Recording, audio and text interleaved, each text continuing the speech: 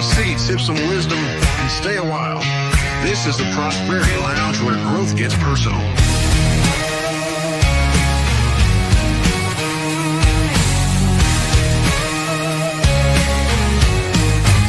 Step inside, we're breaking chains.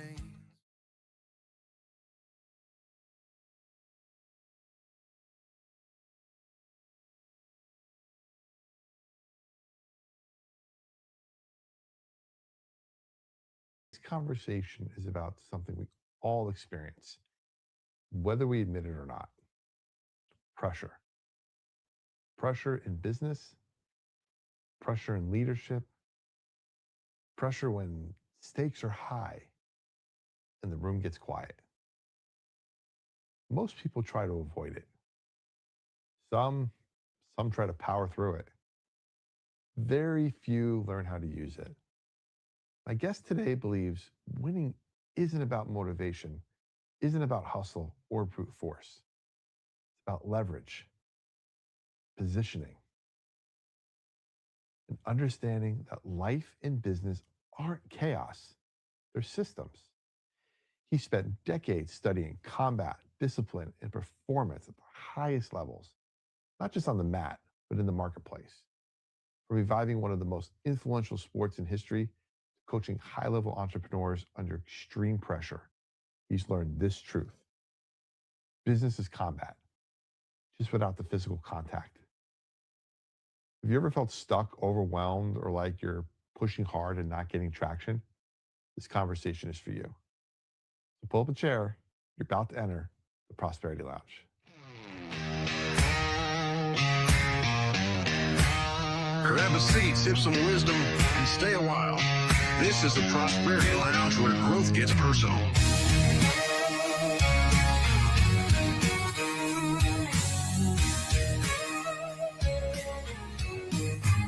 Step inside, we're breaking chains. Welcome back to the Prosperity Lounge, where we talk about personal finance, wellness, leadership, and business growth, all rooted in the values of faith, discipline, and taking action. Today's guest is someone who thinks about success in a way most people never have. He's a strategist, a combat scientist, and a coach who believes winning is not an accident, it's a system. He's the founder of Scientific Wrestling, where he spent more than 2 decades reviving the most influential yet forgotten combat sport, catch-as-catch-can wrestling, a discipline whose DNA runs through the Olympics, college wrestling, WWE, and even the UFC. But beyond the mat, Jake is also the founder of Number One Coaching, helping entrepreneurs and leaders apply the same principles of leverage, positioning, and engineered friction that elite fighters use to dominate under pressure. He's even named the number one coach for Grant Cardone's clients, helping them generate revenue targets and produce results through systems, not motivation. Today, we're diving deep into why business is combat, why most people are competing when they should be dominating, and how you can use friction instead of fearing it to break through whatever's holding you back. So Jake, thanks for pulling up a chair. Welcome Jake Shannon to the Prosperity Lounge.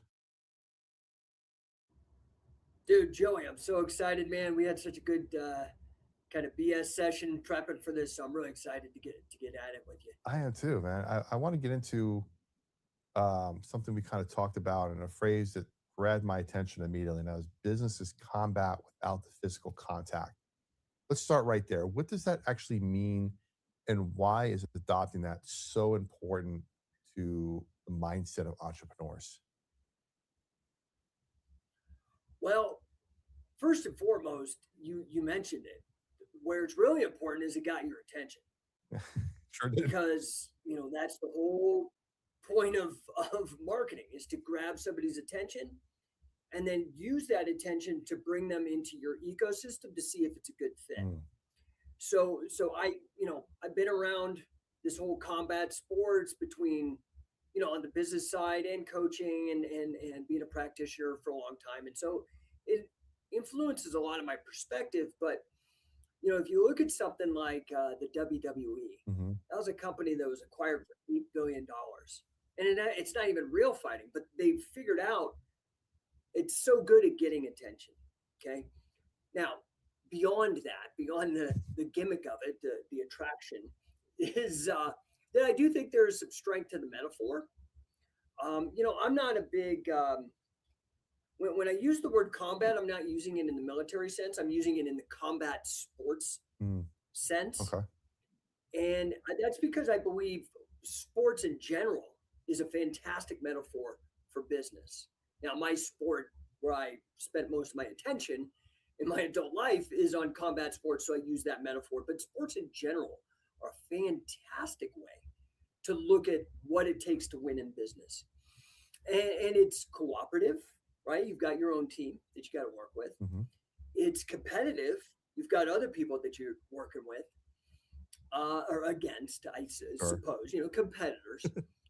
There are rules of engagement. Now, there's plenty of cheaters in business and cheaters in sports, but I'm assuming that you have good sportsmanship here and business ethics. What else is in common between the two? Numbers. There's a lot of activity, a lot of Hmm. performance. If you don't perform, you don't eat, and particularly with like say sales or on the delivery of your product, or if you're a boxer or a soccer player and you don't do it, you don't win. You're not going to be long in that game.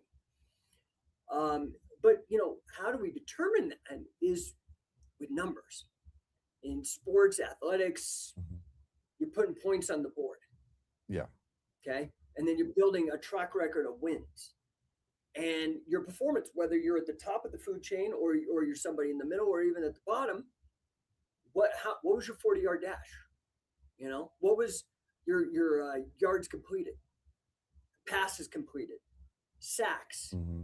Okay, just using football Sure. sake Sure. for a metaphor there. What was Q1 revenue? What was the gap between that and your target? So there's so many interesting parallels. In fact, I've written a couple books.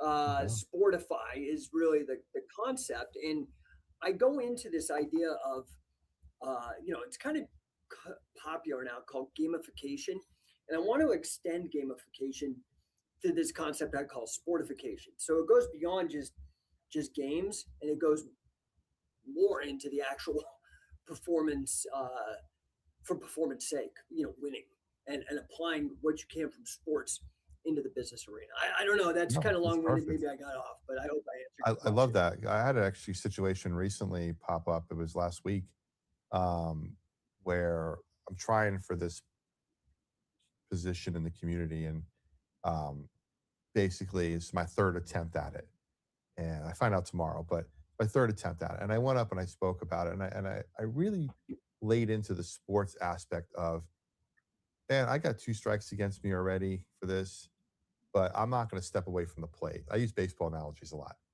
I'm not going to step away from the plate. You Yeah, got patience for it. You work the count. You keep showing up for the next pitch. You don't just, I'm down 0-2, drop the bat. You work the count. I don't know how many times people are down 0-2 and they work a walk or get a hit and get on base. Or even if you get out at that particular at bat, your next at bat, you're looking for something, what you're looking for, and you get a hit. I mean, I always kind of think about, there's guys in the Hall of Fame that failed 75% of the time they're at the plate. They're 275 career hitters in the Hall of Fame, right? Because they hit the spot where they're supposed to at the right moment. They didn't look back and go, man, I failed 75% of the time in my life, in my career, and I'm still an elite person in my career. So if you think about failing once as being the end of the world, then you're not cut out for for, for the well, world and you're that in, I that guess. goes back to your point. That goes to your point that you asked me originally was this idea of friction, Hmm. right? So if we look at friction, what is friction? Friction is energy. Okay. Yeah. Friction is a form of power. Now, where do you want to be, right? Like, do I want to be in the electric chair, or do I want to be using? Do I want to be in a cyber truck? Like, how am I using the electricity here? How am I going to use that friction? How am I going to use that energy? So in sport, you don't even have sport if there's no friction. And what I would argue is even deeper.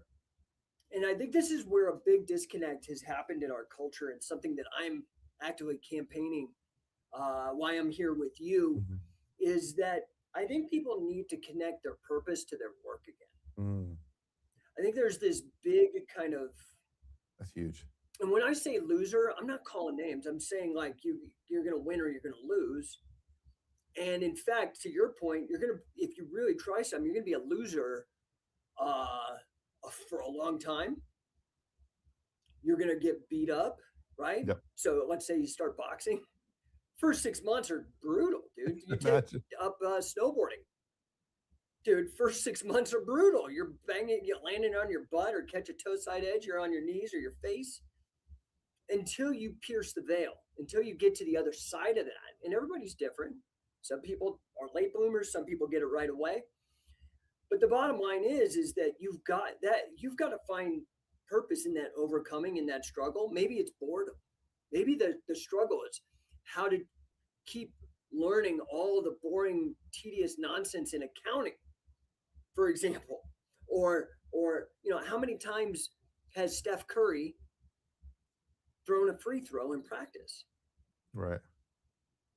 If he's doing 500 a day in practice over the course of his time as a basketball guy, we're looking at 3 million shots to hit the 3,000 career ones that counted. It's a fraction, right? Yeah, it kind of goes to what, like 10,000 hours of work to make you proficient at something. Is that old phrase? The master. Yeah, I mean, it Kinda really the just same comes thing. down to, Work. what is it? Aristotle says, Yeah. repetition is the mother of skill. Like you gotta just do it again and again and again and again. It's true.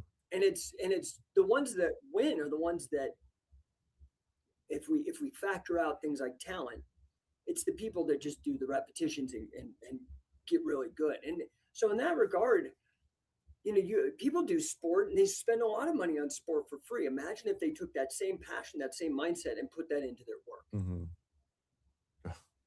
I know. I'm laughing because the people who we're recording on a Sunday. Football's on right now. It's the playoffs, and people get so passionate about their teams and stuff. Yeah. And football season, and then you think about going through the mundane Monday through Friday, be passionate about a 60-minute event on Sunday, and like you said, if you put that same passion into your work, where that growth might happen is just exponential. If you think about it, just that same energy, which actually leads me to my next question, Jake. Talk about leverage literally determines the outcome of a fight, right? In your world, how does the idea of leverage, either it's mechanical or potential or positional, psychological, whatever, how does that show up in the business world? Well, yeah, 100%. So if I'm an athlete, I've got a body and I'm in gravity. There's like physics involved, Mhm. right? So this idea of leverage is the idea that, give me a lever long enough and I can move the world, right? Mm, Like this idea that it's a way of amplifying your strength. mhm. So me, I'm 52, not not an athlete, not in my peak. I'm on the downside, got a lot of injuries, but how is it that I can make the most of what I got? I can use leverage. Now, we have to take these general principles of how to win in the world, and again, I think sports is a great place to look. And how do we apply that in business? So I deal with a lot of entrepreneurs that are really serious about growing. Okay, they're really committed to this idea. They love their business. They've gotten a little taste, a little success, and then they've plateaued. They can't get any further. Mhm. Well, one of the quick things to do is to recognize what is the actual speed bump. What's the bottleneck? The bottleneck a lot of times is the actual entrepreneur themselves, right? So I work with a lot of mentors of my own as I mentor other people, and you're just a chain, like a link in the chain of masters and students, right? Like you're Right. just a link, and then hopefully you're passing on the wisdom to other people that you're getting from the people that helped you. And one of the things that you have to do is you have to get help. This is how you get leverage. Again, it's on both sides. So above me, I'm going to go seek out these guys. For example, in wrestling, I sought out the Guinness record holder for the most wins and pins in all wrestling, holds the record for the most wins in collegiate wrestling, most wins over international champions, national champions. It's just a freak, man. Like in the best way, Mhm. superhuman. Wow. Sought him out. Okay. In scientific wrestling, I have another coach who's mentored me named Frank Shamrock. He's the first gentleman was Wade Chalice. Frank Shamrock, 4-time undefeated UFC Oh, champion. yeah. I want to learn from these guys so I don't have to reinvent the wheel. That's leverage.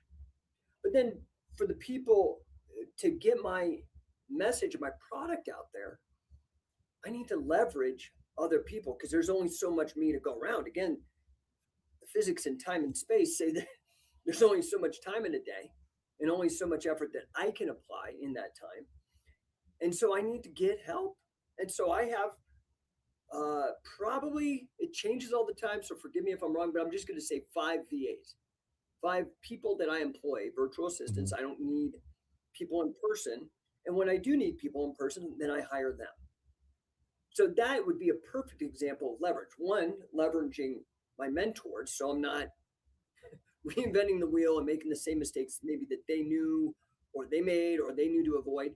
And then the other way you can get leverage is by amplifying your own, like duplicating yourself in your business through creating an SOP for a process. So it's out of your brain on a piece of paper and giving that recipe to somebody else to help you bake more cakes in the same amount of time. I love that, Jake. Talking a little bit about utilizing this muscle for success, and people try to muscle their way into success. When they're in that process, what do you see them missing about muscling their way in? Are they missing something along the way? Well, you hear this all the time, work smart, don't work hard. Right. Um, I love that one. right? It's like a cliche. Like we've heard it over and over again. And I will say that working smart will be working hard, but working hard and smart will be working smart. Okay. And so the muscle part is undeniable. You have to grind. So one of my mentors on the business side is Grant Cardone. That guy's an animal. He's like closer to 70 than he is 60. Has 2 young daughters, like under 20. Mhm. A family, and then multiple businesses doing incredible work, still shows up everywhere. Still, the guy works harder than anybody I know. He's a billionaire and he's in his late 60s. So you're going to have to grind no matter what. I mean, again, look at somebody like Dana White, Sure. or even somebody as controversial as Vince McMahon. There's no doubt that despite Vince McMahon's questionable whatever, or Dana White slapping his wife the day before Slap Fight comes out, or whatever is going on with their own personal issues, okay? Those guys work their ass off. There's no doubt about that. And they're already at the pinnacle of success. So the grind, the work hard, the muscle, I don't know that ever goes away, but that's the same with athletics. You're still going to have to expend an enormous amount of calories. But now, to your prior question is, I have to keep that muscle going, but then I have to amplify that through leverage, like we spoke of. One of the things we talked about in the pre-interview is how you distinguish between competing and dominating. And there's a shift that happens. What does someone stop doing and start doing when they move towards from, say, competition to domination?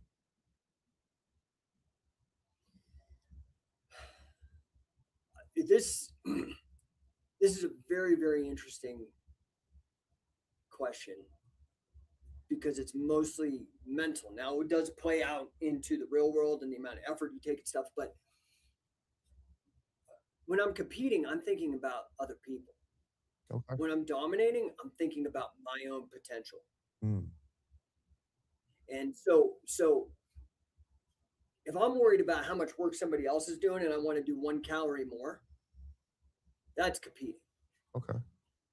If I'm looking at the fact that I want to absolutely dominate. I don't really care even about competing. It's just got to be a foregone conclusion.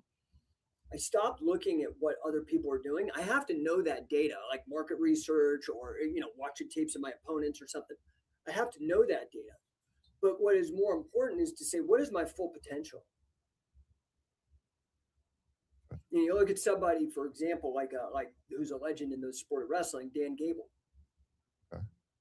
Dude, that guy was obsessed. And I mean, like Grant Cardone has a book, Be Obsessed or Be Average. So to dominate requires just this level of commitment, this level of real commitment to your full potential, knowing if I can do more, I must do more. That to me is really the difference. Competitive is like, I need to do more to beat XYZ opponent, competitor, business. Dominance is, okay, they're there, give me the info, but what is our full capacity? If I can see 700, if I could fulfill 700 units a month and I'm only fulfilling 300, what's the gap? Right. And how do I get past 700 to 7,000? That's dominant thinking. Dude, I love that. And then not taking any excuse. It's hard because some of this stuff is trained in us by our parents, our teachers, even some of our coaches that didn't have that domination mindset. That's true. I mean, when I'm coaching people in the money space, we always talk about something called money scripts or your beliefs. It's basically how you were raised and what your connection is with money. What are some of the triggers and emotional triggers that come up about why you spend, how you spend, and it's the same thing with people like you talk about there. It's kind of the same deal. It's if maybe their parents were a little timid in dealing with their boss or whatever, that same sort of work ethic or mindset around roles and companies and positions and how you progress up the corporate ladder is probably instilled in them as well. If mom and dad were middle people, never really strive to move up the corporate chain, well, that probably got put into you as well at some point, and you're just going to be that same middle of the road kind of don't really care if you move up or down, just want a job, kind of, and that's fine. I'm not that's fine. But we're talking about people who really want to look at themselves and go, man, I want what's next, what's more, how do I improve, how do I get further? And if you don't have that training in you from your youth, whether it's through sport or just through mentors or good people around you to see what that looks like, you're already starting at a disadvantage. Yeah, exactly. And so much of this is mental, Yeah. but and again, this applies both to business and to athletics, or it could be theater, could be like any kind of real performance based activity. Hmm. Sometimes, like I'll go back to Dan Gable, just because it's top of mind because we just mentioned him. His parents weren't champions in wrestling. He was, Yeah. right? And so what is that difference between the people that just get obsessed and that's all they focus on, and everybody else? And ultimately, it does come down to a decision. And then it comes down to a commitment where you just don't negotiate with yourself. You're like, I'm going to do this. Hmm. And win or lose, there's no guarantee. This isn't a participation trophy situation like sports, like business. Although we do see that creeping in on both, sadly. And we throw everything that we have at the task. But that's where the purpose in life comes in, is central to the definition of entrepreneur is the idea of risk. And what is risk? Risk in finance. I have a master's in financial mathematics. Financial engineering is really what it's called. Basically, financial mathematics, a little bit of fancy financial instruments and some computer programming. But central to the concept of risk is this idea of uncertainty. Hmm. Absolutely. I don't know what's going to happen. And that's why I reap the award, because I could do it and lose. And most people do lose. There's only so many spaces on a podium for example. Hmm. There's only so many ways to be the number one soda or housekeeper or attorney or real estate guy. There's only so many spots. And how hard did I work and how much leverage did I use? And was I willing to push in and take that risk to lose everything for this? Yeah, it's interesting. That's not for everybody. No, no, it's very interesting you mentioned that because when you get into like the investing space, when you work with a financial planner, and I'm trained in financial planning, one of the things we kind of went over was this risk tolerance level for investors, and it's for everybody. If you so I'll put a PSA out there right now. If you're going to a financial planner for the first time and they don't give you a risk tolerance test, find another financial planner. You should do a risk tolerance level. Now you may score a 1 out of 10 and you're not risky at all. That's fine, but at least they know where you're at and they'll work with you. But if they're not measuring your risk tolerance, find a new financial planner. That's my PSA of the day.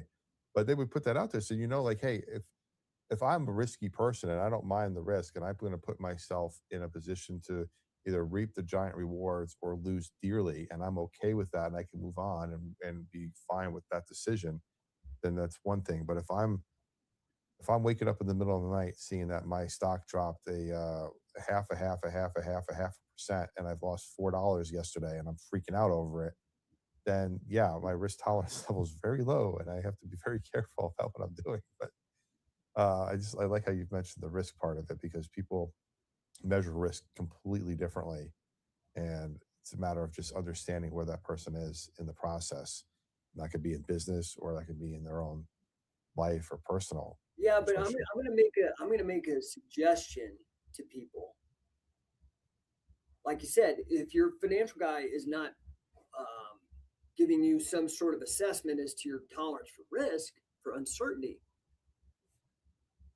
you should consider going somewhere else. And in investing or in sport, you don't want to give up No, points. You don't you're want right. to lose points. You don't want to get penalties. You don't Mhm. want to like lose money. Like the return of capital is more important than the return on the capital. Sure.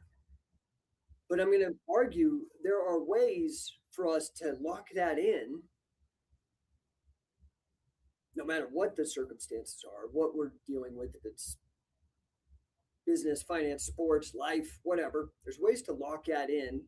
Insurance, ways to insure that. But it's a bigger risk to not take a risk. No, I agree. And I know what you're These saying. people, these people, like you said, if your guy tells you, hey, if you come in and he doesn't give you a risk, that's the first warning signal. The second one I would say is that let's not lose any money, but let's be as aggressive as we can. I mean, this weenie stuff. If you look at the most successful people, when you really start studying it, the thing I hear from all the most successful people over and over again, there's thing variances, but there's also common denominators, and it's a bigger risk to not take risk. Sure. Ironically, Yeah, and I appreciate the follow up on that. And I think as you're saying it, I'm thinking more to the point of that there's ways to elevate your risk tolerance over time with your person, and I think that's where I wanted to go with the conversation, and I appreciate you bringing me back there. Sitting in a one for your entire life on a 1 to 10 scale is not going to get you where you need to be. But starting at a 10 when you're a one is also not going to get you where you need to be. But gradually getting you up to maybe your peak is a 5 in your life, but you started at a one. So now now when you're sitting in a 5, you might be like, five's your new bottom. Well, let me try what 6 or 7 looks like because I'm comfortable here, and then eventually you can get up. But start like you said, staying in one spot is not good. The comfort of the complacency of comfort is never a good thing. Sometimes you need a little oh, bit it's always of the that. comfort. Comfort's the enemy. Right. Comfort's the enemy. We look at our world today. We look at our world today. We live in the pinnacle, as far as we know. I mean, I don't know about ancient aliens and all that shit, but as far as we know, we live in the pinnacle of human comfort and convenience. Man, I'm old enough to remember when I'd send away for a joy buzzer or a magic trick deck of cards. when I was a child and it was like 8 weeks delivery. Hmm. Dude, I can get stuff in 2 days now. I remember back in the day there was like 7 channels on TV. Now it's like my kids can watch whatever, whenever. There's infinite. We live in the pinnacle of comfort, and then we need to look at what is that doing. Hmm. It's great. I'm not knocking it. I'm not a luddite. I don't want to go back to the caveman. I like 2 day shipping. I'm into that. But what I'm not into is the excuses and the BS and the this inflation that has happened to the term challenge and difficulty. Yeah, that's amazing. When I'm talking about being successful and working your ass off, like you and I showing up on a Sunday here. And last time we talked, it was late at night. Like, who does that? Okay, people who want to win, people who are serious. But we've got to get rid of it. Like, dude, that's not hard work, dude. You know what's hard work? Tarring a hot roof in August. That digging a ditch and doing that like all day, every day Hmm. in the sun. Like, that's hard work. We don't like, there are people that work hard like that. And God bless them. And honestly, again, I'm not a Luddite. Everybody's freaked out about AI. Oh, AI is going to replace everybody. I'm like, no, it's not, dude. It's going to save people from this hard ass work, man. I'd rather stick a drone or a robot, one of Elon Musk's Optimus guys, on the roof and free that guy to go do something else. Like when the light bulb came around. Yeah, candle makers and people who did like whale oil, which was how lamps were lit, they had to go find another job. When the car replaced horse and buggy, they lost those jobs. But you go find something else to do, and it'll probably be easier because of the technology, because of the leverage. That's another wonderful thing that you can leverage. Yeah. And now is a better time than ever with this AI. Oh my gosh. Yeah. Oh my god. Like I look at these excuses and I'm like, dude, seriously, like it's nonsense. And I think everybody's tolerated these excuses with each other as like a pass. Okay, yeah, I'll pretend what you're doing is hard if you pretend what I'm doing is hard, and then we'll blow each other up and our egos be great. And then we're both losers. Yeah. I mean, innovation breeds opportunity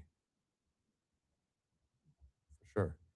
All these people, oh, we're going to need a UBI, a universal basic income. Okay. That's just give up. Why don't you just go on welfare right now? Because we got a universal basic income. It's called welfare. Just give up, dude. Oh, AI is here. I can't do anything. It's stupid. Stupid. I mean, and It's weak. to your point of AI, what's amazing about AI nowadays is you're actually talking to my AI avatar. I'm not actually here. This is just a computer image of me. Okay. Someday, yeah, someday. Yeah, I'm actually watching the game in the other room. This is fine. Speaking to the point of just what we're kind of talking about here, um, there's this sense nowadays of a lot of people listening, a lot of people who've tuned into the show before. There's this giant sense of overwhelm for people feeling stuck because pressure keeps showing up either in business and finances and relationships.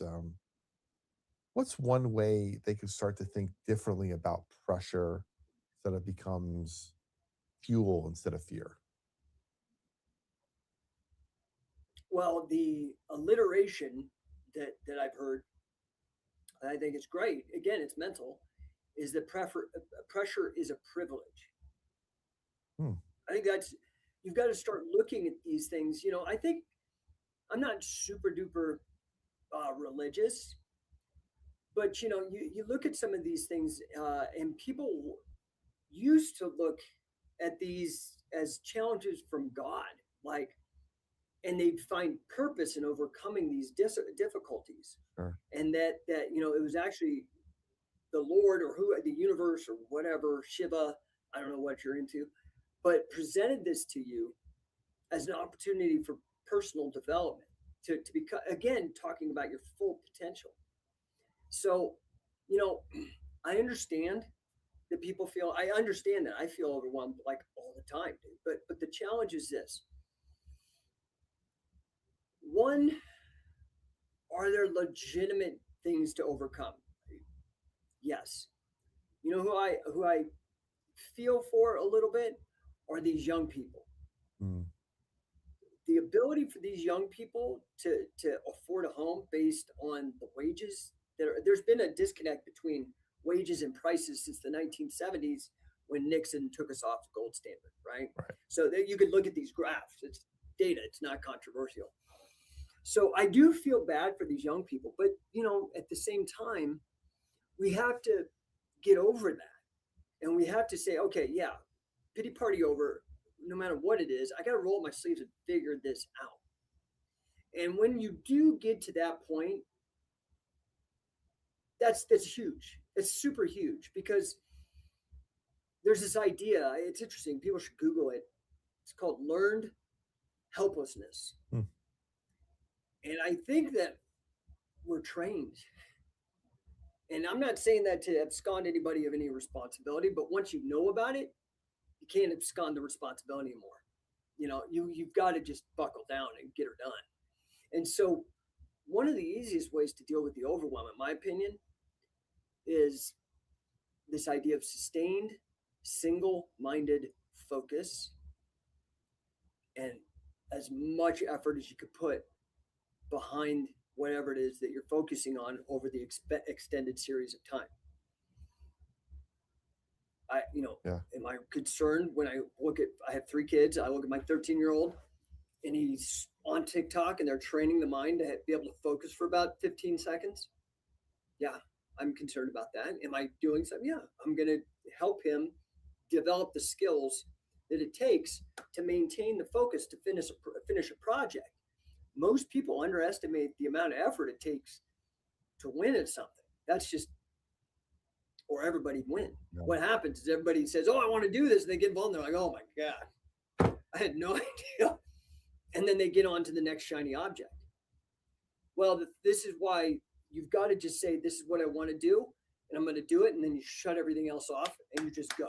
This is why things like goals are important. So in sports, we set championship goals. I want to win the regional, the national, the world title, whatever. You have to do that, and you can't waver from it, Right. no matter what the excuse is that pops up. And the excuse might be legit. Maybe it's a death in the family or something.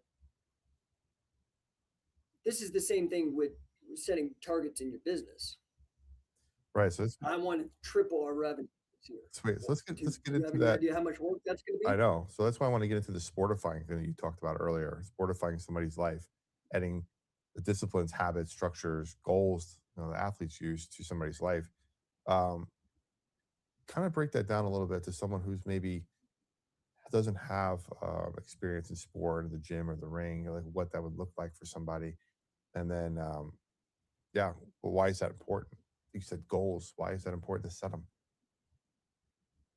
It's a loaded question. Well, I mean, because, well, yeah. I mean, right. Like, if I don't know what my point is, if I get into an Uber car driver thing and I don't set my destination, we're just going to drive around in circles and blow some money. Yeah, I might drink a couple free bottles of water, but that's a waste of my time and his time. Well, he's making money. I'm blowing the money.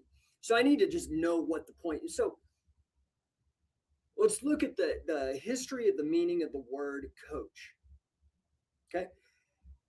The etymology. I'm a nerd for etymology. I'm a nerd for a lot of crap. I love etymology. I got my master's degree is in math, but my undergraduate was in English, and it was largely a waste of time and money. But the thing that I did pick up that I found the most value in was this concept of etymology. There's this great book called the Oxford English Dictionary, and it gives you the history of the meaning of the word.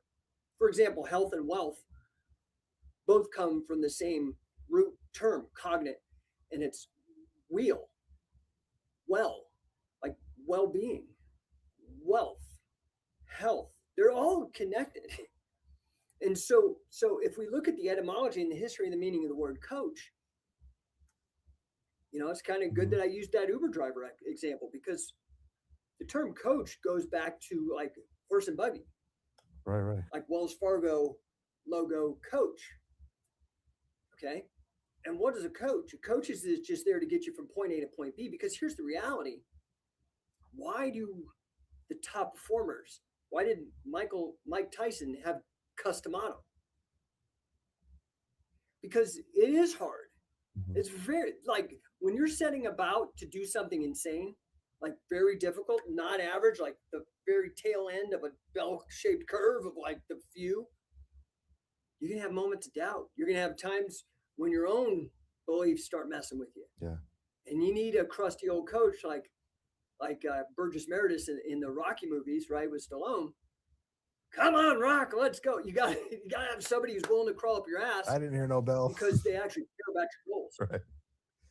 Right. It's like you're saying, like Tyson, like Tiger. I was always surprised. I was younger when Tiger Woods was at his peak, but he's a swing coach. I'm like, the guy's winning by 50 strokes over everybody in the Masters. He's got a swing coach. I mean, was he want to win by 60 strokes next time? I mean, but still, Well, he's there this because is there's still interesting. This is improvements. interesting. To your original question. So this concept. Why did I come up with this concept to sportify something? Well, I came up with the concept because it didn't really exist as a concept. So I'm like, well, I think this would be useful just as a mental tool for people to hang on to. And I came to it because my wife and I have a software company. It's a 25-year-old. I think it's 30 years old now, 1994. So it's a 30-year-old software company, which in technology is like Yeah. dog years. It's like ridiculous. We're in 16 countries. Really, really nice. It's called GateMaster. It runs amusement parks and water parks and such. Oh. GateMaster technology. GateMaster.com. But during that, I was looking at this concept known as gamification. Mhm. Are you familiar A with little that? I bit, mean, I'm yeah, sure a you've little heard bit, it to yeah. gamify. Yeah. Well, it's just this idea that everybody sees it now, where I can get a badge or there's a leaderboard at work that says who's number one in sales at a car dealership, let's say, or it's this gamification, making a game out of it. Hmm.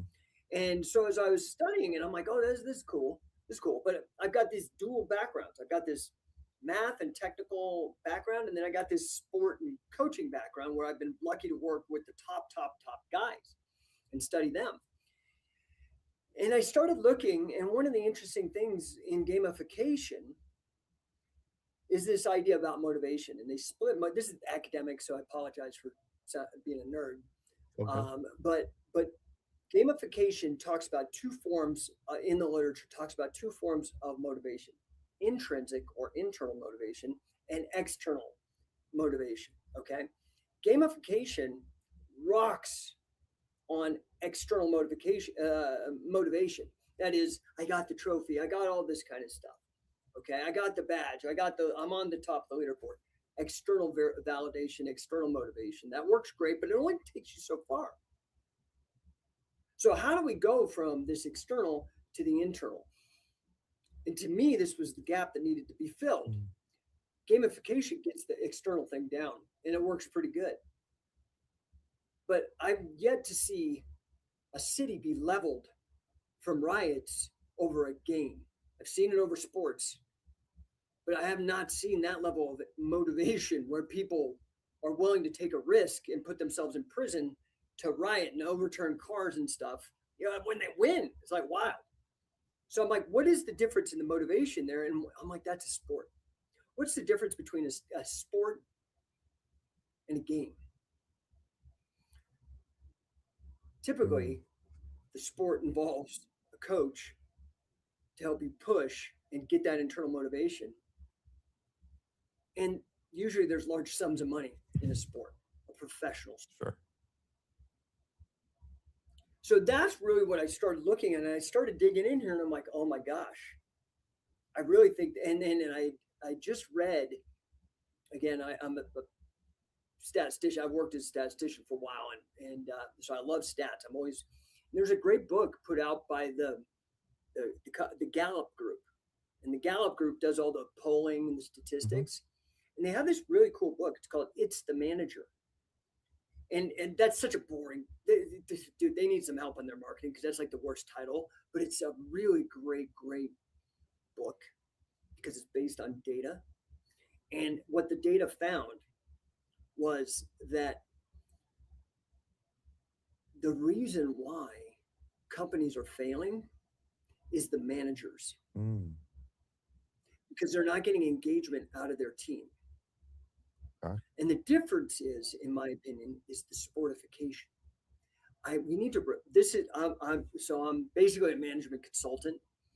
It's what I do, and what that means is I'm going in and I'm transforming the culture at a company from manager to a coach. Ah, And we could just think about this very simply. Nobody's doing this. Um, that's why I got this name, number one, because I really like to be the first to do things. I like to dominate, all that kind of stuff. But um, this idea is an idea whose time has come. And if I go to a group of little five-year olds or fifth graders even, hey guys, thanks for having me. Who here, when they grow up, wants to be managed? Nobody's gonna, no kid's gonna raise. Oh, I want to be managed. Like it never happened in a million years. But if I say, hey guys, who here wants to be in a position where you're actually coached? Who wants to be a basketball star? Who wants to be a rock star? Who wants to be? All the hands go up. All those. So you got to again the meaning of the words, right? What's the difference between what's the vibe? What's the difference between management and a coach? yeah. It's actually interesting when you think about sports too. Like I think soccer uses the word manager, baseball for sure, but football coach, basketball coach, hockey coach, they don't really call them those. They don't call them managers in those sports. I wonder if there's a something to that. I don't know. When you started talking about manager and coach, I was Yeah, trying well, to think it's stuff. interesting too. You follow football. Who's the highest paid state employee in pretty much every state except like one or two out of 50 freaking states? College football coach, It's the college right? and it's performance based, Yeah, and he gets results out of his team or he don't. yeah. That's crazy, man.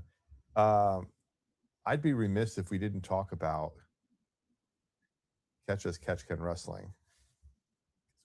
We've talked a lot about everything, but like I said, I want to talk about that for a little bit here. That's something that I didn't know really much anything about. When you explained it to me, I was like, oh, I guess I do know a little bit about it. Just I didn't know what it was called or what I've seen it as. But can you kind of just bring the listeners into what that actually is and how it's probably, in one of the most influential, impactful sports in history? Yeah, that's how I usually try to pitch it because people have no idea even what I'm talking about. And again, I have to get people's attention. I have to market, and I'm data driven. So I'm like, I mean, I have no problem when I got facts on my side. I'll debate with an MD, PhD. I'm like, go, let's go, because I'm not stupid and I know how to read facts and judge things. And so it's very what you bring up is very interesting because quantifiably, I can quantify it. And I'll do it quickly here for everybody. They can go to AI or look it up themselves, whatever.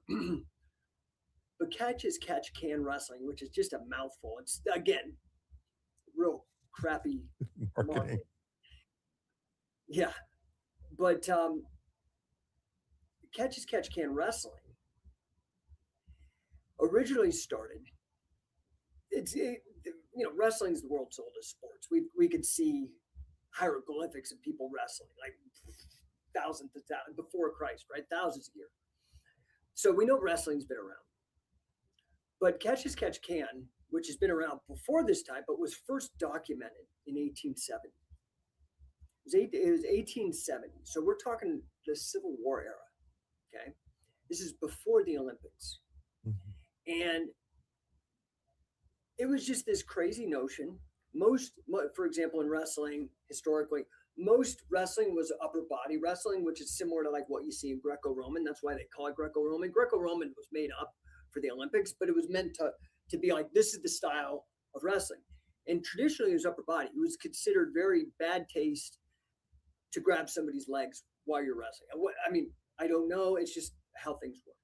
Okay. So most wrestling was contested, this upper body wrestling, like Vikings, like going all the way back. Mm-hmm. Well, these Irish miners in the north of England, after a long day of being in the coal mines, I mean, these are the poorest of the poor. At the end of the day, doing all that hard work, I mean, real hard work. Again, I was saying like tarring a hot roof, like this is like really hard work. And bent over in a mine, doing this crap. At the end of a long day, they'd be hanging with their buds, right? And they'd be like, kind of BSing or whatever at the end of the day. And they'd be like, yeah, I could totally kick your ass. And everything back then, they couldn't swipe left and right. They didn't have Game Boys. They didn't have all these millions of TV shows and crap. Right. What was the entertainment, especially for the middle class, betting on dumb stuff. They would bet on everything. Hey, I bet you I can. One of my coaches was an old dude. Yeah, people used to bet on this thing called triple jumping. And it's like, how far could you do a triple jump without passing over a line? And they would bet on all kinds of nonsense. Yeah. Well, at the end of a hard day, they bet on this like, hey, I bet you I could beat your ass. Now, mind you, a lot of these guys could not get into punching and kicking like bare knuckle boxing because they used their hands. They couldn't break their hands. They couldn't get cut and break their nose. They had to do something. And so this is where Catch as Catch Can came about. So they started betting, and the rules were you could do anything. That's what Catch as Catch Can. Catch any move that you can. Is basically the modern translation. Got it. Okay. So why is this weird little obscure thing by Irishmen in the north of England? And my guess is that it came over from Ireland, but the Irish were forbidden because they were occupied by the British Empire, the same people we had to fight for our independence. It was illegal for them to learn to read and write. They couldn't write anything down. So I think it came over from England, and then the gentry in England started betting on these fights, like human dog fighting. Wow. And that's when it got documented. Okay. But my point here is that from that, eventually some of the guys got so good at this wrestling thing, they were making more money on the bets on themselves than in the coal mines. And these were the first professional wrestlers. Wow. Okay. Now, the very first Olympics that this sport was, so I think it was 1900 or maybe 1896, they had Greco-Roman. That was like the first Olympics. Right. They had Greco-Roman, cool, upper body wrestling. But by 1904, this Catch as Catch Can had become so popular in the north of England and elsewhere. It got exported to the United States during the Civil War. Everybody's bored in the Civil War, so they start wrestling to pass the time, betting on it. They eventually allowed it into the Olympics, and it was called Amateur Catch as Catch Can Wrestling. You can go back and look at this, 1904. That's what evolved into modern freestyle wrestling. Oh. In the Olympics. The collegiate wrestling that we see in the NCAA's high school students in America, we call that folk style wrestling. Differentiate, there's slight different rules between freestyle and folk style, but they're similar. Guess what? When it was first introduced into the amateur athletic unions and all these other groups that were in the NCAA, it was called Amateur Catch as Catch Can. And what they did is they took the danger. There were submission holds. I could win with a pin, or I could win with a submission by making the other guy give up. Okay. And they took out the dangerous submissions and kept the pin, and that became Amateur Catch as Catch Can to differ it from the pros. That went into the Olympics, that went into the NCAAs. Well, in America, this caught fire, this Catch as Catch Can wrestling. And there are some guys like Frank Gotch, this is called the Golden Age. Frank Gotch, Tom Jenkins, these people, Evan Strangler Lewis, they became the first professional wrestlers. It was much more like the UFC, where they would do these submissions. You could win with a choke, you could win with a pin. And that eventually evolved into the stuff we see with WWE. The fix came in. Boxing treated the corrupt fixing of things slightly different than wrestling. Boxing, they would fix fights by creating a tomato can. building up some guy with a fake resume, having him fight idiots to build a big streak, and then pit him against a guy who actually could kill that guy. And so they kept it legitimate through this kind of fake system, and we see that today. That still happens with boxing, MMA. They have these kind of ways to pad people's records. So that's one way of manipulating. In wrestling, they just said, "Screw it. This is fake, dude. This is just theater," and that became WWE. So we've got, and UFC, by the way, mixed martial arts. Let's call it mixed martial arts. That's UFC is a promotion. Mixed martial arts actually started. Probably the biggest one was held through with a catch as catch can based pro wrestler named Antonio Inoki versus Muhammad Ali in the late 70s. That was a very famous fight. Prior to that, another guy with catch as catch can and professional wrestling background had the first televised MMA match in Salt Lake City in the 60s, Gene LeBell against Milo Savage, a boxer. But these matches went way, way back. So there was a lot of these matches between boxers and wrestlers and jiu-jitsu people from Japan at the turn of the century, 19th to 20th century. So even UFC, the very first MMA organization, was out of Japan called Shuto. That was straight competitive, but the rules of pro wrestling. It's called Shuto. And that happened in, I think they came out in 85. UFC wasn't until 93, 94. So a full 10 years prior. And this was started again, catch as catch can people. So this is my long-winded way of quantifying this for everybody. If I were to take the number of athletes, coaches, fans, and business people that have been involved with catch as catch can itself and its direct descendants, amateur catch as catch can, professional wrestling, and MMA, and add all those people up, it dwarfs soccer, because this has been going on for well over 100 years, like 100, let's call it 150 years almost. I keep thinking about that guy. But nobody knows that. That guy you mentioned, the Strangler. I keep thinking about what his submission hold must have been. Yeah, right. He would choke people, right. And that's how he got famous. Is like people are like, "Oh, that's a dirty technique." He's like, "Dude, show me where it says I can't do that, and then go change the rule." Right. But I'm gonna choke some fools and make some money. He was the first world heavyweight wrestling champion, Evan Lewis, EVAN Lewis, and he was known as the Strangler.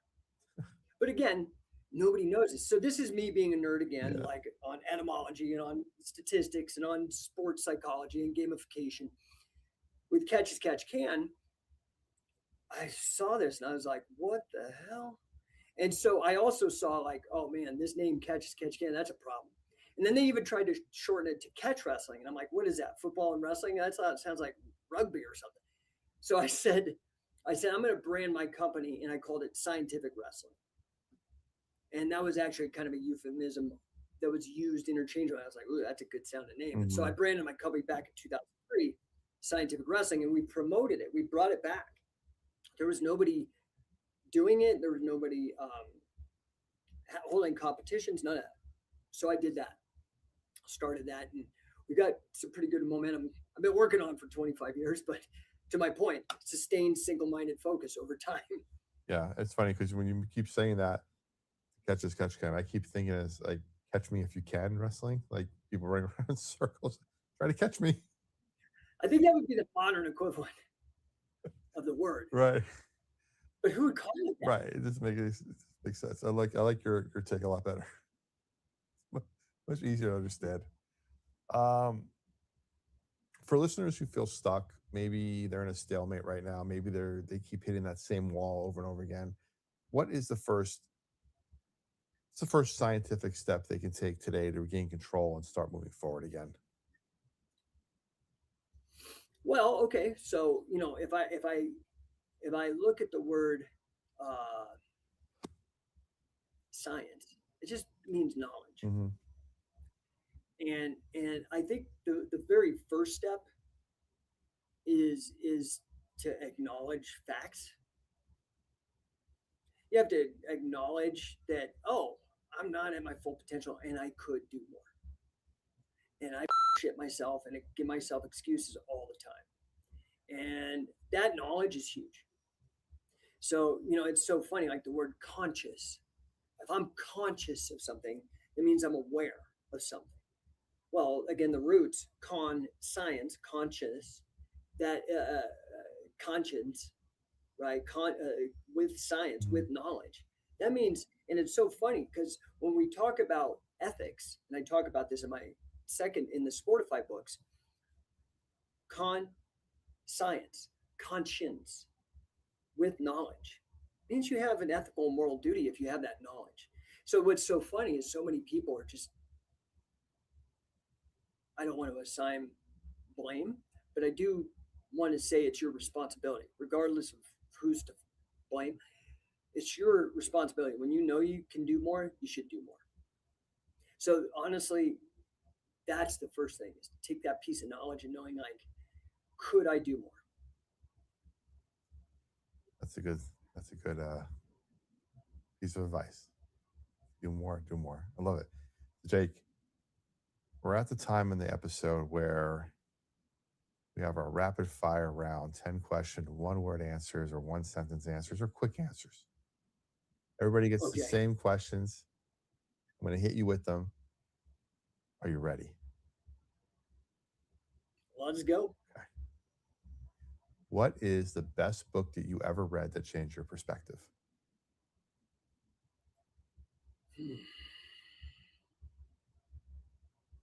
The Fountainhead by Ayn Rand. What's a daily habit that contributes most to your success?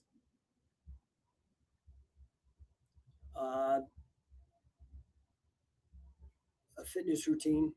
I wake up, go to the bathroom, and literally get down, do 50 push-ups, 100 squats, 200 sit-ups, and 25 assisted pull-ups. My shoulders are bad every day. So I wake up 5:45. By 6 a.m., I've done more work than 95% of anybody I know. I'd say. And I haven't even started. What's the worst financial? I'm 52. I mean, it's stupid. Dude. There's no excuse. No, I got to start doing that too. Thanks for the motivation. What's the worst financial or business mistake you ever made, and what did you learn from it?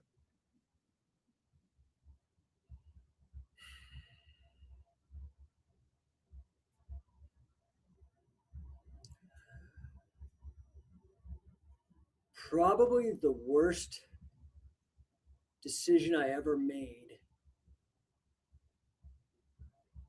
was to blame other people for my lot in life. And it cost me maybe billions of dollars. And so you've got to just take responsibility. If you could have dinner with any entrepreneur, past or present, who would it be? Well, it depends on why. Okay. If it was purely just to get knowledge, probably Elon Musk. Man, that guy's a freak. I'd like to pick his brain on method. If it was selfishly, I'd probably want to have a meeting with Dana White, because I think he could help me with my business quickly once he saw the vision. Put it out there in the world. Never know what happens. What's one mindset shift that completely changed the game for you? Discipline over motivation. Do it anyway. What is a piece of advice you ignored at first but later realized was complete gold?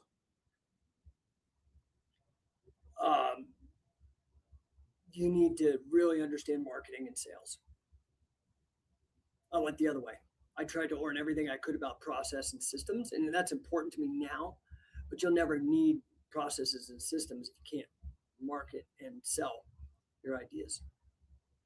So true. What is one word that describes your journey so far?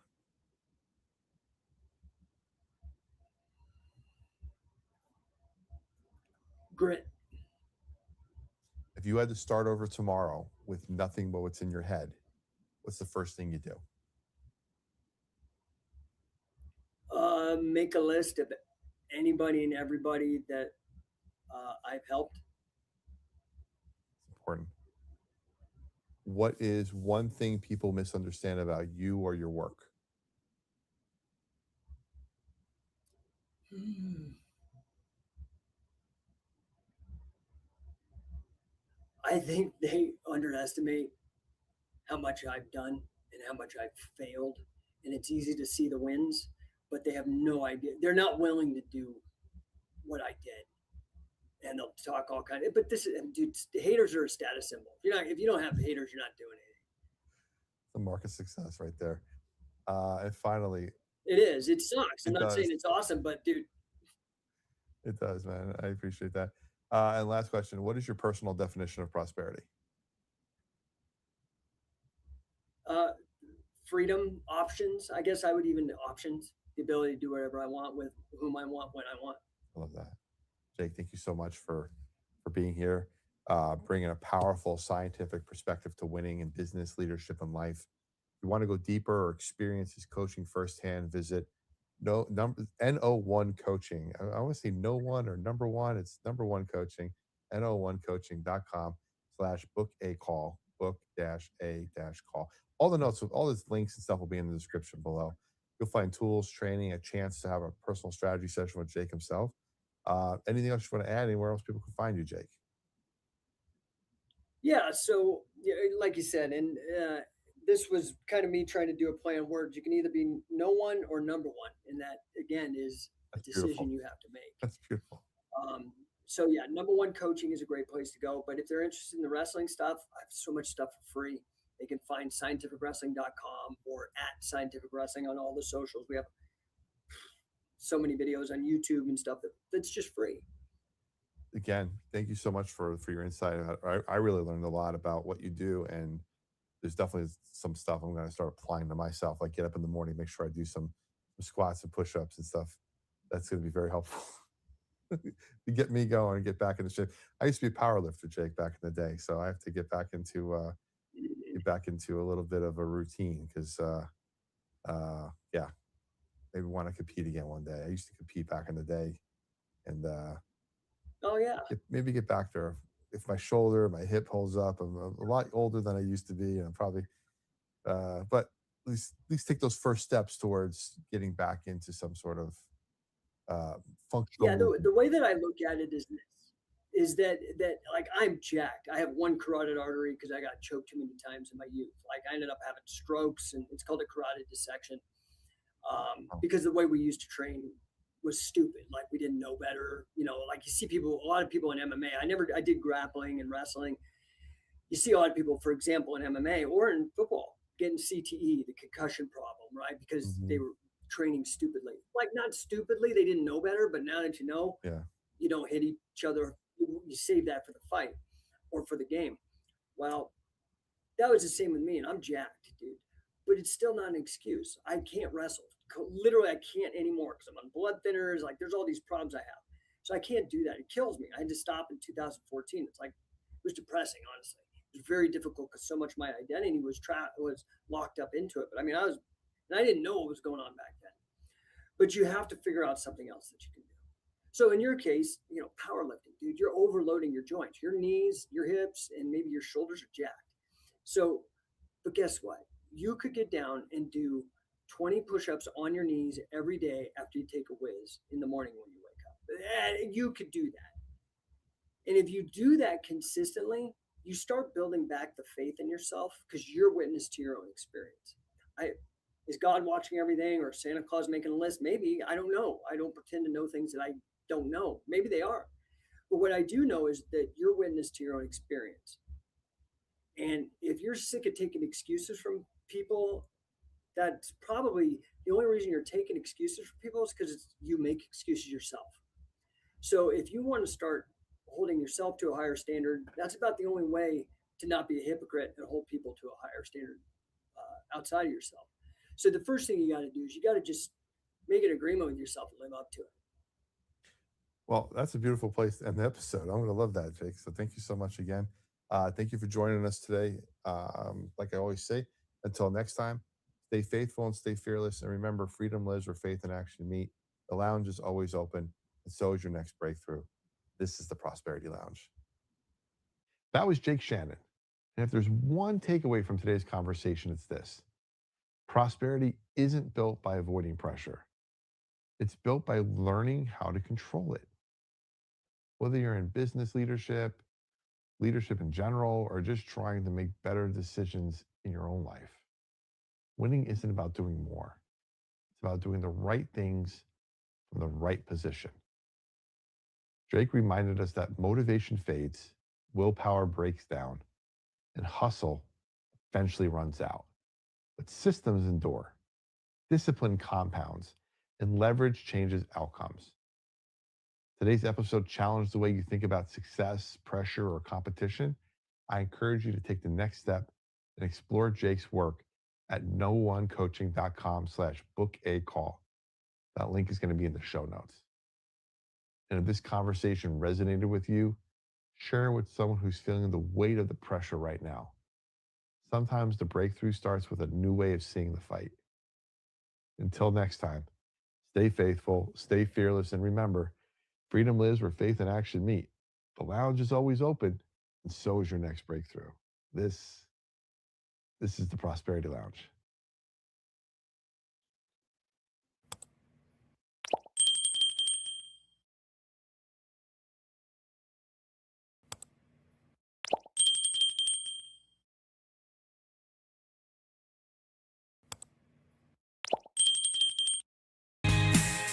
This is where momentum meets the sun. The Prosperity Lounge, yeah, we don't just talk, we grow.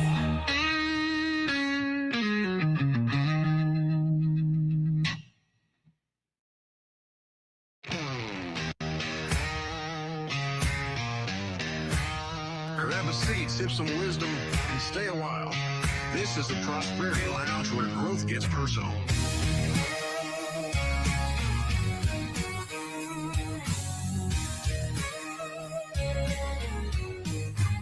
Step inside, we're breaking chains.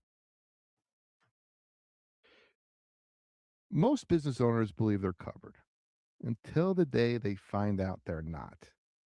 Insurance is one of those things where you don't think about it when everything's going right, but it's often the first thing you wish you understood better when something goes wrong.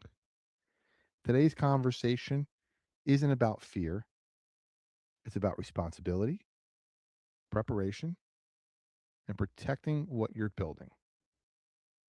Welcome to the Prosperity Lounge where growth gets personal. I'm Joey Ruffalo. Before we jump in, I want to take a moment to thank today's sponsors. First, we have our friends over at Bello Business Solutions. Bello Business Solutions for all your business startup needs and business needs. And they do everything over there. So give them a call and mention Make Business Make Sense. Get a free consultation. If you're watching over on YouTube, there's a QR code on the screen. Feel free to click on that. It'll take you right to their website, right to their contact info. Give them a call and tell them we sent you. And of course, our friends over at LaPera Insurance. LaPera Insurance, call Joe LaPera at 865-252-0480.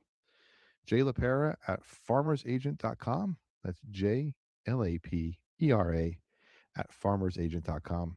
Take care of all your personal needs. Promo code. If you call and use the promo code JRRadio, the first 10 people that get a quote get a free gift card. Man, excuse me. What a time to take a sneeze. First 10 people to call get a free quote. First 10 people to get a free quote get a gift card. Man, tongue tie today. And of course, our buddies over at Lagos. Lagos.com, your free 60-day trial of any of their levels. I suggest getting their most expensive level for 60 days of their Bible software. Study smarter with the #1 Bible study tool starting today. 60-day free trial. Use the promo code on screen. Scan the QR code and get there. If you're listening on the radio or you're listening anywhere else on the podcast or anything else, you can always find us on YouTube at the Prosperity Lounge. And of course, if you feel like listening, you can check us out everywhere podcasts are found. Apple, Spotify, iHeartRadio, Pandora, everywhere, Amazon, even. There you go. And of course, we have one more special for you today. This is tomorrow, actually. So this is on, putting it up on the screen here. February 7th, Saturday from 8 a.m. Well, they're open from 8 a.m. to 9 p.m. But from 8 a.m. to about 11, Nick Nack's Ice Cream on 3537 West Emory Road in Powell is having ice cream for breakfast. Come bright and early for fun treats like cereal milkshakes, ice cream donuts, sandwiches. I don't know what those are. Waffle sundaes, and of course, hot cocoa with marshmallow fluff. There's giveaways, games, and activities. Donuts provided by the Ultimate Donut Shop. And of course, don't forget to wear your PJs. Get there early. They're probably going to sell out. You may even meet me there. Find me in the corner eating an ice cream donut sandwich, getting all messy. It'll be a lot of fun. So check it out, Nick Nack's Ice Cream Shop, 3537 West Emory Road in Powell. All right. So again, your support helps keep these conversations like this free, accessible, and focused on real growth, not hype. As always, you can, like I said, you can find us everywhere, and I already read all that. I also want to go ahead and catch the show. How can you watch the show? How can you support the show? If you, hey, I don't have a business, I can't sponsor. What can I do? But you can always support the show by liking and subscribing on YouTube, following us on any of the podcast apps, leaving us a review, leave us a comment. Let me know I'm doing a good job. That goes a long way. You can catch new episodes of the Prosperity Lounge, not just on Friday nights here on the radio, but Mondays and Wednesdays at 6 o'clock as well. We have brand new episodes every week, Monday, Wednesdays, and Fridays at 6 p.m. Live chat, live after show, connections, everything. It's a great way to connect. And also, we have our brand new runaway hit daily show, Daily Dose of Prosperity, every Monday through Friday, 9 a.m.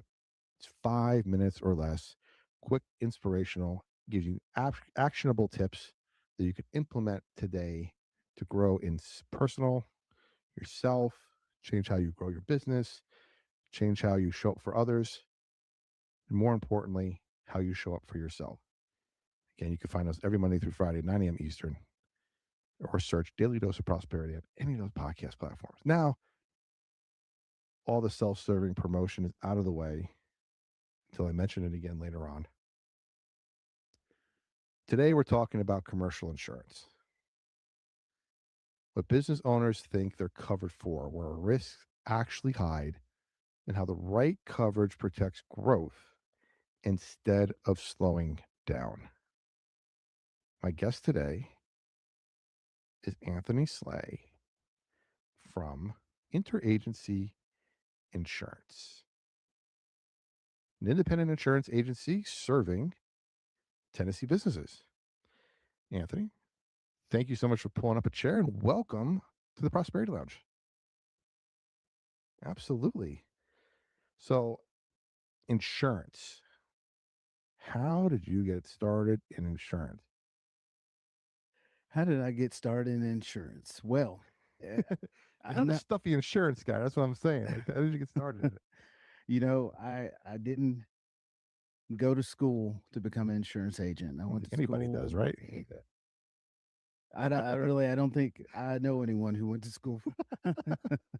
Right. I don't know that there's a degree in insurance agent, but um, I went to school to be a nurse. I wanted to serve people in that capacity, Mhm. and um, through that journey in school, I had a son, and when I had that son, he needed to be taken care of. Hmm. And so I got a job at Capital One Insurance Services. And it was a brokerage. We serviced every state in the country, and I primarily sold auto insurance. And so that was my first experience in it. And that was 20 years ago. Wow. Yeah. Have you been insurance the whole time? 20 years? No, I was in insurance the whole time. Okay. In 2009, 2010, I decided that I wanted to drive a truck. Okay, it's And a big yeah, leap. well, it was a big change. Okay. If you remember at that time, there was a lot of turmoil in the job market. Oh yeah, Yeah, sure. jobs were tough to get, Mhm. and I had mouths to feed. So I got a job driving a truck, and it was actually a really good experience. I really learned a lot about myself. I really grew in areas that I didn't know I could grow. And some of that toughness that I gained driving that truck Mhm. it served me well throughout my life. So I think I told you when we had our pre-call when I was about 6, 7 years old. God, I can't believe I just did that. I got to do 6, 7 years old. It's silly. My grandpa was a truck driver, semi truck, and I used to go with him on summer breaks or spring break when we were off from school. I used to Hmm. go with him Hmm. for the day. We'd pack our lunch the night before, get up at 6 in the morning, get in the truck Yeah, and drive, and yeah, get home at night. And it was so much fun going to the different stops and picking up the things and going around and learning what life was like on the road, yeah. how to eat your sandwich out of a paper bag on the Oh side of the yeah. road and I, pull over. yeah, I've eaten many a sandwich, many a sandwich out of a cooler Yeah. that I kept in the truck. That was you got a lot of freedom. You're your own boss out there, but I was also away. I was away from the people that I loved, Hmm. and it was also not the Sure. Sure. safest profession. And so I really longed to get back into insurance because it had been really good to me. Hmm. And so I came back and had a couple of experiences in the captive world, State Farm and Allstate. But through that, I came to understand that if you're going to help people, especially in the commercial world, you really want to be a broker. You really want to have the ability to work with several different companies because businesses are such a diverse there's so many different business types Sure. Sure. and industries. And so in order to help the most people, really, you need to be able to have a brokerage. And when this opportunity with interagency arose, I jumped on it. You know, I That's think I awesome. told you the main thing that really attracted me to interagency was just how kind Lou was to me. That was a big deal. You want to be able to, you want to be able to work in an office where you feel like the people Hmm. that run the place care about you. Absolutely. You have room to grow as well and room to learn. Yeah, And I expect to exactly, know it all day one. exactly, That's tough. exactly. So I was thinking when you were talking about the trucks and stuff, and one thing it taught me, and maybe it's probably taught you this too. You can correct me. Is the I almost want to say perseverance, but it was just being able to put things off. Hmm. So you said the cooler. Oh I'd yeah, pack all my food, and if I ate all my food by 10 o'clock, oh I yeah, didn't have anything to eat the rest of oh the yeah, day. So I had to make sure that I had to yeah. wait, time myself better, It and took not discipline. get Yeah, disciplined. yeah, That's the word I was going for. Discipline. yeah. Yeah, I don't have that much anymore. I eat whenever I want now. I understand that. Oh boy. So commercial insurance. Yeah, What drew you to commercial as opposed to, and I'm sure your agency does it all, yeah, but we what do. drew you to commercial as opposed to working with like personal lines? Well, I've my entire insurance career up until now has been personal lines. So you just wanted to switch. I just want to switch. Okay. I've written so many homes and so many cars. I can do that with my eyes closed. It's a great Commercial. challenge then. Yeah, Okay. yeah, yeah. I love it. Exactly. I love it. Okay. Why do you think commercial insurance is so misunderstood by business owners? Oh wow. Why do I think it's so misunderstood? Well, um, I think it's misunderstood because the coverages within a insurance policy, they're not straightforward. They're Mhm. not written, there is a lot of legalese. And unless you've got some sort of background in it, I mean, how can you really understand that? Some of the things that are in the policy, I wouldn't be able to tell you, chapter to Sure. verse what that exactly means. Yeah, yeah. But that's why you have an agency in a team of people where if you don't know the answer, you can find the answer, and that's key. Mm. That is key. Yeah, I can imagine if you're talking about, let's say, a commercial policy on a personal policy, a homeowner's policy, let's say, you're protecting your home. Right. Then you have a commercial policy that's protecting the building. Right. You think about it as almost being like, well, it's kind of the same thing. Yeah. But Yeah. It it's really is. kind of is, but then there's like more details on the commercial side that get into a little deeper and a little bit more Yes. stuff. Yes, exactly. Commercial buildings are much more varied than Mhm. homes. Homes really, come in just a few different um, building materials. Sure, sure. But if you're dealing with a commercial space, it can be a lot of different building materials, and there's a lot of further requirements for safety, sprinkler systems, Mm, security systems. makes sense. It's all very much tailored for the type of business and the risk exposure that comes with it. At what stage of a business should a business really start thinking about proper coverage? uh, from the very first day they're in business. Okay. Throw a little softball there Yeah. for you. First day. Yeah, that should be a part of their business plan. Yeah. And a lot of times it's not And a lot of because it's times, an extra expense that they really don't think they can afford, but exactly. you can't afford not to have it. I totally agree with you. All right. We're on the same page. Yeah. Yeah. It's funny because you talk to people and there's so many different types of commercial insurance that we talked about. We'll get into that in a little bit, but there's not just like, hey, I have a building, I'm covering the building. Mhm. There's lots of different other types of insurance that go into owning a business, and a lot of people don't think about some of those. And we're gonna I'm teasing that right now, so you have to stick around to find out what those are because you may not be covered and you may need to be. Uh, Big question that people talk about a lot of times. They come up and they say, "Well, I'm protected," Okay. but they may not be insured. They just think they're protected. What is the big difference between being insured and being protected? Biggest difference between being insured and being protected. Well, insurance is a transfer of risk from you to the insurance company. Okay. So if you're insured, the insurance company is taking that risk away from you. Protected is for me, and I'm just this is just my definition of it. Protected means that if you have an event arise, that event will not cripple you. Mm, And that can take a lot of different forms, and not all insurance creates protection, but not all protection is insurance. got it. Because I can imagine somebody thinking like, I have insurance. Like for us, like let's just take for example, when we bought our vehicle, I was like, I just want this. I just want the minimum Right. to have insurance. Right. My agent was like, if you get in an accident, that minimum coverage isn't going to cover the value of your car. So now I have to up my coverage to make sure I'm protected from it. So I Yes. imagine some people just buying the bare minimum and not even just realizing that there's that's not always a smart play. Yeah, I completely agree with you, and that's where advisor comes into play. Mm, You when you see those coverages, when I'm handed a deck page, and I look at that deck page, and I see the coverage limits from the current carrier of a prospective client, I'm able to tell through that conversation whether or not they're actually protected versus just insured. okay, interesting. So we should really tell people that commercial insurance is not just a checkbox item. No, it's not just a checkbox item. Okay, good to know. Hear that out there, everybody?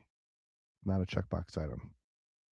Get with an advisor who knows what they're doing and make sure you're protected, not just insured. That's my PSA right now. I'm sure I'll have a few more as we go. What risks do business owners often ignore because maybe they haven't experienced them yet? Like what a lot of times top of mind. Like if I'm Mhm. thinking of opening up a building, and first thing I'm thinking is I don't want somebody to get hurt in my Right. property, so I want to ensure against that. Yeah. But there's a lot of things that come from underneath that or from that I'm not maybe even thinking about that Yeah. somebody like you can point me in the direction and go, well, what about this? What about this? What about this? Yeah. What are some of those things that we should be thinking about?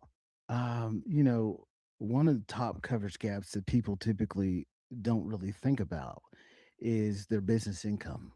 Mm, If for some what for a cover if your building catches fire, if you don't have the correct business income, which we typically will go with actual loss sustained over a fixed amount, because actual loss sustained means that we're going to give you the money that you're actually going to lose Wow. versus up to a fixed amount. It could be $100,000, but what if $200,000 really fits the bill?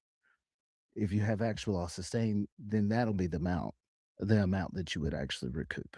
Interesting. And so that's something that's different on the commercial side than the personal side. Like there's no income The- replacement insurance. I mean, there probably is a product somewhere out there that somebody could write, but yeah, it's not a normal thing on the personal side. The business side, yeah. it's got to be something in your repertoire. Well, think about it. In your personal world, you're not generating money, so That's there's true. nothing there to indemnify you for.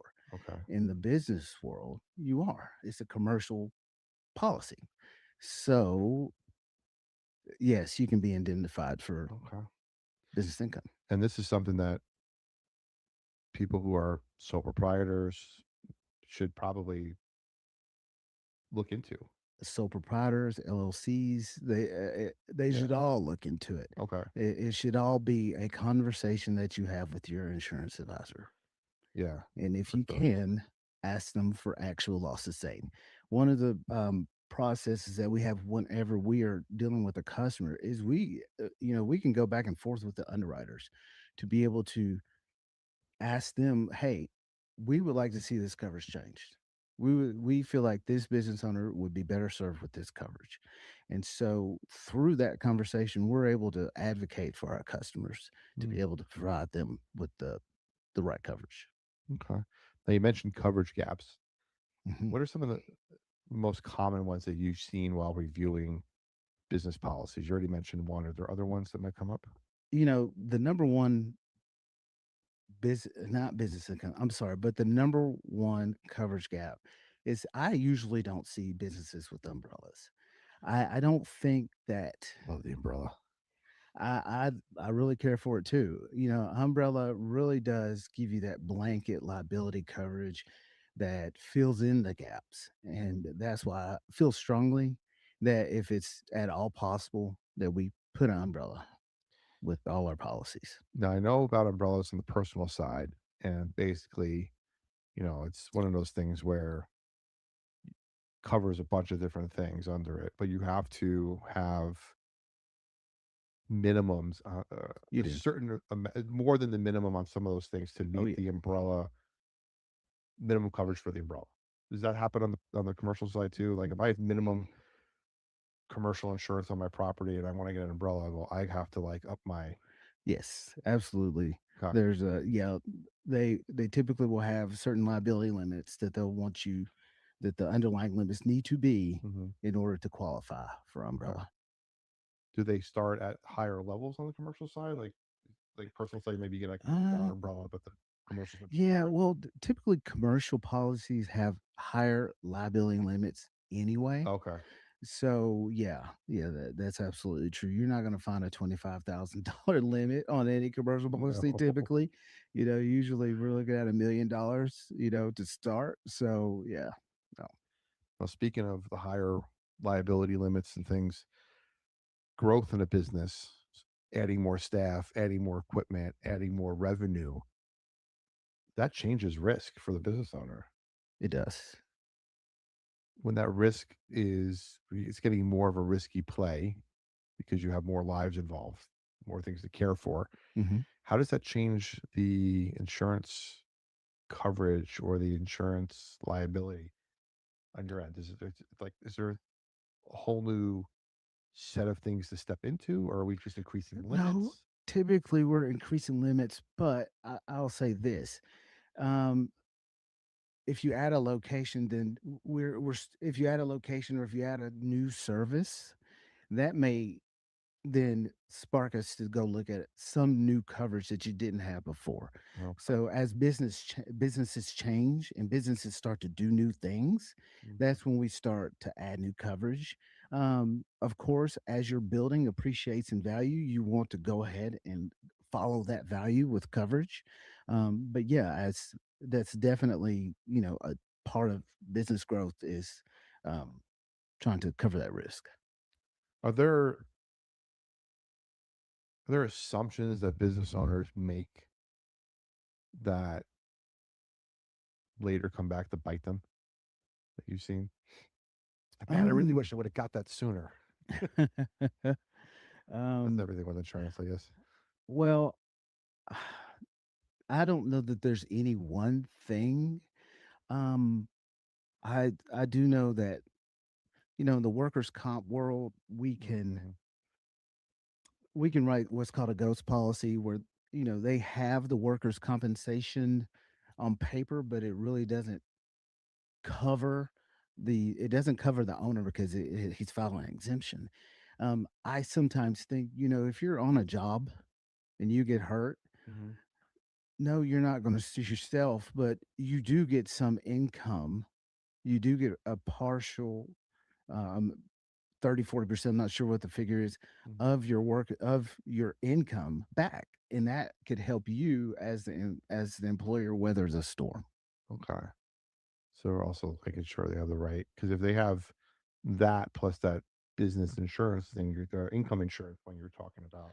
Well, business income is a little bit different. Okay. When we're talking about a workers' compensation, we're talking about your how much we've calculated that you're paying yourself. Uh, So if you're an Got owner, I believe it's somewhere around 61,000, something like that. And so you would get 40% of that as as a part of your workers' compensation claim. Mhm. And I just personally feel that if you're the owner, you might as well protect yourself. You're Mhm. covering your employees. Take care of yourself. Absolutely. See, I didn't know that. I just, when you talk about business income earlier, I was like, oh, it covers everything, but it covered Uh, stuff coming in, Yeah, workers' yeah, that comp, just in case. yeah, So it's all these coverages. That's the, I'm going back to yeah, like things that I'm thinking about missing. Like, man, like, yeah, I didn't think I needed that. Okay. yeah. Well, part of the conversation is letting them know how Yeah. things work Is there a policy or one policy that business owners usually don't understand until it's too late? until it's too late. I think they understand their general liability pretty clearly. I think they don't really understand cybersecurity and how big a role it plays, Hmm. especially in today's world, Right, right. with getting hacked and, just having so much of people's personal information like that lands right at your doorstep if something happens. That's crazy. I didn't even think of that. As the world's evolving and changing, there's other now new things you have to insure for. Yeah. And, part of being a broker agency that has access to all different types of lines Hmm. and companies, when something rises, somebody's writing it somewhere and you have access to get it, Right. which is Yeah. remarkable. So I Yeah. appreciate what you're doing over there. Thank you. Thank Yeah. you. All right. If you're listening and realizing that you might not fully understand your coverage, that's exactly why we have these conversations. So inside the Prosperity Lounge, you can go to www.theprosperitylounge.com. Use promo code radio to join our free community. They mentioned it's free. It's free. We focus on protecting your money, your business, and your peace of mind. We don't sell stuff. PDFs in there, grab it. You want to support the show, grab it. I'm not pushing you to do anything. It's there. I'm probably the world's worst salesman when it comes to selling myself, but it's in there. Support us. Got it. And again, you can join the Prosperity Lounge. And again, like, comment, subscribe. Leave me a comment. Let me know how I'm doing. I like to hear from you guys every so often. All right, back to the conversation. That was a quick break. All right. So Anthony, I want to talk about insurance as a growth and stability tool. So business owners need to have the conversation with their team, need to have the conversation with their advisor, need to get a good advisor, first of all, Right. and have the reframe insurance as part of their long-term strategy. How does this conversation take place and what are the things you asking the business owner when they come to you? So the question is to Would you give me that one So more time? reframe insurance as part of their long-term strategy. When somebody's sitting down with you and you're going to talk to them about insurance, Hmm. how's that conversation go? How's that conversation go? That conversation goes by me not talking to them. Okay. The first thing I do is I listen. Okay. I hear. With my customers, I want to get to know them. Especially with businesses, you really need to take some time to listen to their pain. They don't typically come to you if everything's okay. Mhm. They could have had a claim and they're being non-renewed. They could have experienced a rate increase, whatever it is. I want to hear, what their experience has been with their insurance thus far. And that helps me to be able to understand what type of impact I need to have on this customer. Interesting. You Okay. know, So you're probably having mostly two types of conversations. You're having the conversations with people that are just starting out and they want everything in place, Mhm. and the ones that are panicking because something happened Right. and either they don't have it or they don't have enough or they're trying to figure out how to get the money they aren't sure. So something happened, you're having those conversations Yes. where it's like, hey, I'm just starting. What should I do? Which ones do you Yes. prefer?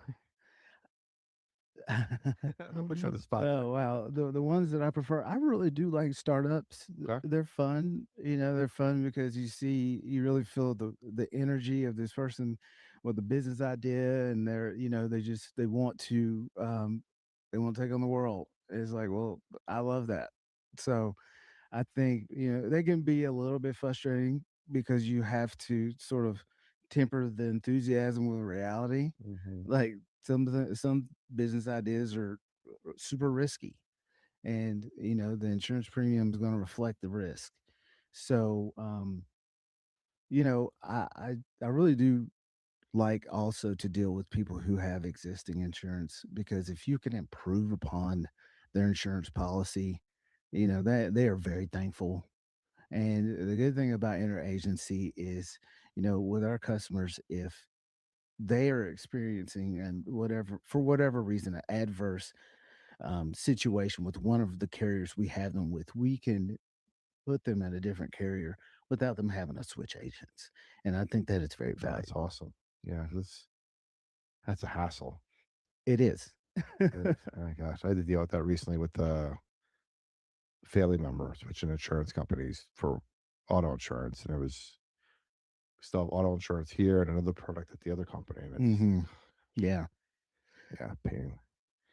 Um, Speaking of insurance, insurance can be used or become an asset instead of just an expense. When when does that usually happen for people? Because people are like, I'm spending so much on my insurance.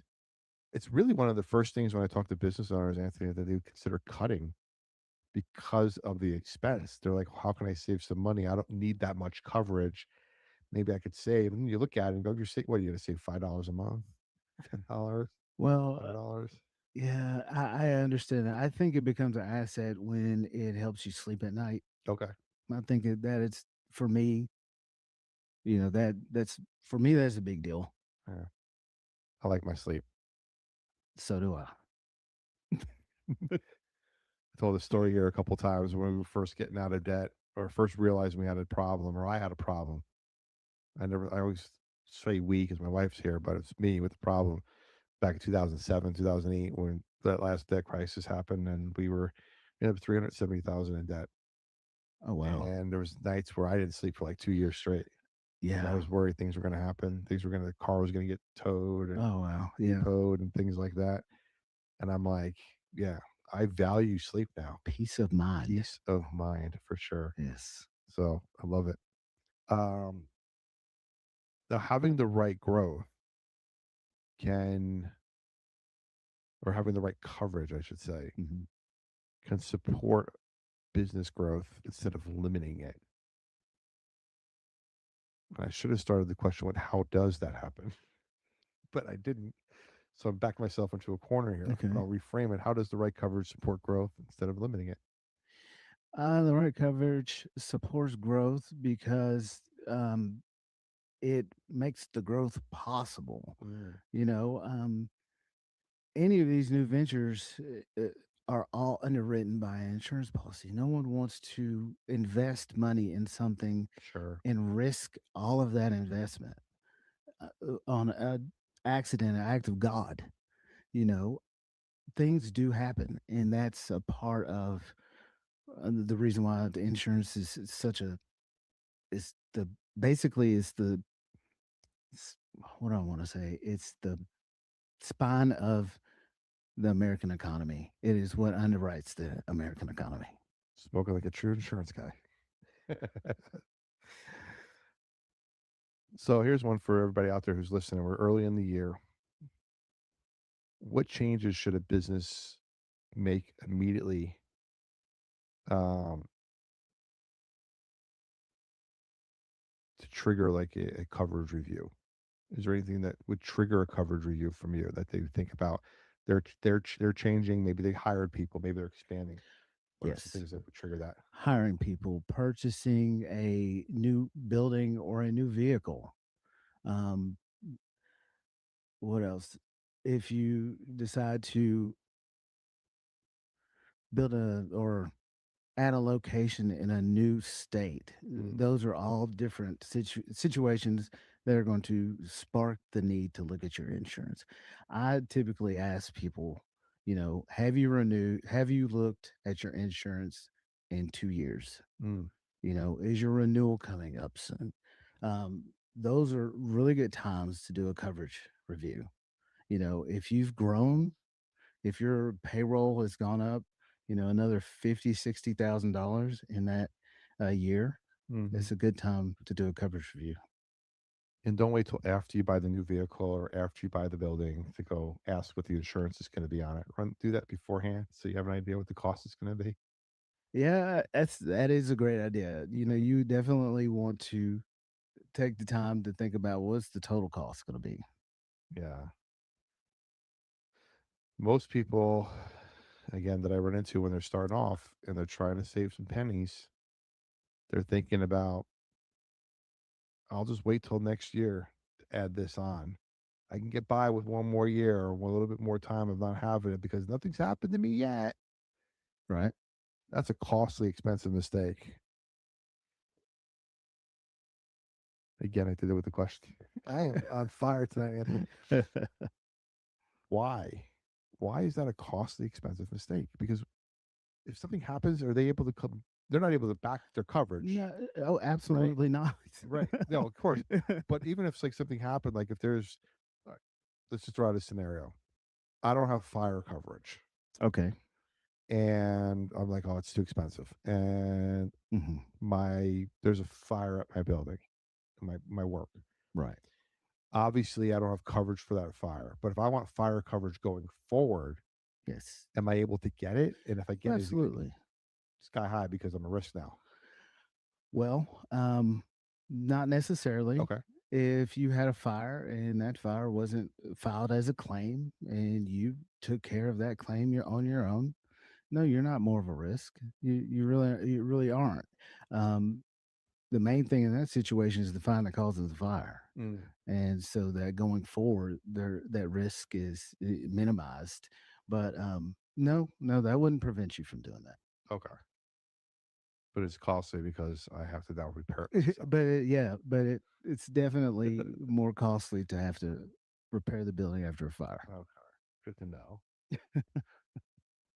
Let's talk a little bit about you and your work as an independent insurance agent. Okay. What does it mean to be an independent insurance agency? What it means is that interagency has gone out and got appointments with different insurance carriers, and so we're able to help people buy insurance through the carriers that we have on our roster. Mm, Um, it really, to the customer, it means that we're your advocate. We don't work for the insurance company; we work for you. okay. And that's a great point because if you have, and I'm in the financial advising space. I'm not a financial advisor, but I'm kind of, along that lines. And one of the things in financial advising is there's the difference between suitability and fiduciary. Hmm. And, fiduciary, for those that are listening, is basically like you have your client's best interest at heart, first and foremost. Suitability is you find a suitable product for your client. That might always not be the best one, but it might be the one that pays me the highest commission. So there's certain standards in certain industries that either have to have a suitability standard as a bare minimum or a fiduciary standard. Having, and I likened this to you the other day when we spoke, having all those assets, meaning all those companies at your disposal, Hmm. whether your industry regulates fiduciary or suitability or not, you're acting in a fiduciary standard because you have all these products that you can get them the best fit. You're not just finding one within one that's just going to work because that's the only one you have for them. No, And I love that about that. yeah, yeah. That is why I have felt that this model is the best for the customer. Yeah. It really is. Yeah. Do you see people when they come, and you might have mentioned this earlier, having policies just with, you know, one here, one here, one here with different companies just to make their whole To portfolio work? you know, yes, sometimes, Okay. sometimes no. When we look at creating an insurance solution, we try to find what is if that solution is that we go out and piecemeal put together insurance policies to cover the risk with 5 monoline policies, or we put it together in a commercial package. We try to find which one of those 2 solutions is gonna fit the customer's needs, you know? Mm, Now, some customers have a risk profile that makes it difficult to put them in a package policy. sure. So we end up going with monoline and covering the risk in that manner. But ultimately, it's doing what's best for the customer, and then explaining to them the why. Now you were talking about businesses earlier that were maybe riskier to insure or maybe taking a little bit more effort to find carriers. Yeah, I assume, you want to open up a fireworks store versus a bookstore. yeah, It's going to be a that little would be harder. one. That would be one of the more difficult ones. Yeah. Okay. Do you guys write just in Tennessee or do you guys have All 50 50 states. states? Okay.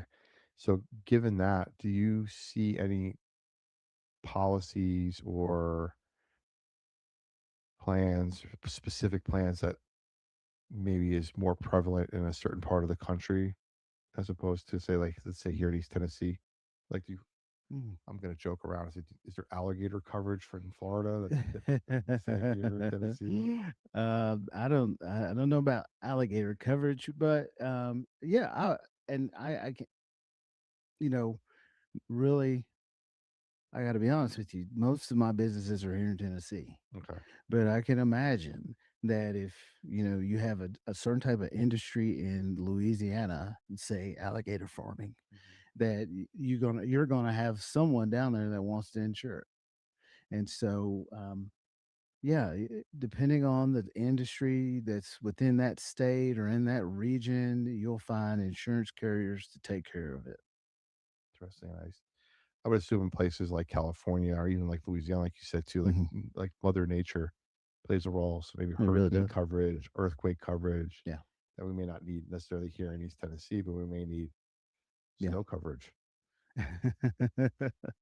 Yeah. Yeah. You'll find regional coverages, like you say, hurricane coverage. Yeah. On the coastal areas, absolutely. Um, you can get earthquake coverage here.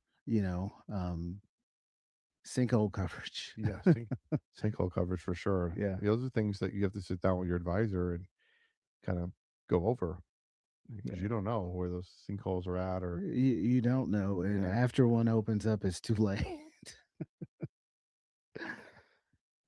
Uh well, I think I already asked this one, but I'll ask it again just in case. Mhm. How does access to the multiple carriers change outcomes for business owners? Change out access to the multiple. It for some people allows them to have access to insurance. Period. Um, I had a customer I worked with week or so back, had a couple claims, and without the fact that we had so many carriers, Mhm. I don't think that he would have found insurance at all. But luckily, we were able to help him out. He was really grateful, Mhm. and hopefully, he'll be a customer for a very long time. I love that. When you're doing an insurance review for somebody, Mhm. what should business owners expect from, and I wrote here, a real insurance review? Uh, they should expect to have the coverages explained to them. They should expect to not only have that, they should expect that their advisor comes to them on their own level because not everyone has the same amount of foundational knowledge within insurance that other people have. I sometimes deal with people who have been in insurance and understand the coverages really well, but not all of my customers do. And so we come to them, we explain to them the coverages, we talk to them about the what ifs and give them scenarios so that if they've got any kind of apprehension about will this policy cover me in the event of this, Mhm. they do understand how this policy is going to function. The last thing they want is on claim day to come that their policy doesn't function as promised. I'm laughing because you said claim day. I like that. It comes for us all. Yeah, it really does. So you guys, and what I've know about you a little bit here is taking an education first approach with insurance. We do. How do you feel that education first approach reduces long term risk for a business owner? I think it helps empower them to be on the front lines, um, managing that risk. We're not going to be on the work site. We're not going to be in the building every day. They will be. And so it is, in their best interest to make sure that claims don't happen. And if they understand where claims can arise Mhm. from and how their policy will work, I think that helps business owners prevent claims because ultimately they don't want the headache, they don't want the hassle, they don't want the heartache that comes, with needing to use their insurance. Absolutely. And I think, like you said, educating them on the risks that not having certain things.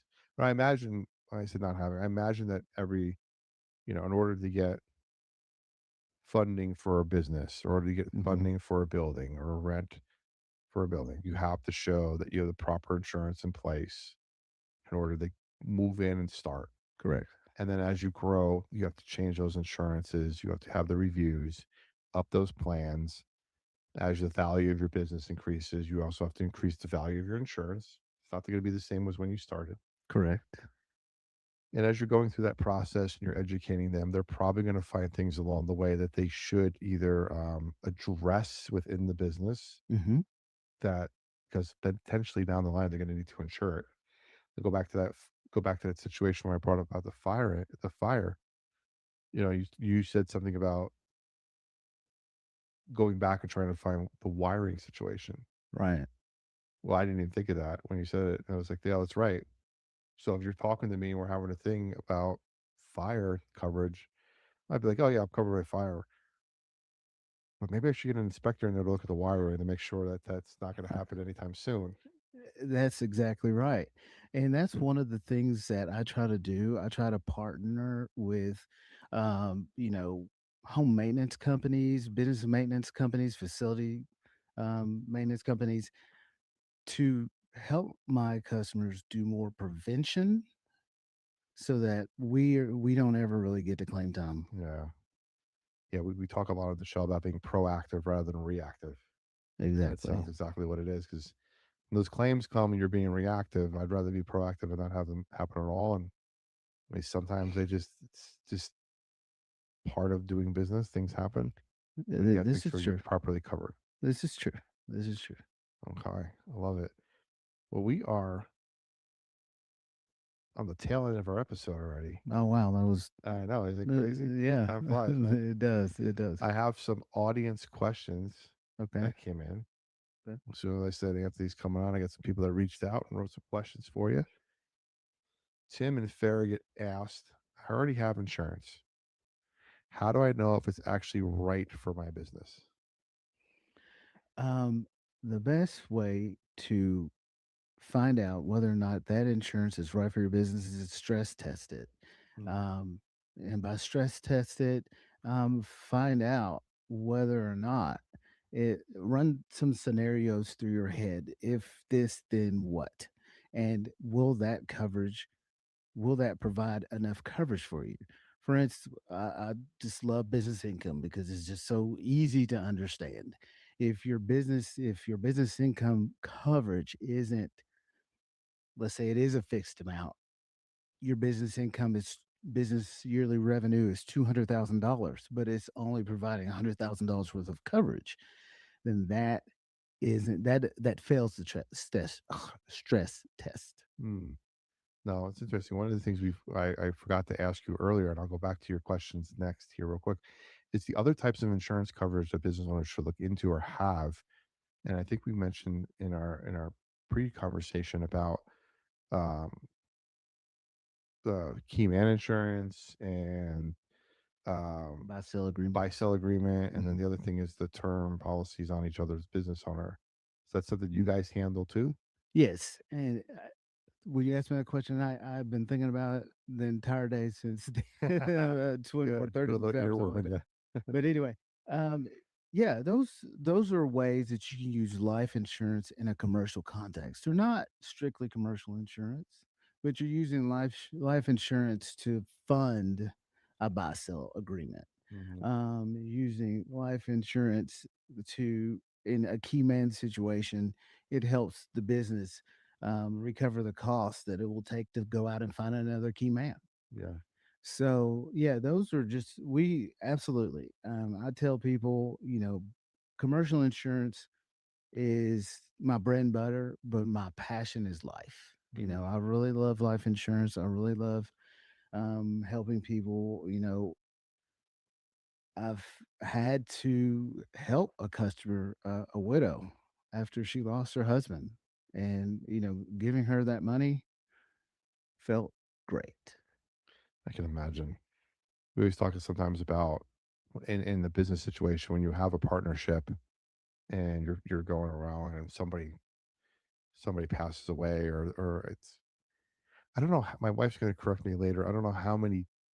It's like the 4 Ds or the 5 Ds. It's like divorce, disinterest, death, drugs, or something. One of the other Ds that usually will happen to somebody where they no longer want to be part of the business, Hmm. and having obviously things in place where if the business can continue, Yeah, yeah, you want to have absolutely. that part of it. That's just going to be another avenue of insurance that kind of covers the business. I'm kind of loosely covering it, loosely Co- bringing it into that commercial zone, but it's Yeah, part of the business growth. it's part of the business growth.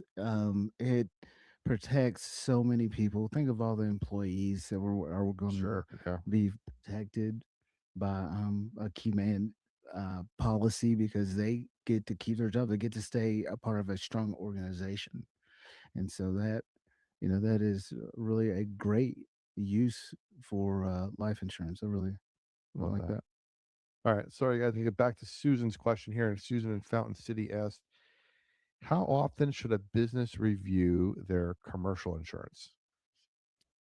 I would review my commercial insurance every 2 years.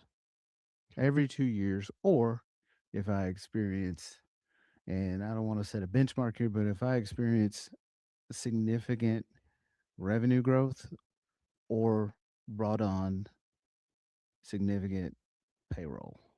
And any of those events that would probably trigger me to want to think about looking at my insurance. Okay. And I told you my wife would probably correct me. She probably put it in the chat with it's the 5 Ds: The fact, death, disability, divorce, distress, and disagreement. But drugs is also in there too. So there's a 6 to 1, honey. Calling her out live. All right. I don't know if that was a smart thing to I'm do. gonna get it later. Everybody who's watching, it's there's evidence here. I'm fine right now. I will be here next week.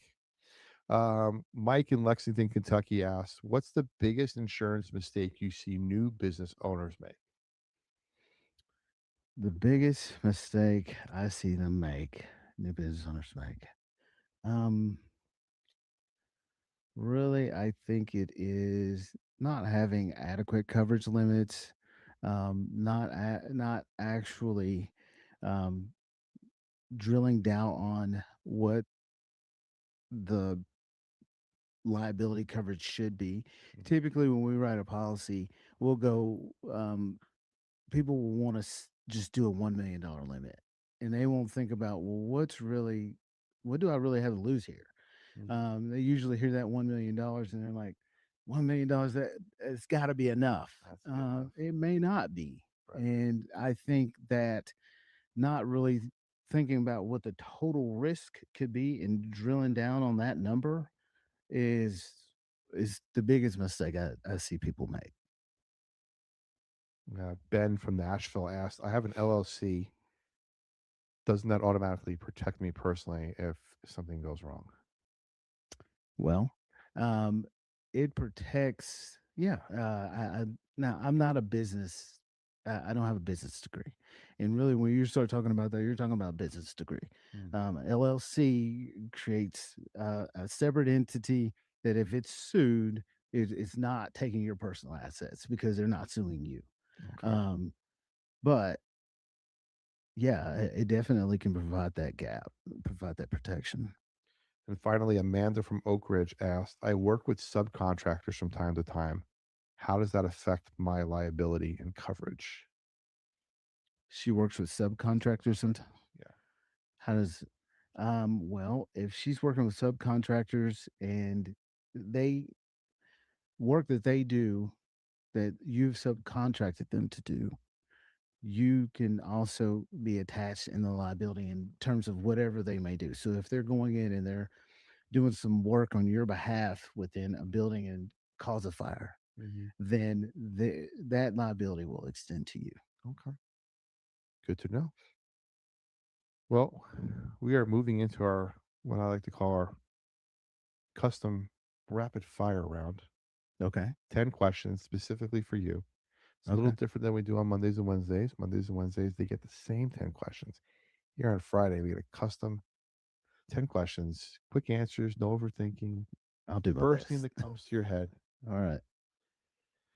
most misunderstood commercial insurance policy. EPLI.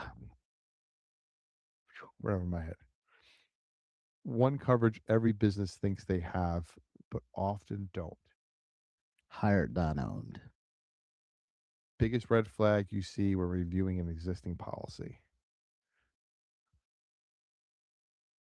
Percentage deductibles. One insurance mistake that costs businesses the most long term. Not having adequate claims made coverage. General liability, essential or overrated? Essential. When should a business immediately review their coverage? Whenever they make a big purchase, whether that's property, a vehicle, yeah, those two. Yeah. Okay. Most dangerous assumption business owners make about insurance. Then insurance is going to protect them from every risk. I'm going to circle back to that. All right. One thing business owners should ask their agent every year.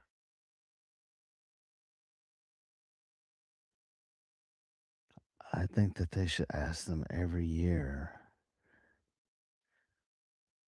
to review their coverages and have a conversation as to whether or not they are still relevant. Good point. Best advice for a business owner who hasn't reviewed coverage in years. Go talk to your advisor on Monday. Pick up the phone right away. Make an appointment. And lastly, what is your personal definition of prosperity? My personal definition of prosperity is the increasing love from my family and my friends. Love that. So I want to circle back to that thing. I forgot what I want to circle back to. Mhm. Ooh. Oh, I think it was the assumption thing. No. Yeah, I'll think of it later. And maybe I'll do another video, but guys, so you have to just watch down the road. If there's one thing you want business owners to walk away remembering from today's conversation, what would it be? That your insurance advisor should be your friend. I really do feel strongly about that. My customers are my friends. We have good rapport, and I do everything I can, you know, within reason, to help them all. I really do. Love that. We're getting some good comments in the chat here. I just want to let you know people are loving the episode. Oh. Learned so much. Awesome. Insurance is always a great topic, great knowledge, and Anthony Slay rocks. Oh, Awesome. thank you. For business owners who want to learn more, Anthony and the team at Agency Insurance offer commercial insurance, education, and coverage options across Tennessee and across all 50 states. Inter-agencyinsurance.com, 865-637-4519. 865-637-4519. When you call the number, ask for Anthony. Yes, sir. Tell him you heard him on the Prosperity Lounge. This way, you can give me a high five when I see him. And that's about it, guys. Protection isn't fear, it's stewardship. And businesses that last aren't just built on vision and hustle, they're built on preparation. If today's episode helped you think differently about protecting what you're building, share it with another business owner who needs to hear it. And as always, check us out on YouTube, check us out on podcasts, check us out on Facebook, check us out on social. Leave me a comment, stop by and say hello, see me on the street, and give me a thumbs up. Love to hear from you. Until next time, everybody, stay faithful, stay fearless, and always remember, freedom lives where faith and action meet. The lounge is always open, and so is your next breakthrough. This is the Prosperity Lounge. Pull up a chair, the journey's begun. This is where momentum meets the sun. The Prosperity Lounge, yeah, we don't just talk, we grow.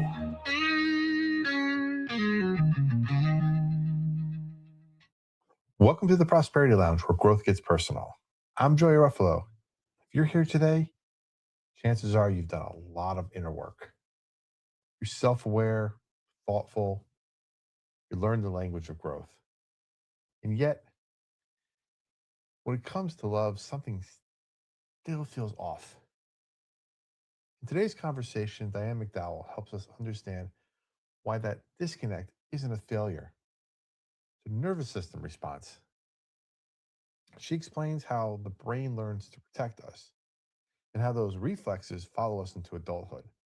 Why emotional safety, not better communication, is what actually changes relationships. This episode isn't about fixing your partner. It's about understanding yourself more clearly and leading love from a place of calm instead of survival. If you ever wondered why you could be grounded everywhere else in life, but still feel unsettled in connection, this conversation will give you language for what's been happening and clarity on what comes next. So pull up a chair. You're about to enter Prosperity Lounge.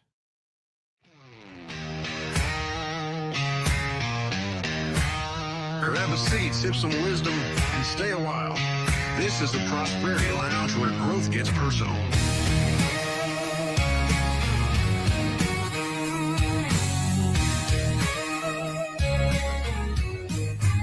Step inside.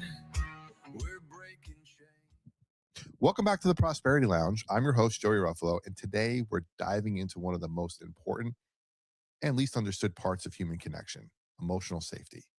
My guest is Diane McDowell, therapist turned coach, creator of the Brain to Heart Code, and a leading expert on emotional wiring and relationship reflexes.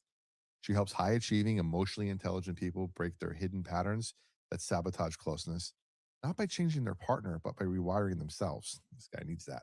If you ever wondered why you shut down, overthink, or walk on eggshells with the person you love most, today's conversation is going to make everything make sense. So, Diane, thanks for pulling up a chair and welcome to the Prosperity Lounge. Thank you, Joey. I am so glad to be here. Oh, I'm so glad to have you. I've been looking forward to this conversation since we talked. And yeah, this brain to heart code, rewiring yourself, this emotional connection. I mean, your work comes from this like powerful lived experience. I mean, we were talking a little bit. You grew up in a religious cult from the birth to the age of 14, completely isolated, Yeah. and you mentioned you had dyslexia that wasn't identified until you entered high school, and not even knowing how to read. But what struck me most from that was this constant thing you told me about. Because you didn't learn from books, you had to learn people. And I was like, you got some street smarts there. How did growing up in such an environment shape the way that you learn to read people, sense danger, or maybe even like navigate relationships?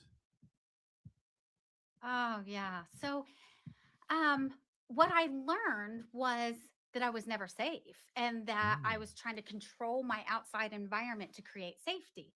And I didn't realize at the time that most of us do that. Most of us try to control our environment to feel safe. And as I started kind of learning about how to be in relationships and what do healthy relationships look like and all that stuff, that's when I started noticing how our brain gets hijacked. But I didn't realize that trying to control everything around us didn't work, which is what so many of us do. But growing up without emotional safety, and truly many of us do grow up without feeling emotionally safe, Hmm. and we try to find it in controlling things. I see. So where we're not safe in other areas, we try to create that safety for ourselves in those other areas like you're talking about, which may not be conducive to what we're looking for, but it's just we're kind of transferring that from something to something else. It seems like you're talking about. Yeah, yeah, Wrap my little head yeah. around that. So and it is kind of hard. So here, let me kind of back up a little and kind of see if we can clean it up a little to make a little more sense. So I was raised in a religious cult and I didn't learn to read and I was kind of in culture shock at Mm. 14 when I got placed in public school. And what I started doing was kind of manipulating people, but I didn't realize it was manipulating people so that I could feel safe. So I would try to get other people to like me, do extra things, take on more on projects. And a big part of it was that I wasn't good at books. So I had watched people and learned. Okay. And I think part of it is intuitive too. Mm-hmm. But I watched people and started learning how to get what I wanted and manipulate other people and things around me to feel safer. Interesting. So you became this intuitive, hyper aware person. Were you also using Pleaser. people pleasing as a survival skill as well? Yes, very Okay. much so. And I think a lot of us do is we don't feel good about ourselves. So we find our sense of feeling good. Here's what I started to learn was I wanted other people to think I was great so that I could think I was great. I didn't see Ah, myself as valuable, worthy, and lovable. So I wanted other people to see me that way so that I could feel that okay. Hmm. I'm connecting with that a little bit because it's very interesting. You said that. What did that look like for you as a young person going through that intuitive, hyper aware, people pleasing survival skill mode? way. What I found was a lot of which I didn't know it at the time, but it's manipulative. If you think about anytime we people please someone else, we say yes when we don't want to, we agree to things we don't really want to, we Mhm. say we'll take on more than we want to. When we people please, we are actually manipulating someone else. So, what I Mm.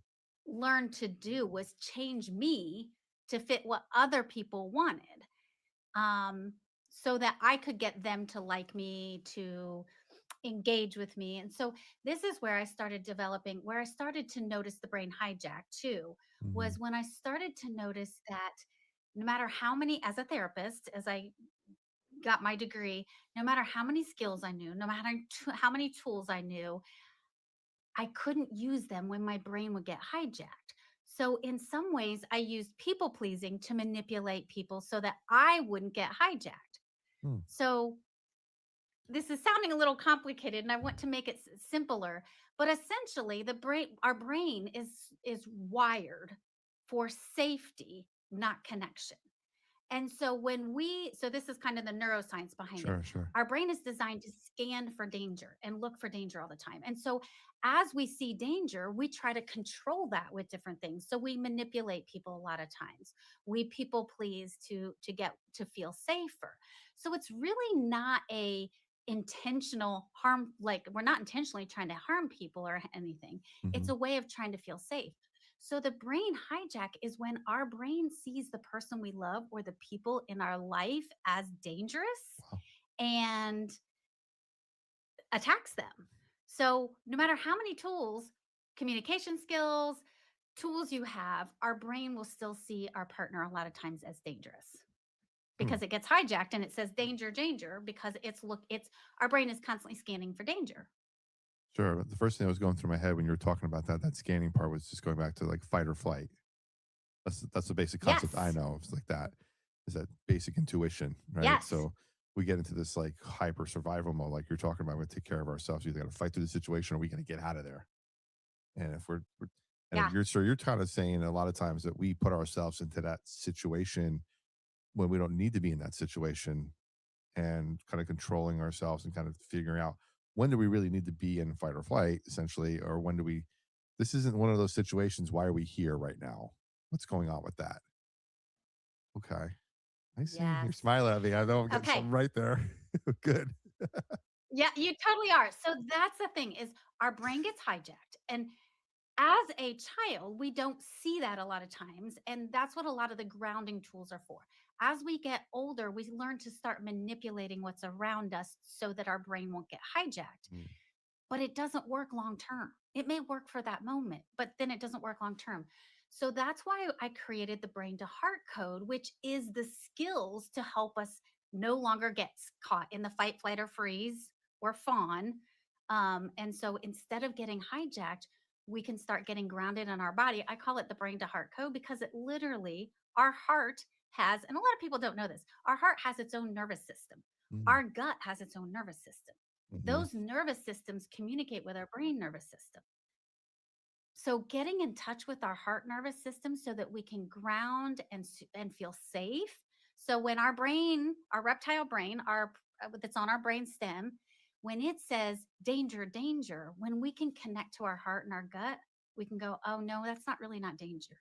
We're okay. We're safe. I love that. Sometimes my brain tells me we're in a good spot. My gut's giving me butterflies, and it's like, come on, guys, just get on the same page for once. It'd be very helpful. Oh, Yes. yeah, it's crazy. Ugh. Yeah. And that takes working together to get us all on the same page. Our gut intuition, our gut nervous system, our heart nervous system, our head nervous Mhm. system. And so it takes practice, like checking in with them, paying attention to them. Most of us know, I don't know, my thought is most of us know that we have 60 to 80,000 thoughts a day. Oh, Our brain tells us a lot of unuseful information and we believe it. And that's where it's so easy for our brain to get hijacked because our brain, let's say your partner pauses for a second mhm. and you're like, "Up, they don't like what I said." Right. Or they take an hour to return a text and we're like, "They're mad at me." It's true. Or they may roll their eyes at something and we go, "Oh my gosh, they're mad at me. They think what I said was dumb." And that's our brain starting to get hijacked. Wow. 60 to 80,000 thoughts. I'm having some right now where I'm just movie lines are flowing through my head right now, Diana. It's just crazy. Plus, we're having a conversation. It's just, I can't remember half of, I was going to say, I can't remember half. I can't remember 99% of what my brain tells me. So it's just random stuff like, And uh, that's not a bad oh, thing good. to not be able to remember half of what it tells us. Because most of what it tells us, so, and I forget the exact numbers, but I think it's 90% of what our brain tells us today is actually what it thought of yesterday and the day before. It's regurgitated thoughts. Could have used those thoughts yesterday And what our hijacked brain will tell us Mhm. is they're facts when they're just thoughts. because it had time to process it and that something like that. It's like by the time we hear it, it's like, oh, it's been around a while, must be true because we lived it in a while. Yes. Yes. Oh man. So when we hear it yesterday, the day before, we start to believe it. Acceptance and commitment therapy says we buy into it. Mm, We have a thought over and over, and then we buy into it and we make it ours. okay. And so one of the ways to start unhijacking our brain is to start checking and going, is that a thought I really want to have? Is that thought really true? Interesting. It's like a marketing thing. There's things where you tell a lie long enough becomes the truth to most people, right? It's kind of the same thing you're saying here. Yeah. People don't remember the origin of the Yes. truth or the falsehood of it. They just remember the truth now. It's the Yes. Mandela effect too. And so when Sometimes, people say things, right? say that It's again. like the Mandela effect sometimes too, where you've seen things spelled a certain way or said a certain way or an event happened a certain way, and you're like, I swear it happened this way. And you look back and like, no, it's not spelled that way or said that way, or that did not happen. But everybody thinks it did. Yeah. And that's why it's so important. And one of the things I teach is words is neutral. Mm. Like words, a lot of times we add meaning to words. So again, going back to we have these thoughts Yeah. always going. Our brain is always going. So when somebody says something, I use this example. I take my glasses and I'm like, if I went outside and I put cow poop on my glasses and I put them on, I would literally be looking through poopy glasses. So I would see the world that way. It's the same thing with our perception of reality as we are seeing the world through our lens of feeling rejected or they're mad at me. And so we add meaning to the words. So all of a Mm. sudden you could say, hey, how was your day? And I hear, oh my gosh, how was your day? You're just always so grouchy. Wow. That is a lot to that's a lot to take in there. Because when you're dealing with people on a daily basis, like how do you as a I don't know, how do you as an individual handle that or maneuver through that when you're dealing with people on a daily basis? Like you can't have a full background sheet in front of you to know how somebody's acting or how somebody's feeling to know what specific phrase to say to them at that moment to make them not feel rejected or hurt or how do we how do we cope how do we maneuver through that night? Let me know because I need the answers. Yeah. Okay. And I love that question because that's really kind of, it's very powerful. And I'll tell you why. It's not our job to say it a certain way to make sure because that's trying to control them. Mm. If I say it this way, then maybe you'll be okay with it. But if I say it so that's trying to manipulate someone. Oh, So it's our job to speak our truth from a place of love, and how they interpret it is really up to them, as long as we do it from a place of love. So we have to be really careful, because if I start saying, well, I'm going to say it this way so that he'll do this, that's manipulating. okay. So let me go back to this question that I had written here about your upbringing and when the community fell Yeah. apart and everyone scattered, everyone went in different directions. We talked a little bit in our pre-interview about the basic concept of nature versus nurture. Everybody was in the same environment, but some people went on to do, great things. Some people not so great, fell into Yeah. trouble. Some people succeeded. What is it going through that and then looking back at it now? What does that teach you about wiring versus environment, especially when it comes to the brain to heart code? Yeah. So that is, I think, probably part of the reason I got into mental health. I think part of it was I learned to read people. I was not, because of dyslexia, I was not book smart. Um, and part of it is because I was fascinated with how did we all come from, I think there was 26 of us kids. How did we all come from such the same environment, exposed to the same abuse, and we all grew up so differently? And I think there is, I personally think there is so much more that is n- inside of us that is, I don't want to say yeah, nature inside of us that creates who we are, Mhm. because I watched that. We were all raised in the same environment and we just all took and handled it so differently. It kind of comes back to, we can have the same trauma and experience it so differently. Our Oh, ability to cope with it and experience it is so different. And that is one of the things that got me really curious about understanding people, is how do we, like, what makes somebody successful and somebody else not? And so the study of resilience is also clearly part of that. But yeah, it definitely, growing up in that environment definitely influenced us all. But interestingly, it influenced us all different. And there were families that were, some families left and were total overachievers. And there were some families that left that got kind of messed up in other unhealthy things. mhm. And the reason why, we will never probably know. Now, one of the things that you teach that flips traditional advice upside down is that communication isn't the problem, safety is. And that idea alone can change everything. Yes. So, how, when we talk about communication and why do communication tools fall apart? Why do they fall apart when someone's nervous system still doesn't feel safe, especially the communication tools that we talked about? Yeah. So there's this idea that if we communicate better, if we figure out how to say the words differently, if we even getting curious, one of my big things is get curious with your partner Mm, or your people in your life. But those things cannot work if my brain is hijacked. If my brain is telling me you're danger, if my brain is literally flashing danger, danger, danger, then I am going to fight, flight, or freeze or fawn, mm, or, well, I'm going to do one of those four. I am not going to be able to access the part of my brain, my prefrontal wise brain. I can't access that to use better communication skills, to learn, to understand that this is their love language, or any of those, even to get curious.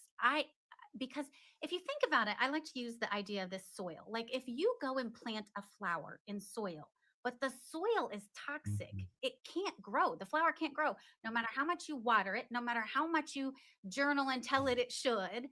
If it if it's toxic soil, it can't. And in that moment, unintentionally, our brain is hijacked. It can't use the skills it has been taught. So those skills are still good skills. It's just in that moment, your brain can't access them. Now, when someone's going through that and they're getting ready to experience that, like they're fine. Now they're in a situation, their brain is starting to get hijacked.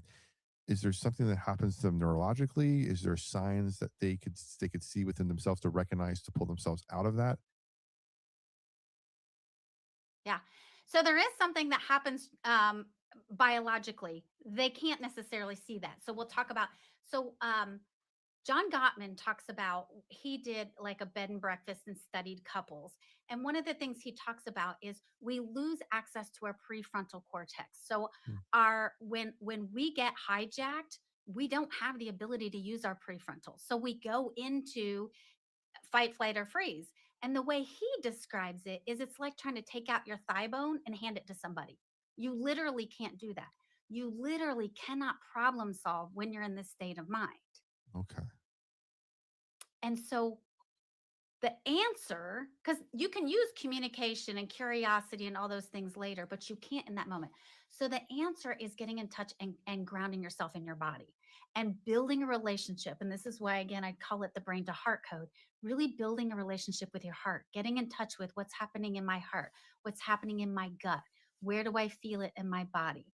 So it is grounding tools. And a lot of people will say, well, mindset. And I'm like, this isn't about mindset. It's not about thinking. Now, their mindset is powerful. I don't want to Right. minimize that.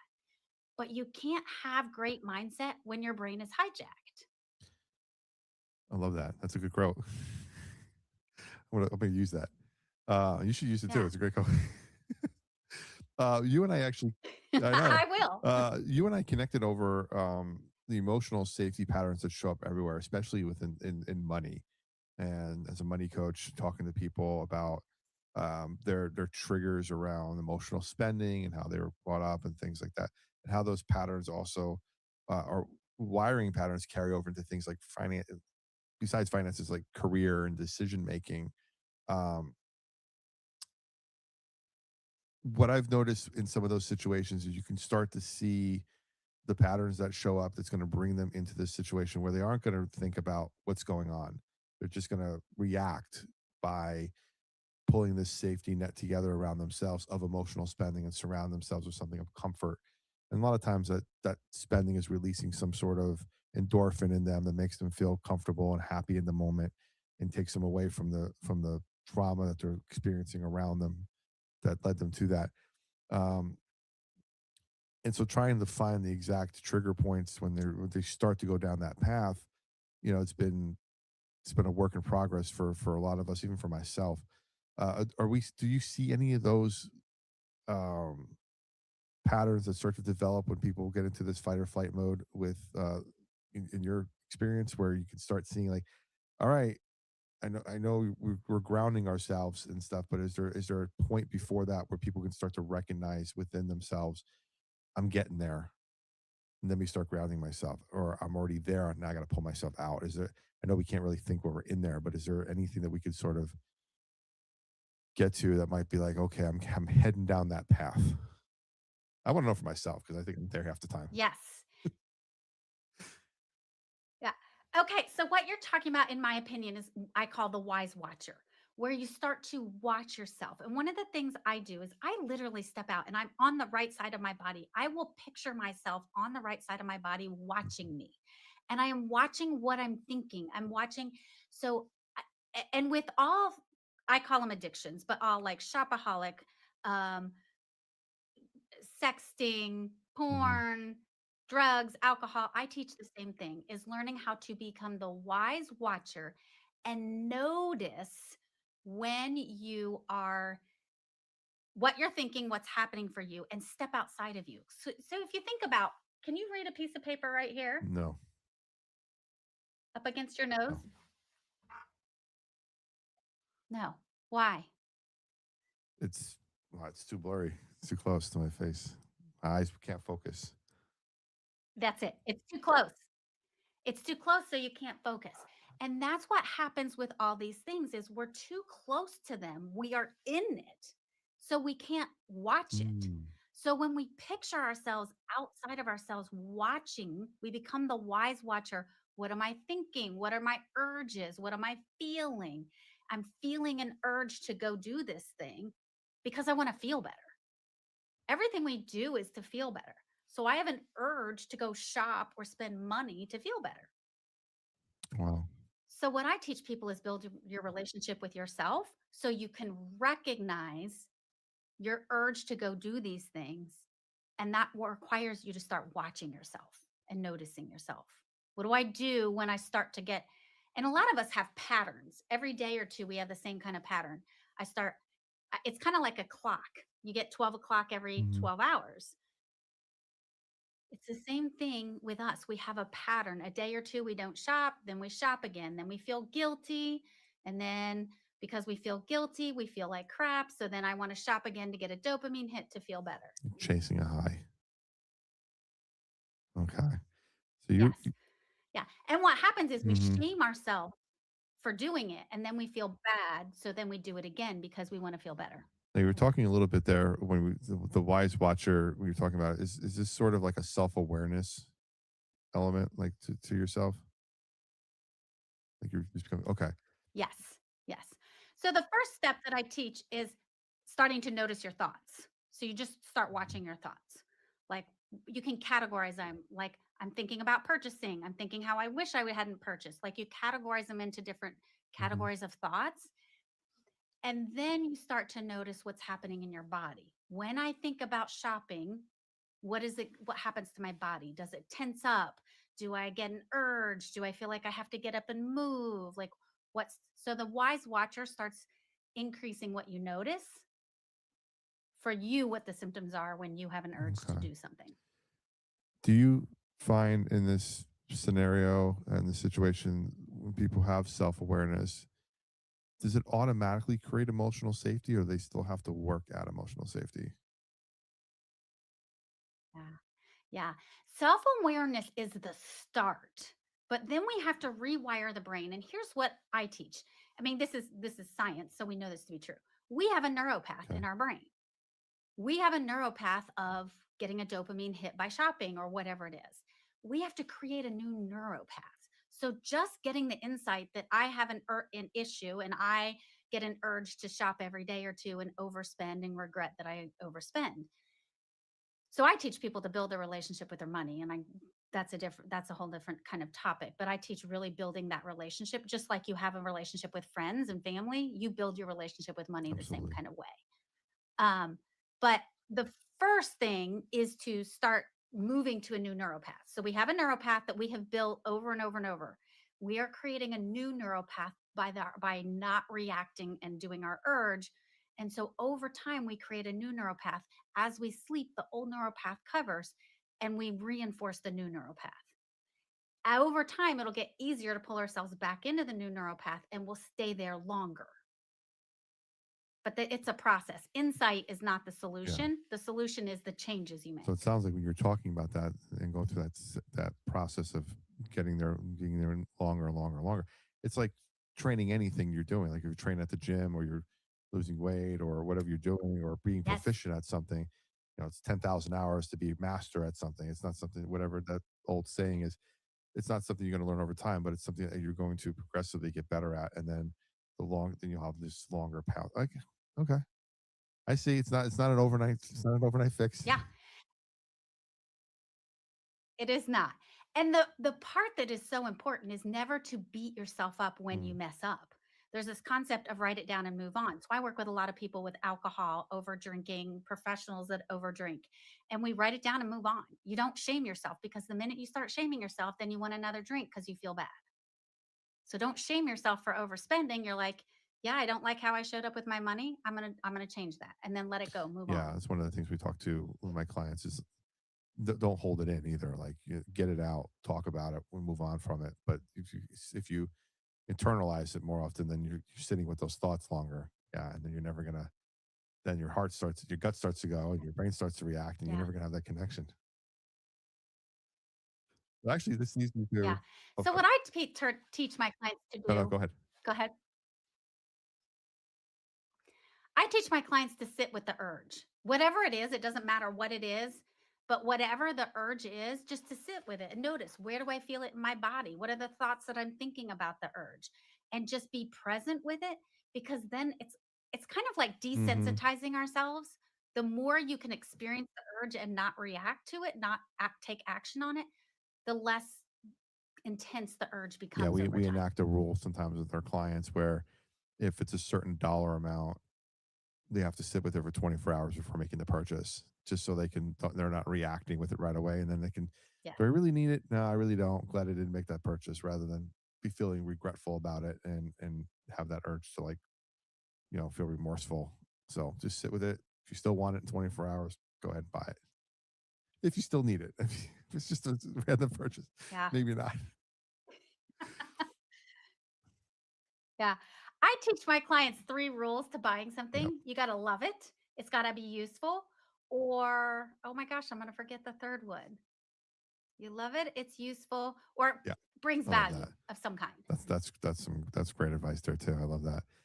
In our pre-interview, you said something that I found incredibly powerful, and that was I had to learn to soothe myself and not to depend on a partner or friend to make me feel okay. So as we get into this self leadership Yeah. and love, self leadership for ourselves, what does self leadership and love actually look like in practice? So for me, what I teach is that self-leadership is really leading your emotions. It doesn't mean, a lot of times people want to Hmm. manage them and they want to be like managing their emotions instead of, and what I want to suggest is you just lead them. You experience them, you lean into them. We don't resist emotions, but you build a relationship with them. You're like, I'm angry, and that's okay to be angry. What do I want to do with that anger? Or I'm disappointed in myself.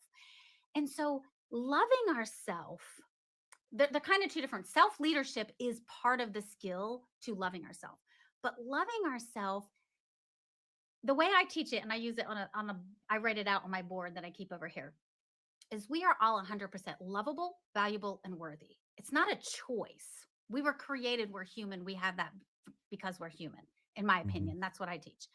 So my lovability is not in question. It's just that I have to believe it. I have to step into the person who believes that because I'm human, I'm lovable. And somebody else's, and this is where I use the diagram, somebody else's ability to love me is a reflection of them, not of me. Mm.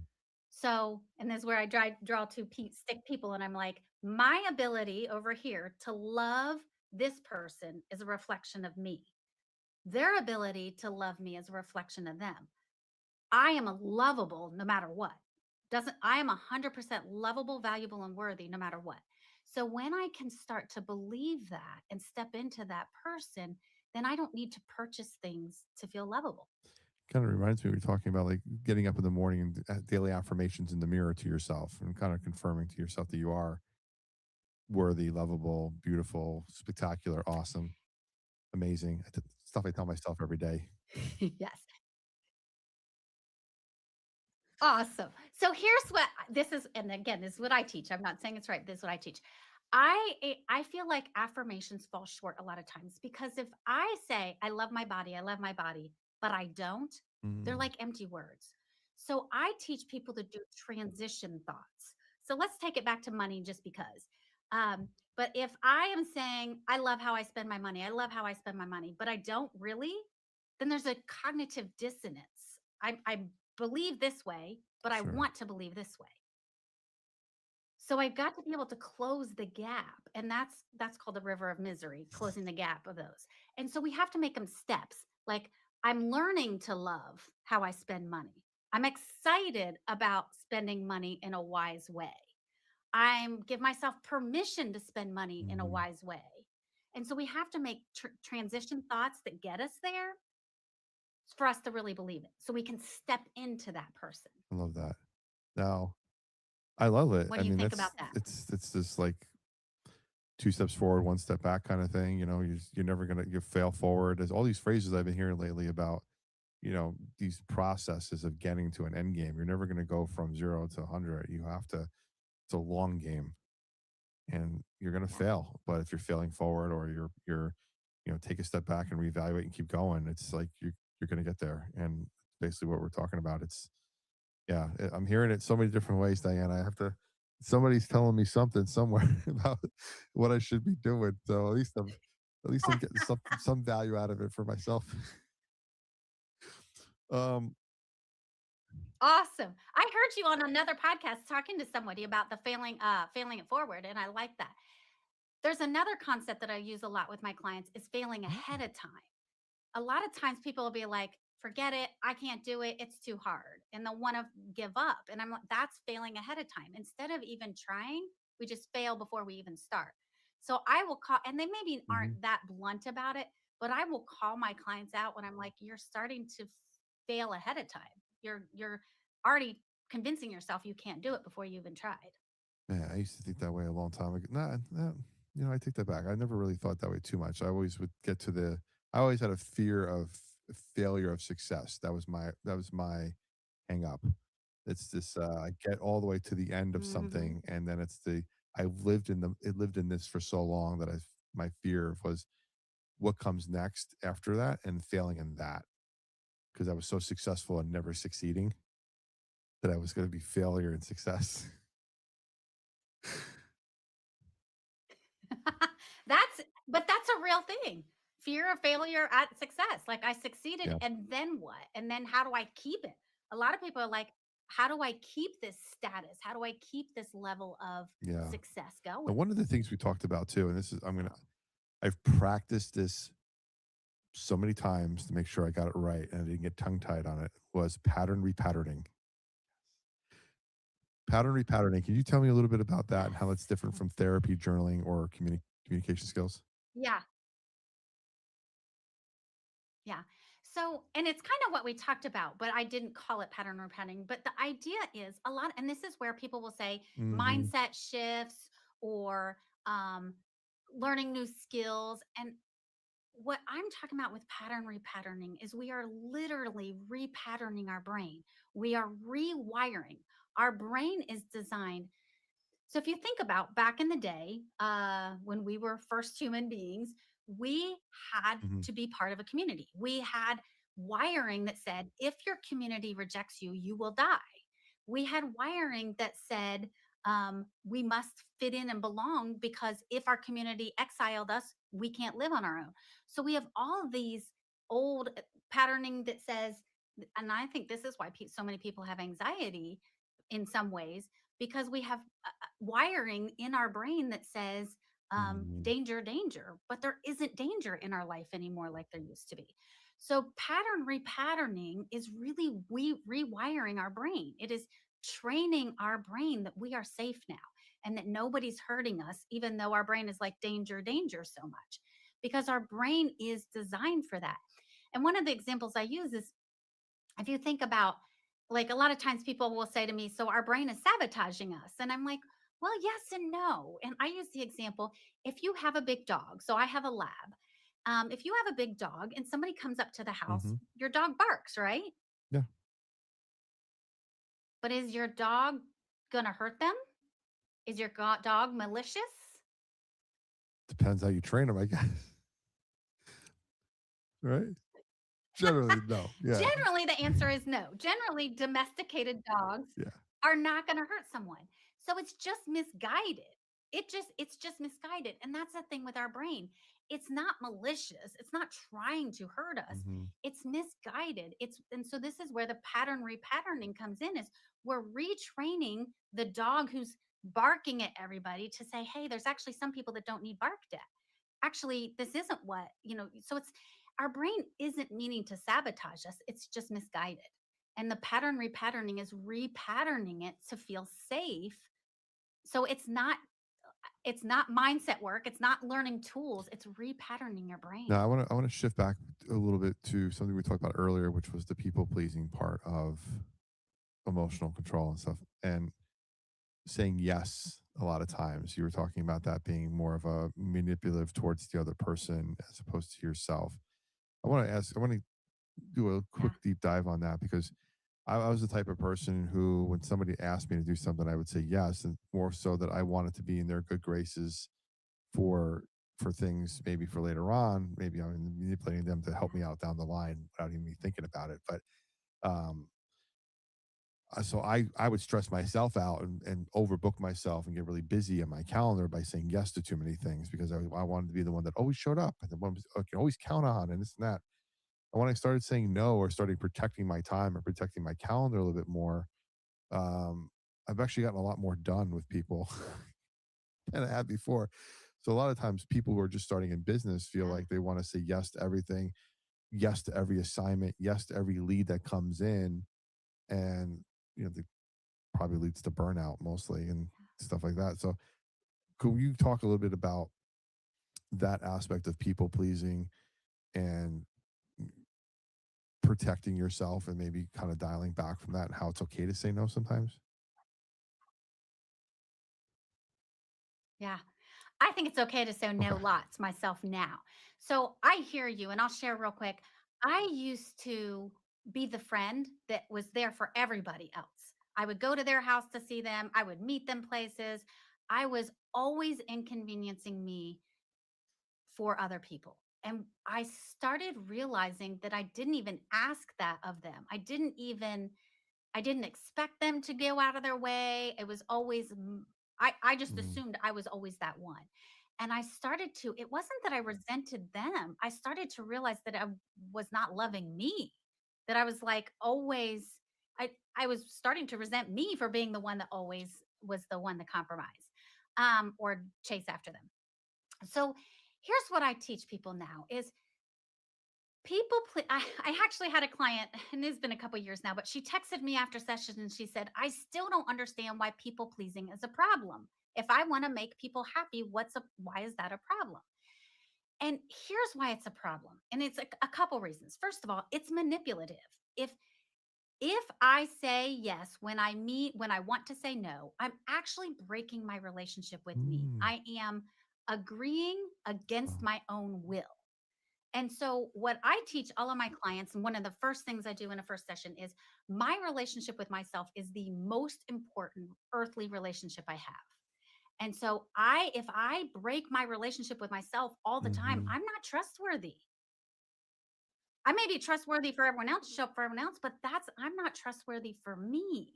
So I teach people you've got to be trustworthy for you and show up for you, and then you can show up for other people.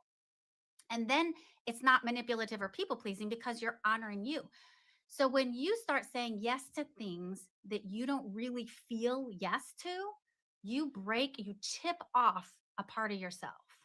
And over time, and here's what people will say is, I just feel so cold, so disconnected, so unvalued. And it's not because of what other people are doing. It's because of what you're doing with your relationship with yourself. Wow. Okay. I love that. I'm gonna get up. I Tell I me I what you was about think. to You lay can down on the disagree. couch and go for a session, but I might just put a green screen behind me of the therapist's office at this point. 'Cause man, that was powerful, Diane. Oof. It makes me realize that for at least for me, and this is probably a good spot to be in is I know I need a lot more work, but I realize that and I'm working towards it rather than feeling like I've done all I can do and there's no growth left. So I've come out of that pattern of like, this is it for me to this is just the beginning for me. And I got a lot more to do. And then living in that moment and pushing forward and being positive, at least that is Yeah. like, that's what at least been loving myself as much, protecting my time, protecting my calendar, saying no to certain people, but not saying no maliciously, say, I can't do this now, but let's find the right time to do it together later. Um, because I'll be honest with you, there was a time in the last 3 or 4 years where we had a lot of family turmoil. We had a lot of family illness and sickness and severe things happen to my dad and to my wife. And um, you find out who your community is in times of need. Like we were the ones that would show up for everybody, and then when it's our turn for people to show up for us, nobody's showing up, or the different people we thought would show up wouldn't show up, or weren't there, or didn't know how. Didn't let me think. Didn't know how to show up because we didn't communicate with them what we needed or in that relationship process. So I don't want to shame anybody for not showing up, but they didn't know what we needed, so they didn't know how to show up. We thought we knew how to show up for others. People didn't know how to show up for us because we didn't communicate that. So we're better about that now. Like, and again, it's how people see us and how we see them. It's not a quid pro quo relationship. It's not a equal parts. If I show up for Diane 5 times this month and I need you 5 times next month and you don't Yeah. show up 5 times, I'm like, oh God, darn Diane's putting more work in. It's not how the relationship is. I might be able to give you more than you give me, but that's just how the relationship is. Yeah. I love it. Yeah. I think that something you said really popped out for me because one of my clients years ago, she said there's givers and takers. And I Mm, hadn't really thought of it that way. But I think there is some truth to there's natural givers and there's natural takers who don't have a problem taking. But the problem is the givers don't know how to ask for and set boundaries around what they yeah, want. I don't think there's anything wrong with being a taker, particularly. I think the problem is that the givers don't know how to say, hey, I actually need you to come to me. And here's what I need from you. And here's how you yeah. can That's help me. very difficult for people, especially in solopreneurs or business owners themselves too, because they're trying.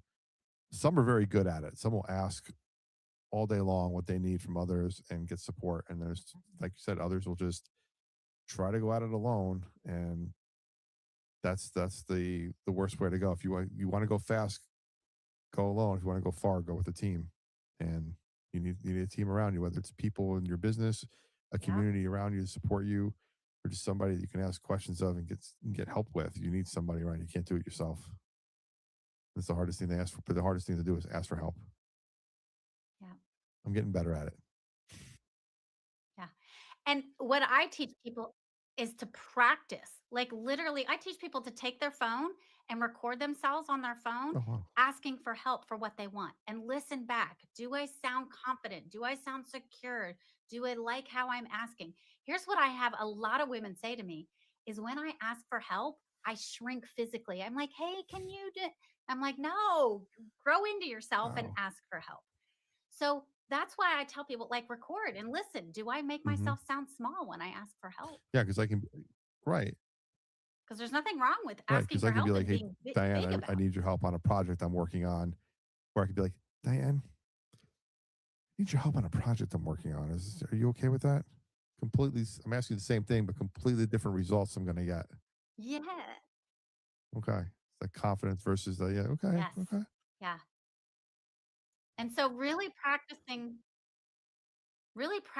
learning how, and what I talk to people about too is like speak from your gut. A lot of us will speak like when we're asking for help and we don't really want to ask for help. We speak more of a hmm squeaky whiny voice or and so really getting down in your gut and being and feeling finding your voice when you ask for help. All right. All right. So All right, Diane. did that It answer did. your Now, question around Diane, people I need your help pleasing? now. It's time for our prosperity round, rapid fire round, 10 Go questions. for it. First thing that comes to your mind. See how I propped Good. myself up there and I was talking from my gut? Yes. All right. Here Yeah. we go, Diane. You ready? What's the best book you've ever read that changed your perspective? Yes. I would say, now I'm going to draw a blank. Sermon on the Mount What's a by Emmett daily Fox. habit that contributes most to your success?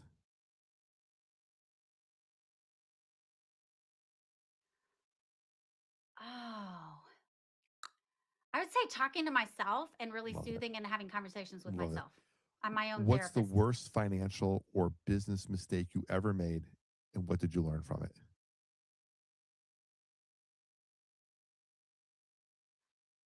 Oh, I used to make a lot. Gosh, I hate to say this. This has been in the last couple years. I got burned. I purchased I don't even remember the company that said $2,500 and we'll do podcasts for you and we'll get them publicized and all this stuff. And it was a horrible experience. And I felt so much shame that I got hooked into something and it was non refundable.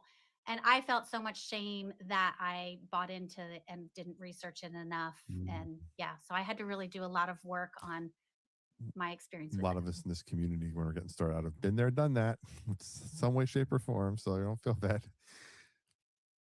If you could have dinner with any entrepreneur, past or present, who would it be?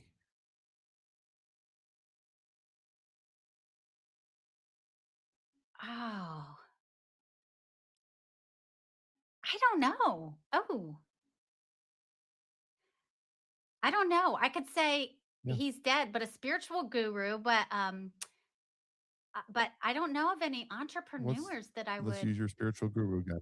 Let's go with that guy. want to do dinner with. Um, oh my gosh, now I'm gonna forget. Wayne Dyer. He was when I was really doing a lot of Mhm. spiritual growth in my 20s. I listened to All right. him all the time. What's Wayne one Dyer. mindset shift that completely changed the game for you?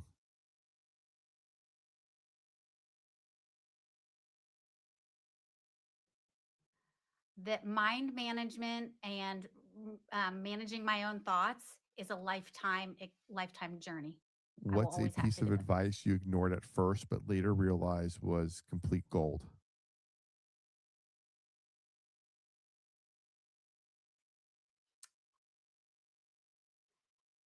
Our relationship with ourself is the most important relationship we have. What's one word you use to describe your journey so far?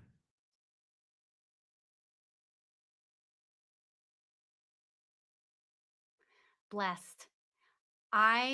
And maybe there's supposed to be short answers, but I am shocked all the time because I didn't think someone like me could have a life I have. So I If feel you so had to blessed. start over tomorrow with nothing but what's in your head, what's the first thing you do?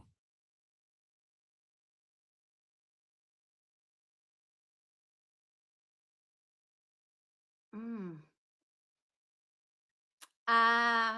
It's supposed to be rapid fire. I'd say I would just start getting online and creating clients Love that. to coach and What's counsel. one thing people misunderstand about you or your work?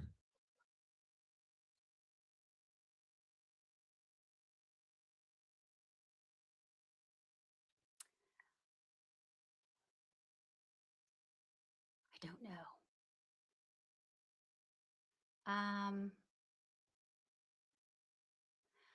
I want to say, but I don't even know.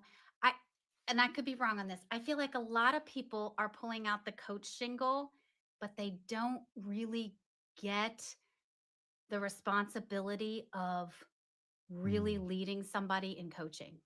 That's a great answer. Like, yes, they are the responsible for them, but you are their, like, they're turning to you. And so really taking the seriousness of, you better know your stuff and be able to really help someone if you're going to And finally, you can. what's your personal definition of prosperity?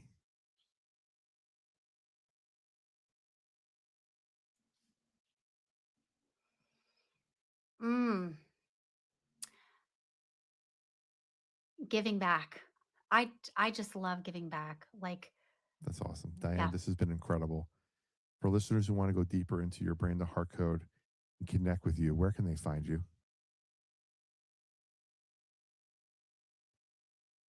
Powerful Questions with an S, coaching.com. Again, Powerful Questions, coaching.com. Under Work With Me, there is a free quiz you can take that tells you what kind of brain hijack you tend to do. And then also there is a 20-minute video you can watch on how to work And do on you have ending the any brain hijack. mini courses or anything available for people?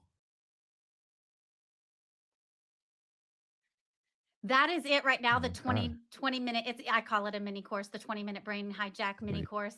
That is what I have right now. I am Perfect. creating So stay more, connected but because that's you're what going I've to got get more right now. information from her as you go along.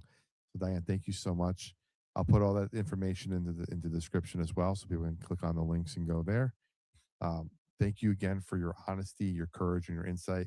You've given our audience a clear understanding of themselves and a path toward emotional safety that starts on the inside. And for everyone listening, thank you for spending time with us.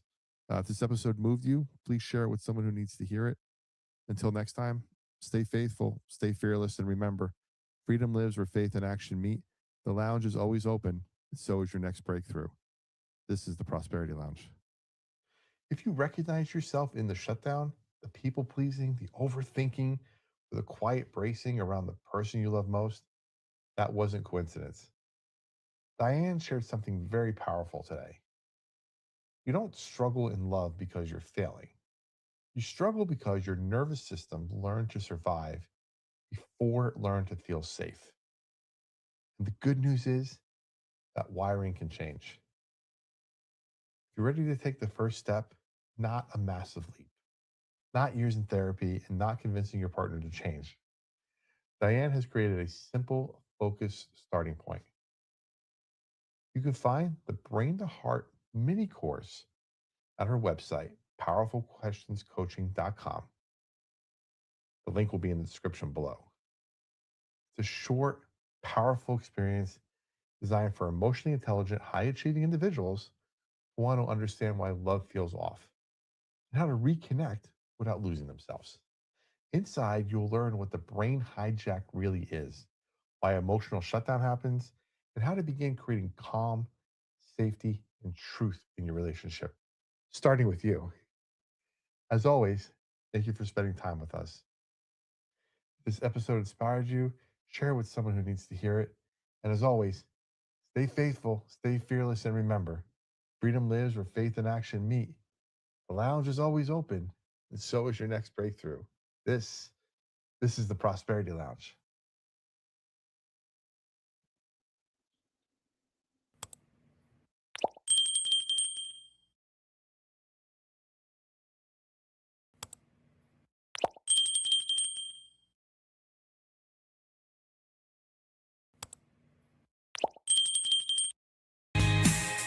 This is where momentum meets the sun.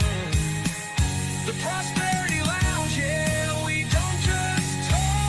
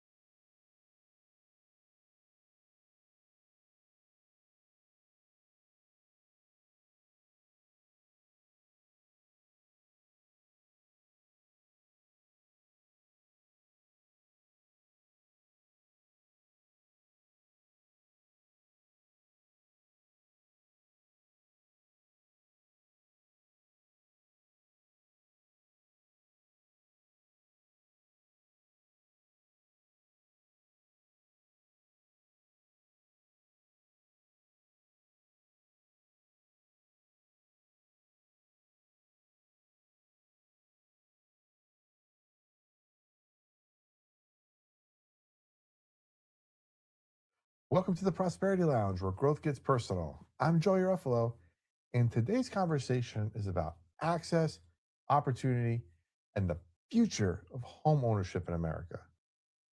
Millions of financially responsible Americans are locked out of home ownership, not because they're risky, but because the system doesn't know how to measure them. Today, I'm joined by Stephen Rosamilia, founder of IMEX USA. And what we're discussing could redefine how first time buyers finally get a fair shot at owning a home.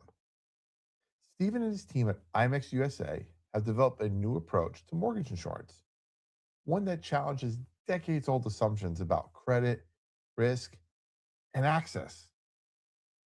The potential impact is significant. A model that could unlock an estimated $150 billion annually in new single family home purchases without money down and without traditional PMI. Now, this episode isn't about mortgages, it's about leadership, responsibility, and what it takes to build systems that expand opportunity rather than restrict it. So pull up a chair. You're about to enter the Prosperity Lounge.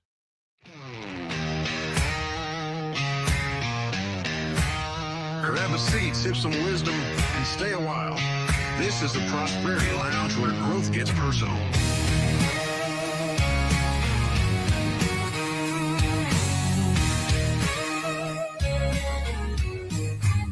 Step inside. Today we're talking about innovation that could open the door literally for millions of Americans. What if first-time home buyers could buy a home with no money down and no mortgage insurance without the risk that usually comes with that idea? My guest today is Stephen Rosamilia from IMEX USA. And Stephen, welcome to the lounge. Thanks for being here. Well, thank you for inviting me. This is a great opportunity. Absolutely. Tell our audience a little bit about yourself and what you do, and come to find out that we're paisans from the same neighborhood, Yeah, as they say. Yeah. I was going to ask what part of the boot, but Right. I should ask what part of the boot. The northern part of the I'm a southern, boot. I'm a southern guy. Yeah. All right. So tell me a little bit about IMEX USA. Tell me a little about Stephen and what you guys do. Okay. Well, our company is involved in buying or building companies that have products and services that are geared toward helping underserved consumers, basically in finance. We have a neobank. Okay. And now we're about to release a mortgage product, which you just talked about. And basically the intent of that is, as you said, to bring in previously unqualified but credit worthy buyers into the market. And the reason why they've been declined or given the ability to buy homes is because the mortgage insurance and scoring industries are antiquated and obsolete. Okay. So just to give you an idea of how many of those people there are, from 2018 to 2024, $1.5 trillion worth of mortgage applications were declined. Real. Yeah. And the top two reasons were not enough cash and thin credit files. Not bad credit files, Sure. but thin credit files. Is that a reflection of what occurred mortgage prices? Not at all. Not at all. Not at all. No, this is a totally independent area of finance that's kind of being overlooked. It's not a result of any other financial tragedy. So as we started to explore this, because we see this as a big opportunity. I mean, that's a lot of money. Yeah. That's a lot of money. Gosh.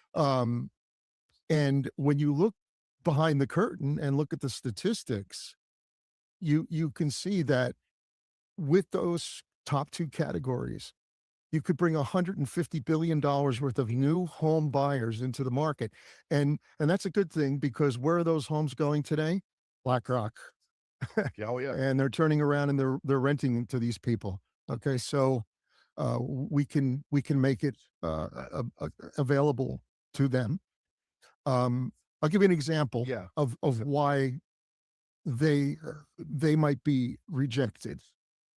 So they know about the mortgage insurance part of the application process that would allow them to buy a home with 3% down. as little as 3% down. Okay. Okay. Yeah.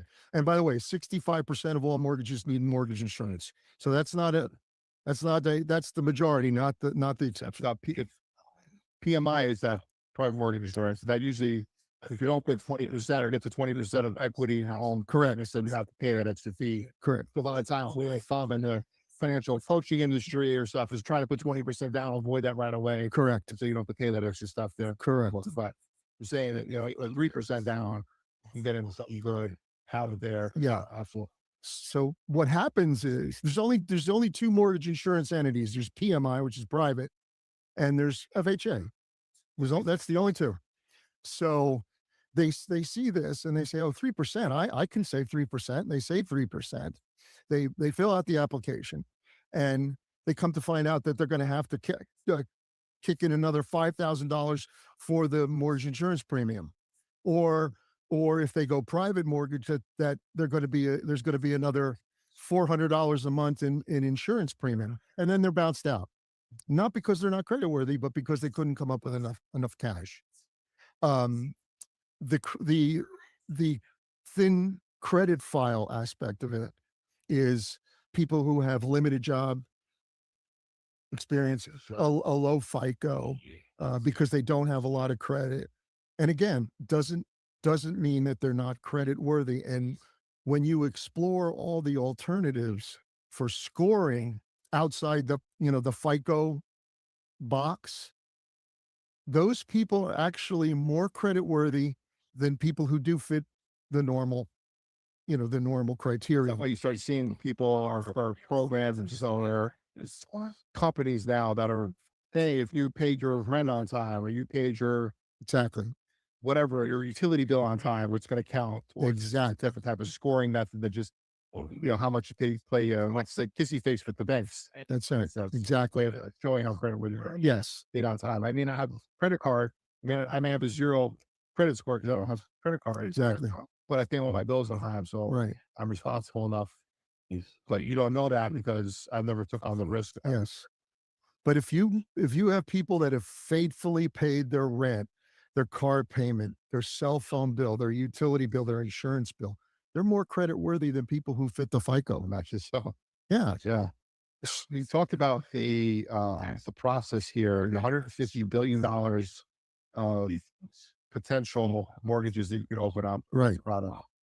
Now, I know in our area, East Tennessee, and probably in some other parts of the country as well, I'm not sure up in Jersey how it's doing, the affordable housing market seems to be a big buzzword. Right. What is affordable? Mm.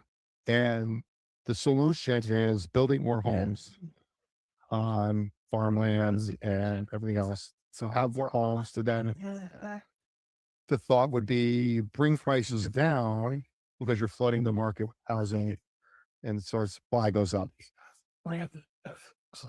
Having the ability to have access to $150 billion in mortgages kind of opens the door for, you really need to do that because more people now have access to homes and they don't need more homes. Right.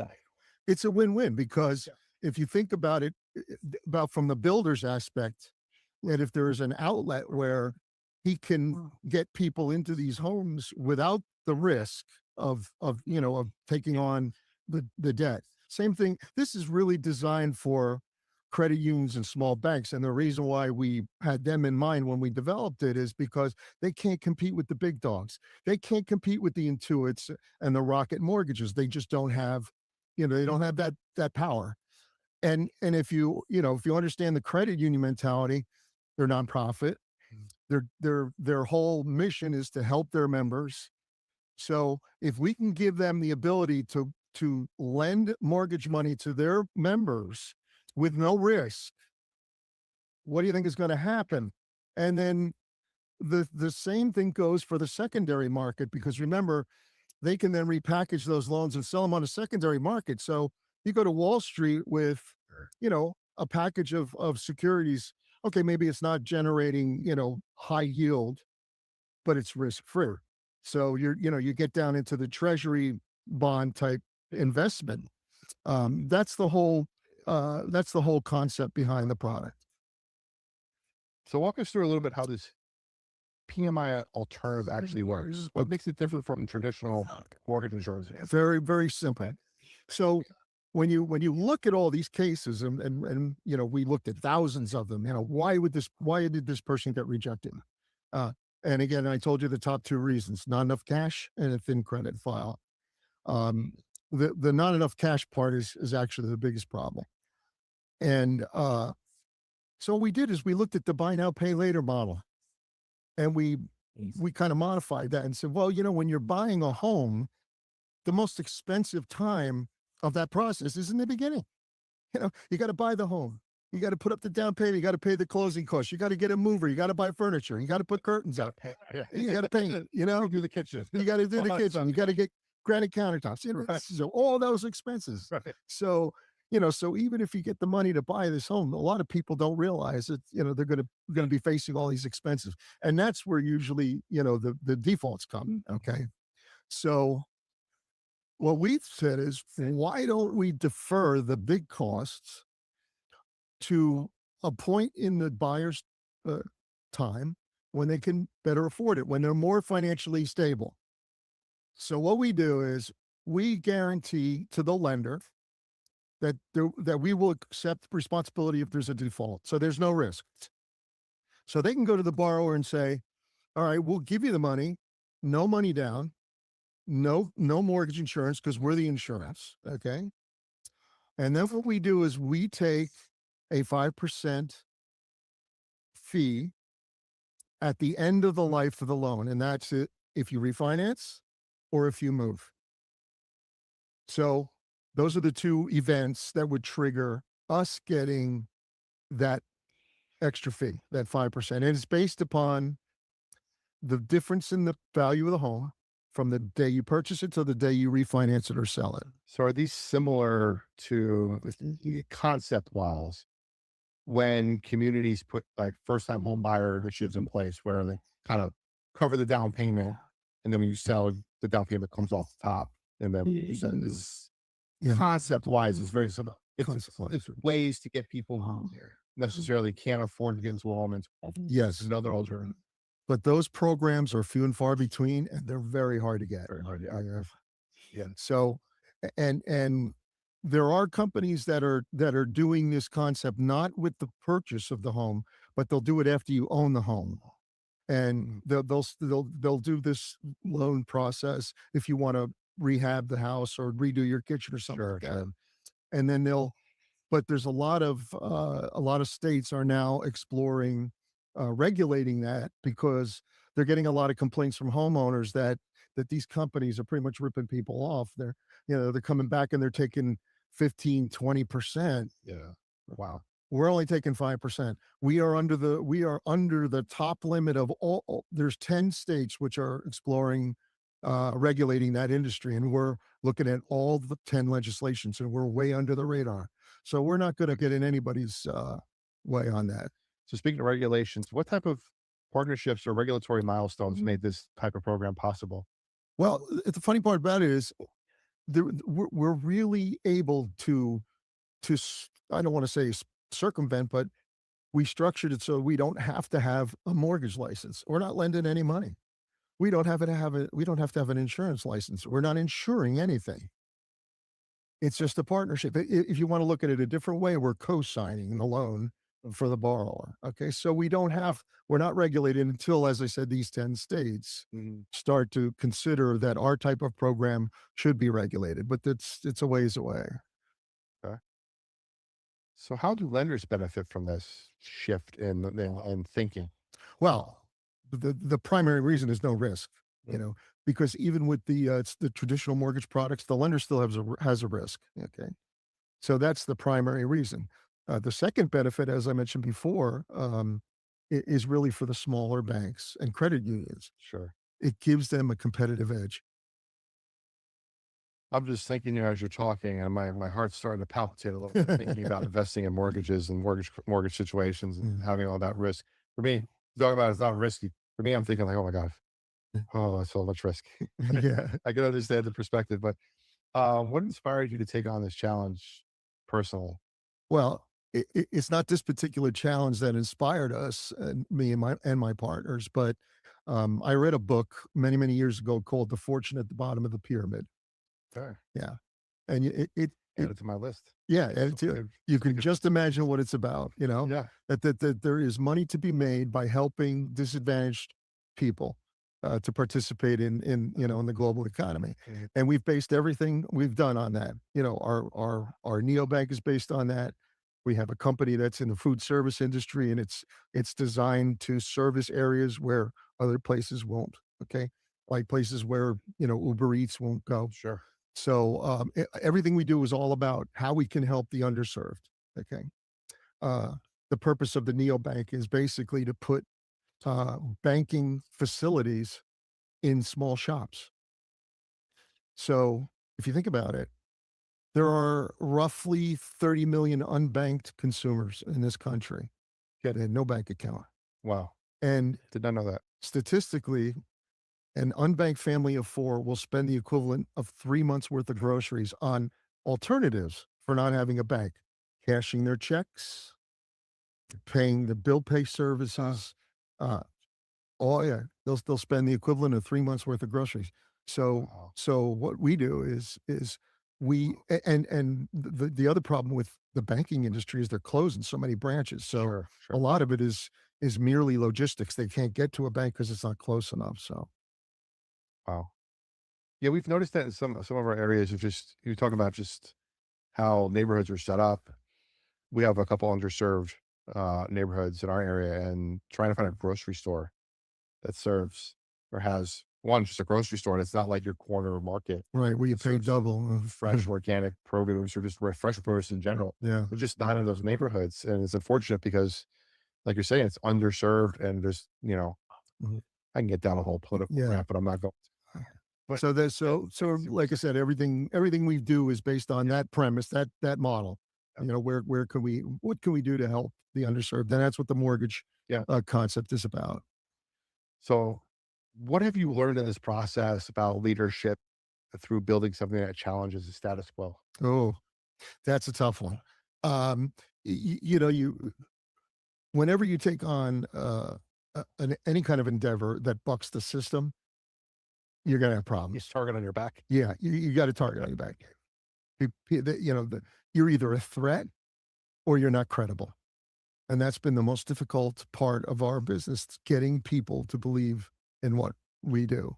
You can't have thin skin. No, you can't.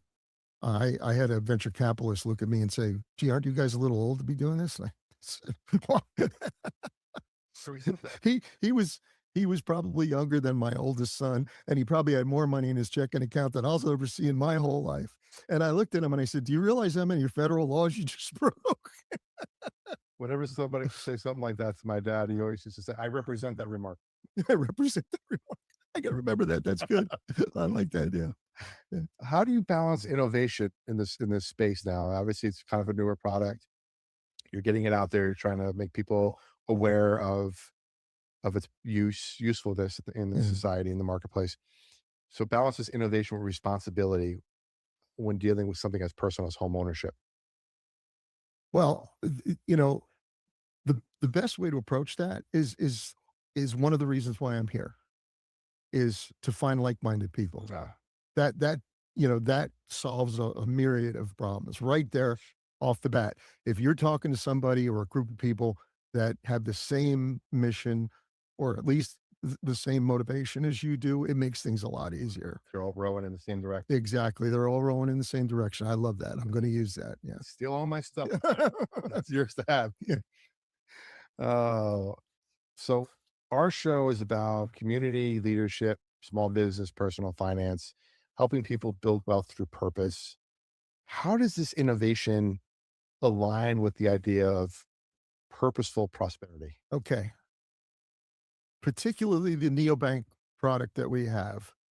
There are 33.5 million small businesses in this country that represent 44% of our GDP. Okay. 18 million of them do not accept electronic payments. It's cash only. I tell that statistic to people that blows their mind. They can't believe it. 18 million of them. That's more than 50%. So we came up with this brilliant idea. Well, wait a minute. If if they don't have access to electronic payments, and these people don't have access to the banking system, why don't we put the two of them together? So basically what we're doing is we're opening up agent banks in these businesses. So what does that do for the local community? I mean, think about it. Instead of having to go to a bank which is 4 miles away, to cash your paycheck, you could go down to the local bodega and give them your paycheck, and they'll put it into our neobank, and you could also pay your bills from terminals that we put in these stores, little tiny terminals, and you can use them to buy the goods and services at the store, and at the same time while you're there, pay your rent, pay your car payment, pay your cell phone bill, cash your check. Yeah, I've seen a few of those where you can go and pay your PG&E, your gas and electric. That's it. Where That's exactly what it is. Yeah. Yeah. So what we're trying to do is to turn that would be a dream come true, but to turn as many of these 18 million businesses who don't accept electronic payments into agent banks. what I love about what you're doing, and just from our conversation, is you have identified a need in the marketplace from both a consumer perspective and a business perspective. Right. You're finding a way to marry them together, bring them together, and close the gap. Whether it's the bank, the mortgage, whatever it is, and that's what's important with business owners and entrepreneurship nowadays, is identifying a need in the marketplace and how to solve that need. And you guys are doing that. Yeah. Well, Love it. there's so many. I'll use the term fintech. At least people in our industry understand what fintech means, but I think a lot of people would. They claim to want to help the underserved, but at the end of the day, they never really do. There's because there's so much low hanging fruit. There's a lot of low hanging fruit. There's plenty of ways to make money, and why not take the path of least resistance? But again, as I mentioned to you about the book that I read, I said, there's money to be made, and we can do it without doing it on the backs of the consumers. And we figured out how to do it. We figured out how to make good money, by not taking advantage of disadvantaged people. Well, I just want to. I charge for all those sayings. Okay, Expect to check it. send me a bill, yeah. All right, I want to take a look at IMAX a little bit and where you're going to be. What does success look like for IMAX in say a year from now, 5 years ago? I would say that we're kind of looking at the mortgage product to really catapult us into national recognition, because the housing crisis is a big topic right now. Everybody's talking about it. Trump is talking about it. Everybody's talking about it. And it's going to get worse. It's going to get worse. So if we can, hopefully, there will be someone that will hear this broadcast, maybe in the housing industry, and the home building industry, and say, hey, you know what, we want to partner with you. We can build low cost homes. You guys can bring in the mortgage money, and we could change the world. I mean, we really can. We're working with a guy in Mississippi. I'm sorry, New Orleans, and they're in desperate need, because I was there during Katrina. I was there 2 weeks ago. It hasn't changed. Wow. It looks exactly the same, only it's a little cleaner. Wow.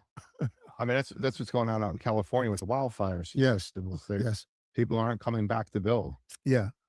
as Well, they- yeah. In that particular case, it's that's a level we're not going to be ever be at. We're looking at the $300,000 to $500,000 yeah. range of homes. Yeah. So that would be, take California off the table. Yeah. Northern, Western North Carolina, Northeast Tennessee, with Yeah. lean. Yeah. Very like a ravaged area, but Yeah. it's come back a little bit, but never really comes back fully. When you talked about New Orleans, just yeah. And I'm putting myself in a spot that I don't want to I don't want to get to myself.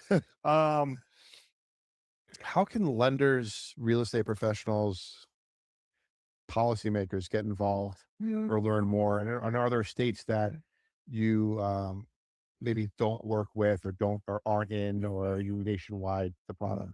Well, obviously, we're gonna skirt the states that are trying to regulate what we're doing, but we're gonna work with them because we figure that if we're upfront about it, we might be able to influence some of how those regulations are adopted.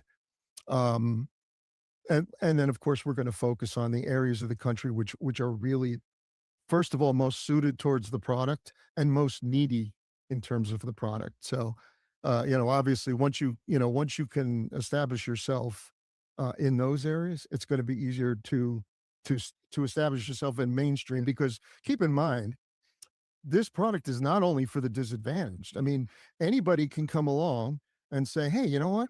I'm not going to pay PMI. I'm not going to go FHA. I'm going to go with that product." And yeah, I get that I'm going to have to give up a little bit of my equity at the end of the rainbow, but I'm willing to do that because I'd rather have the money up front. I'd rather have the cash. So I mean, I live in a neighborhood with $1 million homes, and there's still houses that have sheets on the windows because they couldn't afford window dressings. So, and they bought the house, and they're house poor. No furniture, no drapes, none. That's okay. So, this is really a product that could appeal to the mainstream at some point in time. Yeah, I see the benefit of it. Yeah. Like I'm one with not a very great credit file, and I'm sitting there thinking like, I want to buy a house one day. I don't know if those traditional ways are the way for me to go because I just don't know if they're gonna take me on. But I'm looking at this as like, I might pay a little bit on the back end because if I'm there for 30, 40 years in the house, Well, it's interesting you brought that statistic up because traditionally, back in my parents' day, people bought a home and lived in it for 60 years. Yeah. I mean, the kids got it. yeah, and you're right, exactly. I mean, that just happened with me. Yeah. But statistically, that's not the case anymore.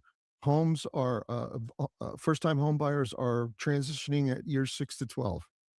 Wow. Yeah. So, Okay. needless to say, our profit potential, it's going to grow over time. We're profitable. We will be profitable because we do charge a small upfront fee. It's small. It's a couple $100. Everybody can afford that. Okay. And there is a small monthly fee, but it's again $30 to $50. Everybody can afford that. We want to keep people. We want them to have some skin in the game too, because obviously, Yeah. if they don't have any risk, they're. But we've interviewed a lot of these people, and and we've asked them about the aspect of buyer's remorse because that's what a lot of the regulators were saying is the impetus behind them wanting to regulate this. Sure. But I've interviewed a lot of these people, and they said, "Well, wait a minute, you're telling me that you're going to be able to get me into a home that I would not be able to get, and all I got to do is give you 5% of the profit at the end of the rainbow? Where do I sign?" Yeah. There's not going to be any remorse. Great partnership. Yeah. For the average listener dreaming of home ownership, what's the practical advice you would give them to prepare financially and mentally for that first time? Well, obviously, the most important thing is budgeting. Okay, Perhaps. it's the most important thing. Yeah, we say the budget's the foundation upon which It- the it financial ab- house is built. It absolutely is. It absolutely is. And the sad part about it is that a lot of the demographic that we want to deal with and we want to help, they are illiterate. They're financial. I don't mean that in a bad side. They're financially illiterate. Not They- in schools. Yeah, they don't know how to make a budget. They don't know how to keep track of their money and so on and so forth. We're going to throw all those products into the mix for free. Oh, here, we'll help you budget your money, and we're gonna tie them into our neobank. So everything we do has synergy with everything else. And stuff. Yes, Like, exactly. yeah. Yep. So we're going to be able to. Wow. We'll be able to monitor their payments. If we feel like we're going to be incorporating some AI to monitor certain aspects of the payment to send red flags if we think that maybe they're getting in trouble. Gotcha. Right. Yeah. And then we'll get on the phone. We'll get on the phone with them and say, listen, we want to go through maybe your budget, help you out. Maybe help you reorganize your things. or you're spending, $5 a day for lattes, maybe you want to think about making your I've seen coffee. a bunch of those in my career. Yeah, there you go. So those are some of the things that we're going to do. So before we get to the close here, Yeah. my fun rapid fire round questions, Okay. how can people find you or get in touch with you? IMEX USA, IMEX.1 is our website. IMEX.1. IMEX.1, real easy. IMEX.ONE. We couldn't make it any smaller than that. And tell Stephen when you email him, you heard it on the Prosperity Lounge. Okay, definitely. Yeah, we'll have a little gift for you if you do. Yeah.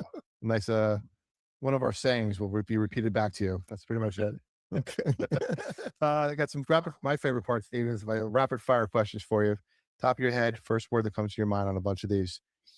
What is the best book you've ever read that changed your perspective?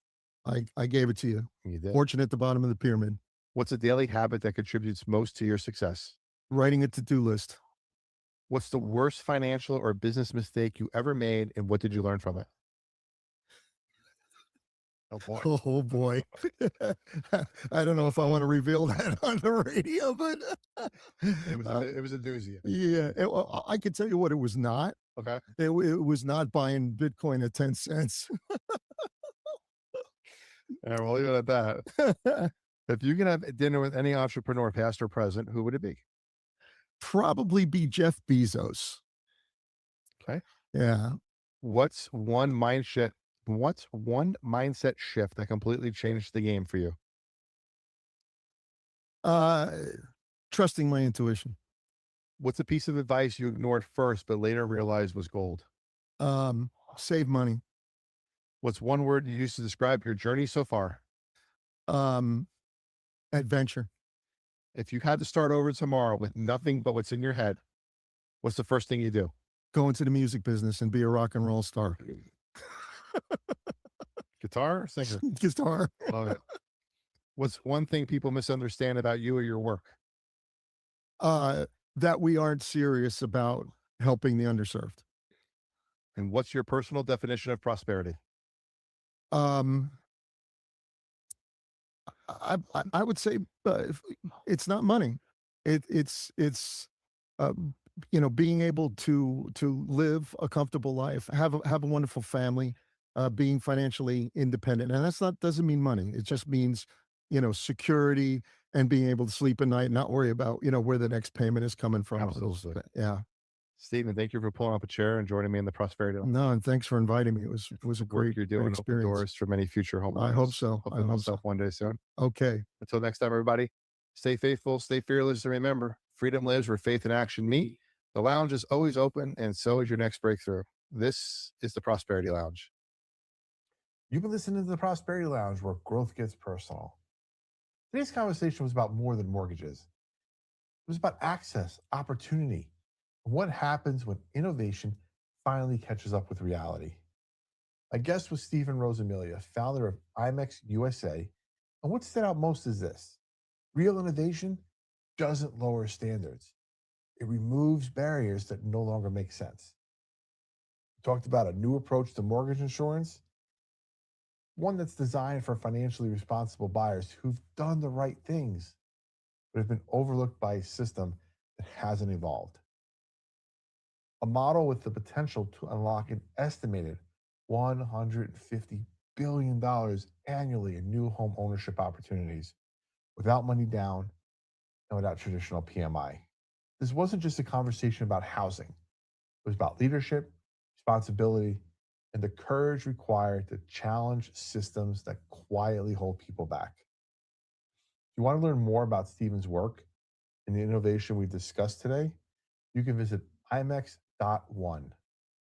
If this episode added value for you, make sure you subscribe to the Prosperity Lounge on YouTube or wherever you listen to podcasts. Until next time, stay faithful, stay fearless, and remember, freedom lives where faith and action meet. The lounge is always open. So is your next breakthrough. This is the Prosperity Lounge. This is where momentum meets the sun. The Prosperity Lounge, yeah, we don't just talk, we grow.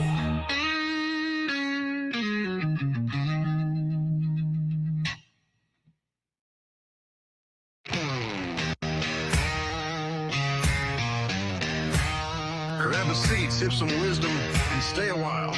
This is the Prosperity Lounge where growth gets personal.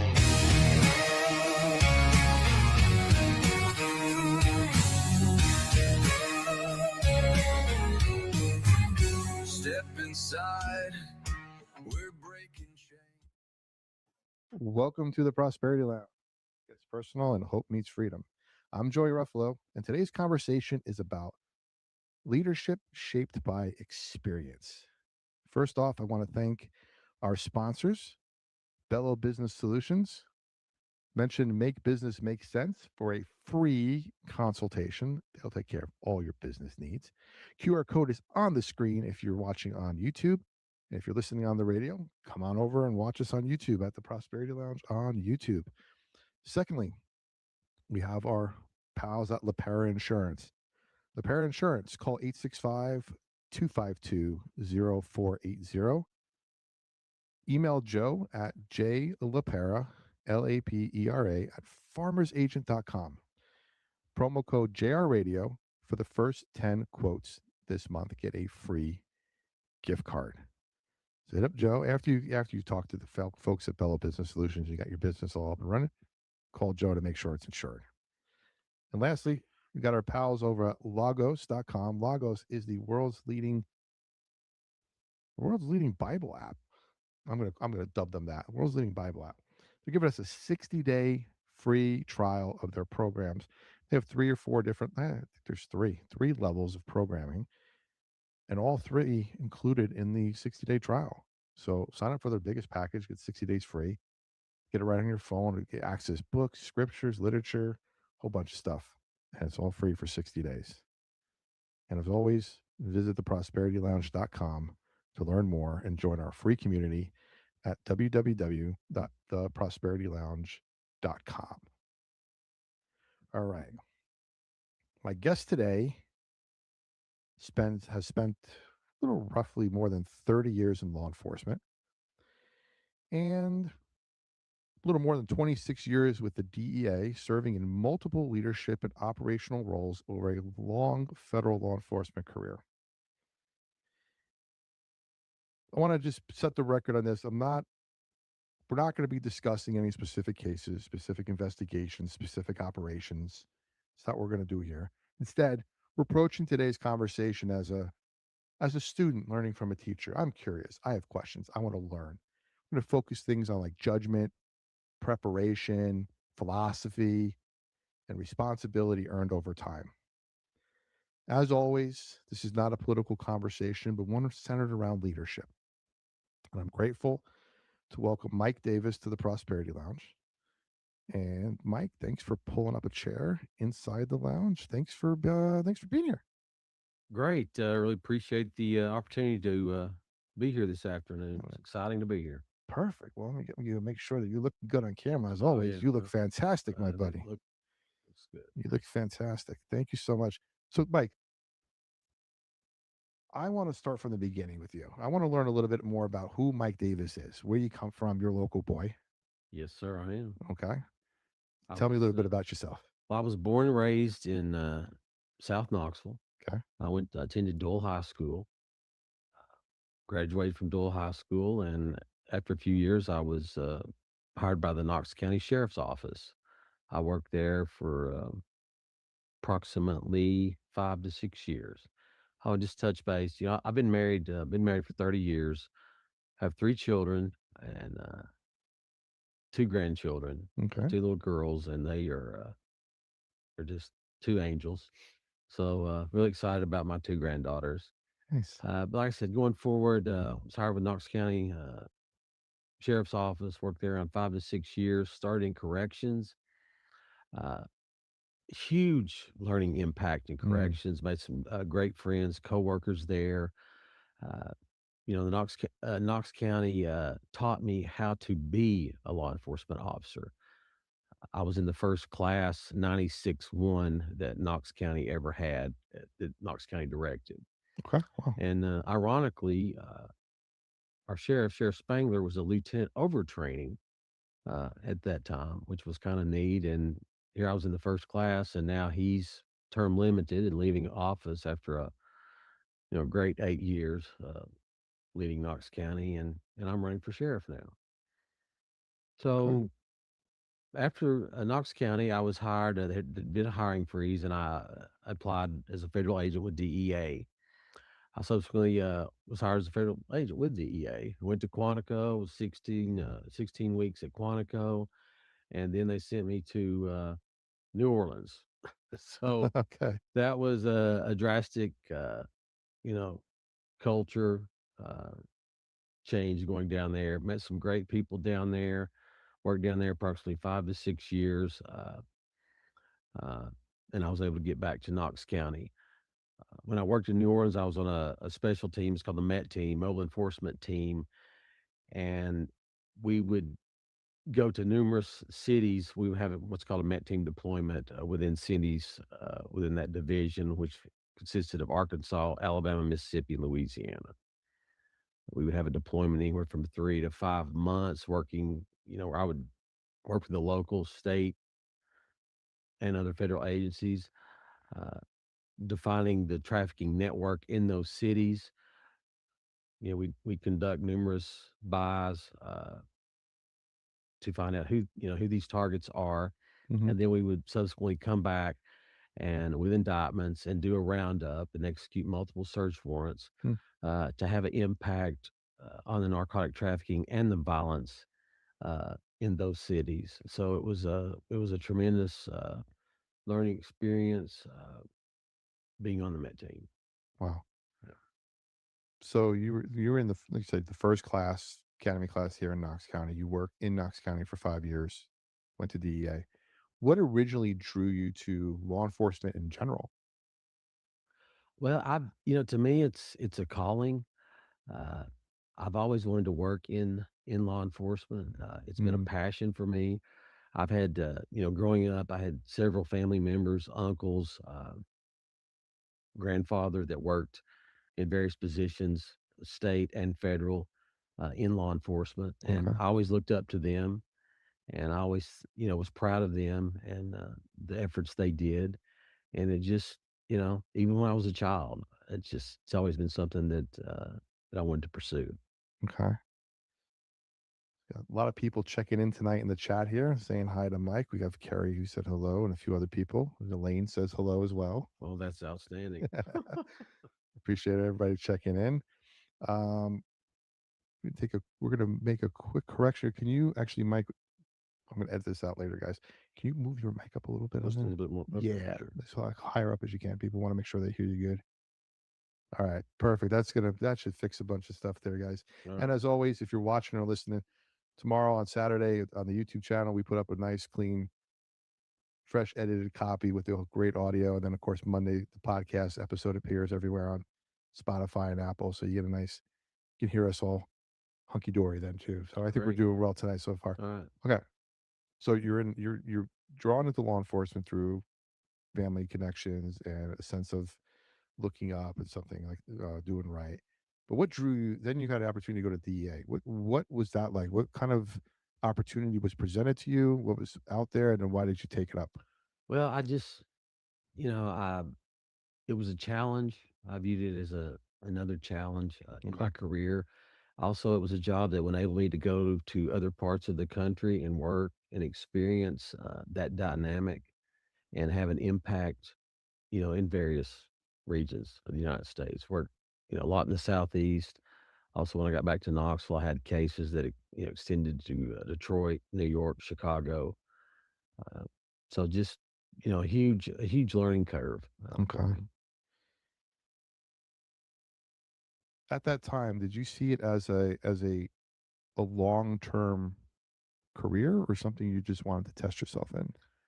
I saw that, that was a calling, and I viewed that as what I was going to do for the remainder of my career. I enjoyed, uh, having an impact, doing what I could to affect the communities and region that I lived in to thwart the violence, the poison that was coming into our area, Mm, and make a difference in people's lives. Narcotics destroys people; it destroys the community. it's also a source of secondary violence, whether it's, property theft, child neglect, assaults, even people, that are driving down the road that are on narcotics, people there have been, there was actually a fatality, uh, on Chapman Highway due to someone being on narcotics. So I view it as having an impact in my community. Mm. Early in your career, what what surprised you most about the reality of the job versus what your expectations might have been? Just, I think what has really struck me is just the damage that narcotics does to our community. You Mhm. don't, you see it on TV, you see it on the news, but when when you live it, trying to make a difference, and seeing all the damage and the lives destroyed was something that, I didn't anticipate at the level that I saw going into the job. Mm. Uh, Also, just, the networking and the working relationship that I had with the various state, local and federal agencies, in terms of trying to have an impact, working together. That was something that, I built upon, uh, and I didn't realize how large and what of extent that would be. Looking back now, 25, 26 years later, it gives you perspective. What do you think that work demanded of you as a person, not just as an agent? Like I said, to me, it was a passion and a drive. Mhm. I never lost my drive for the job, wanting to make an impact, and it's one of the reasons I'm running for sheriff. I want to continue to have an impact uh, in our community and save lives and serve the people of this county, uh, like I have done for over 30 years. I still have, like I said, the desire, the ambition, and I know I can make an impact, and Mhm. I will make an impact as the next sheriff of Knox County. Over 25 years of doing anything, responsibility evolves. I want to understand again how it shaped you without getting into specifics.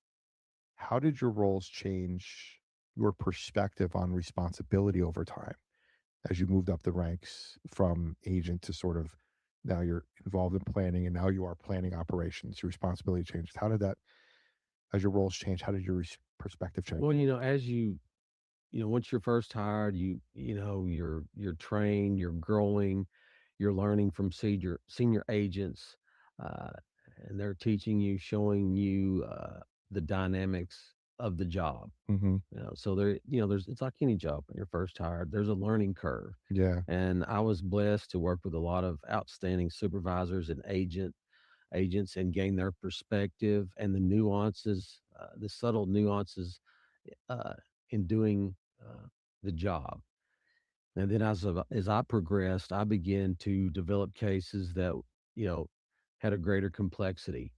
I initiated and developed multi-jurisdictional cases where we're trying to define the network, which encompasses, like I said, multiple states. Uh, one example was all the phone data that we would dump from the targets to help define the network.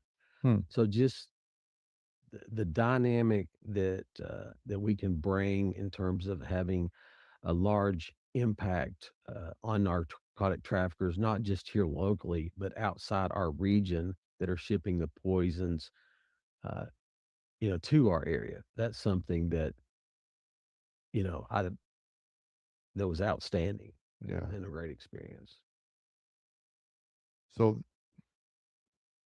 a lot of people, when they get into leadership roles, whether it's in a business or in your case in law enforcement, public service, decisions carry real consequences.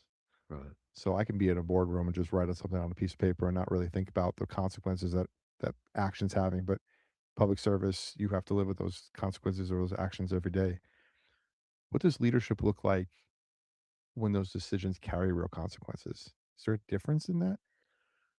Well, I've done hundreds in my career operational plans. I've led agents on countless arrests, search warrants, uh, a deployment, and it's always with you, the safety and security of your brothers and sisters in law enforcement. Mhm. It's also, you have concerns with the public at large when you're conducting these operations. So you have to weigh all that in and conduct a check and balances, of all your operations. So, fortunately in my career, uh, none of the officers that I worked with in countless operations were ever severely injured. And, by the grace of God, Mhm. and also none of the people that we arrested, at least in the operations that I was involved in, we're going back over a long period of time. Nothing really stands out where we had, someone was severely injured. And so that's, you know, That's good. it's especially, the law enforcement side, Mhm. that's a blessing. And, it's a brotherhood with people that we work with and understanding the impact, how you start with a case here locally, but how it can have regional and national impact was something that I didn't realize when I was first hired. But as I developed cases, I was able to see that.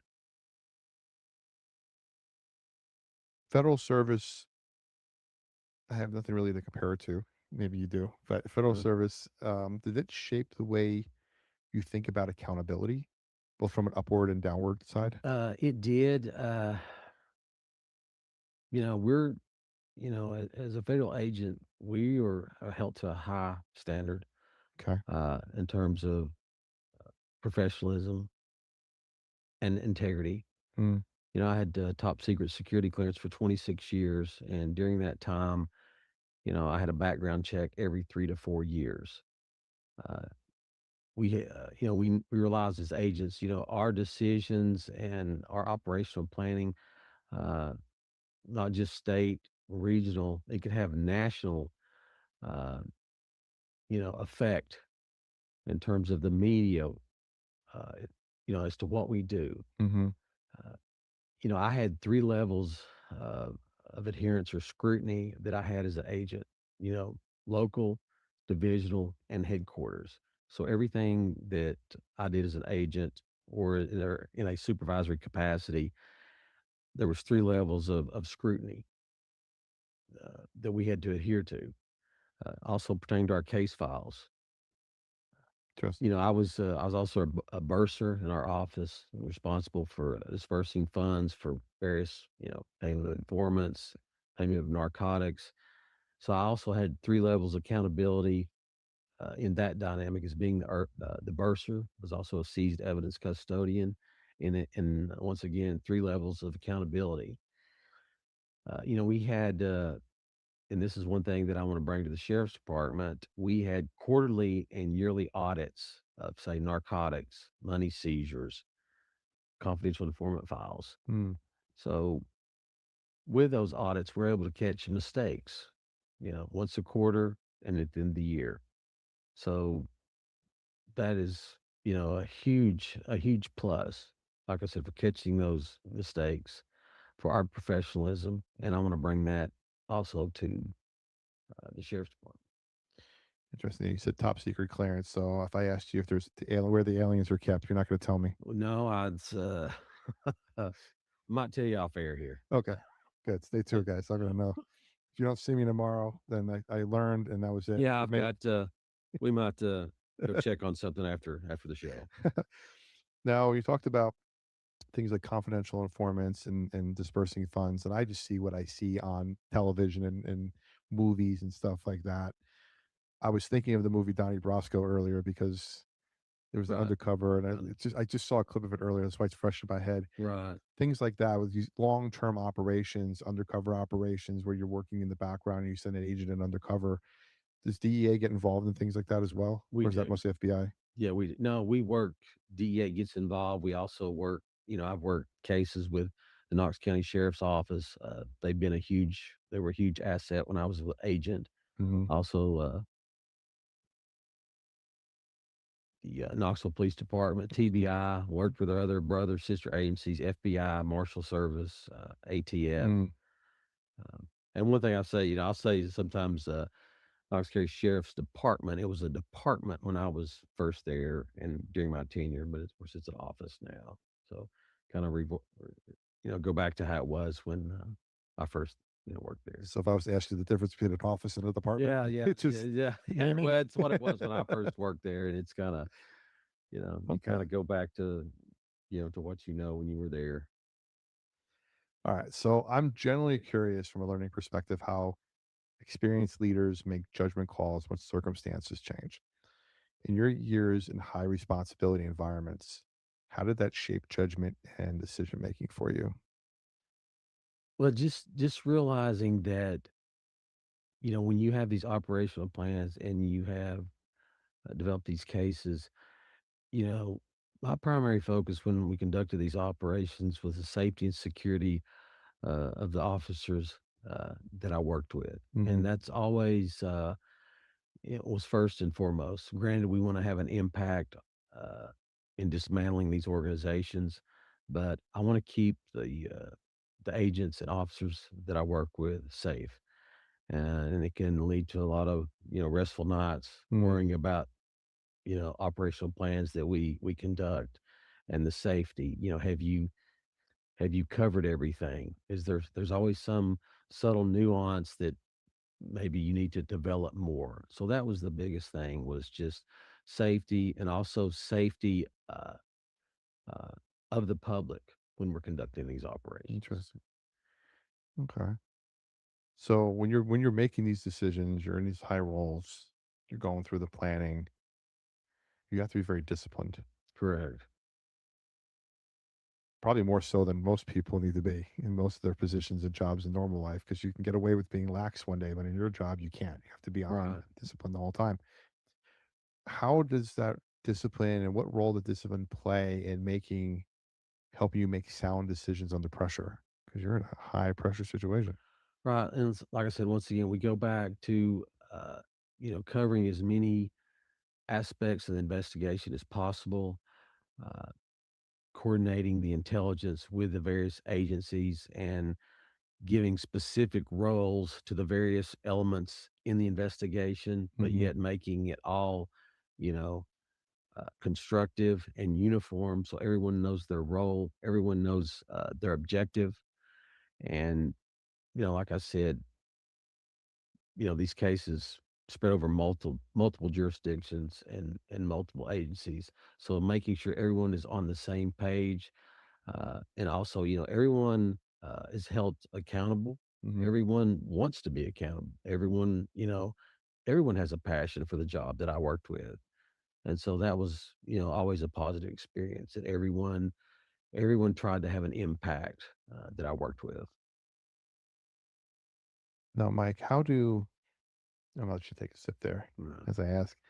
How do strong systems help leaders avoid reactive or emotional driven choices?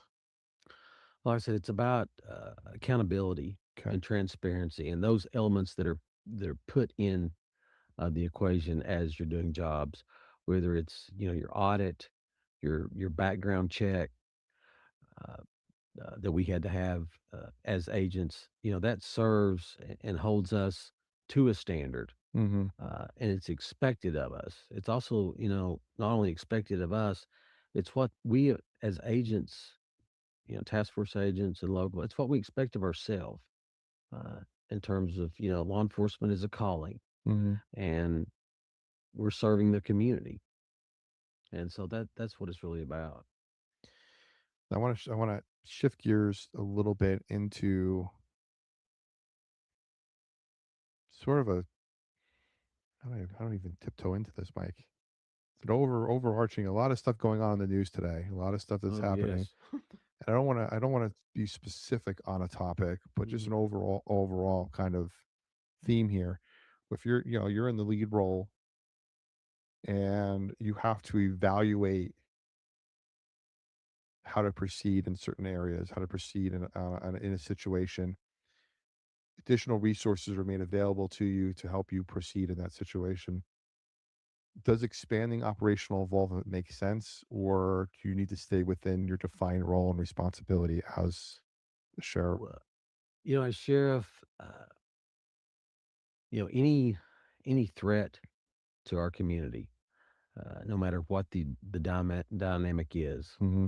we need to address it. If it affects the security and safety of the citizens of this county, we're going to address it, and we're going to work in conjunction with other agencies to address those threats, so that not only the threats but our quality of life in Hmm. Knox County. And to me, that's the most important thing: protecting and serving and maintaining, enhancing the quality of life of the people of this county. And our most precious resource, the women and children of this county, um, and doing what we need to do to protect them, whether it's and everyone, whether it's church or school or just going to the restaurant. Hmm. So it's a broad spectrum. Yeah, absolutely. Kind of a follow up to that. Are there guardrails, or do you expect there to be guardrails, or should a leader put guardrails in place when making those kinds of decisions about whether to expand operational involvement? Well, with as being sheriff, you have to have a strategic plan. Mm, You have to set goals. okay. You have to implement the strategies to achieve those goals. And as sheriff, I'll hold myself accountable as well as our agency accountability. Lastly, to achieve those goals, and it's not just within our department, but it's a broad spectrum. If we have aspects of criminal activity coming into our county from outside regions, such as illegal immigration, Hmm. we're going to work with ICE, uh, because criminal illegal aliens, that's a threat to our community. And I have some statistics here on that. Okay. If I can share with that. Absolutely. I believe this was approximately 73 to 75 counties that reported out of approximately 95 counties in the state. And this is from the state legislator or legislative body. This was the last quarter of 2024. Uh, we had approximately 2,700 individuals that were arrested, with a total of just over 3,800 charges. We had approximately 447 crimes of violence, 11 homicides to include that. We had 654 approximately driving under the influence, 549 approximately driving without a license, Mm, 533 driving other violations, approximately 154 domestics, 80 aggravated assaults, 21 cases of child abuse or neglect, 9 statutory rapes, and 6 aggravated robberies, and that's the last quarter of 2024. Those are approximate stats from the okay. state legislature. So, uh, you know, criminal illegal activity in our county is something that we needed to address, Hmm. and I will address that as sheriff because it's about the safety and security of the citizens of Knox County. That is, you know, above all else. So, Fine. and that's just something. And two, if I can touch upon the homeless Yeah, yeah, briefly, absolutely. uh, I have compassion for the homeless. I've toured the Carm facilities. I've spoke with numerous people that are homeless. The Carm facility there on Broadway has a medical unit. I didn't know that they have a medical unit in there to Hmm. to help the people there. Everyone that's staying in Carm has a case file uh, where they're giving the treatment that they need. We also in state court have veterans court, drug court, and mental awareness court. To where once these people are engaged in law enforcement, we can get them the help that they need. And Mm, and a lot of these code violations of these so-called shanty towns. We're not going to have that as sheriff. We're gonna direct these people to receive treatment. A lot of times these little areas they butt up to subdivisions where children are playing, or they're I know in Chapman Highway, the park here at Yeah. Duff Field. Uh, I've heard from numerous people in South Knoxville, they won't even go to Duff Field because they're afraid of the violence uh, uh, that's down there. And I've witnessed that because I've been there and seen, people living in the woods, and people are afraid to go down there. But, they do need a place to stay. And like I said, I do have compassion for them, but uh, we need to address these issues that, the homeless situation uh, does not, should not override people that live in our community.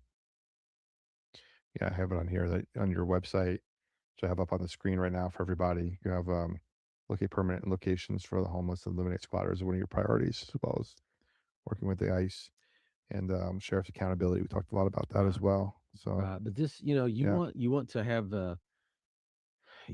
that's one thing as sheriff. You want to have that discernment and objectivity as sheriff. hmm And I think that's something that I bring or will bring as sheriff. Um, I haven't, even though I've worked in the department, I've worked with DEA, I've worked all over the country, but I've also worked 20 years in Knox County. And I think I know I can be more transparent as the sheriff. Uh, I'm not, I'm not beholden to anyone. I don't have a network. mm Uh, I'm looking to continue to raise the professionalism that Sheriff Spangler has had over the last 8 years. I want to elevate everyone in the department. You know, we have the resources and we will have the passion and desire to be the preeminent law enforcement agency uh, in the state. And I'm excited about the opportunity and the things that I can bring to the office. If you're just joining us, this is the Prosperity Lounge. Today's conversation is focused on leadership, judgment, and preparation. You can listen back on any of the podcast platforms, watch the replay on YouTube, and join our free community at theprosperitylounge.com. Got some people in the chat here who wanted to say hi to you, Mike. We got All right. Teddy. All right. Teddy Green here. So Teddy's old friend from the sheriff's Oh department. yeah, outstanding officer and gentleman. Great. I got two questions that come in. Usually I hold the questions towards the end, but these seem to be pretty on point here. Truth Between Lines asked, other than the obvious technology advances, what has changed in policing from when you started until now? Well, my last couple of years with DEA, federal agents didn't wear body cameras, so we have body cameras when I first started. hmm When I first started, we didn't have them. So just Yeah. the tail end, we had body cameras. So that was something new. Also, just some of the technical advances versus when I first started, the drones. Gosh, yeah. I've talked to Chief Noel with the Knoxville Police Department, and they were awarded, through a contract. They're going to have drones now, which can get to the scene before. I think they can get to anywhere in the city in like 90 seconds. Wow. So that will be a huge asset to officers that are responding, so they can see the threat dynamics to what they can ascertain, before they get there, and that's something that I want to expand upon. Once I am sheriff. But just facial recognition. Uh, you know, this goes back. When I was first hired as an agent with DEA, we didn't even we had to check out a bag phone. Okay, this was when I was in New Orleans. Okay. We didn't have cell phones. We had pagers.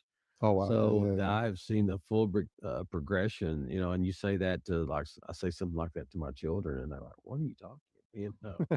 So just the tag Right, readers, right. the technical advances, also you know uh, the various methods that narcotic traffickers can utilize to communicate, encrypted Right. dynamics is so much, you know, more difficult than when I first started. So, granted, law enforcement has advanced, but so has the criminal element, also advanced. And so Sure. we're trying to continually, we're continually challenged by that dynamic. I can imagine too, tracking and tracing money now has got a little more difficult with Yeah, cryptocurrency probably being more involved. currency, Gosh. but still, I've worked cases where we've seized, several $100,000 that someone will have in a home. So it's still, we still seize a lot of bulk currency.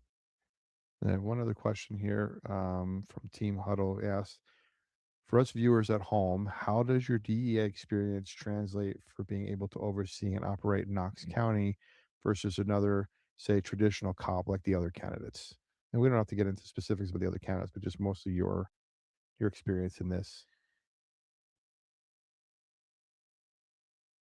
Like I said earlier, my experience in initiating, developing, and overseeing investigations that encompass multi-jurisdictional uh, areas and those departments all Mhm. working together and developing that relationship and coordinating with them with the resources that they bring to bear, whether it's Mm. an air wing in another state, the highway patrol in say Ohio. So you're managing multiple agencies simultaneously. Okay, although we're all wanting to move the bar, Mm. upward, but just the responsibility that that takes on multiple fronts and the leadership qualities that you must have in directing those cases over hundreds of personnel and millions of dollars of assets that those various agencies can bring to bear.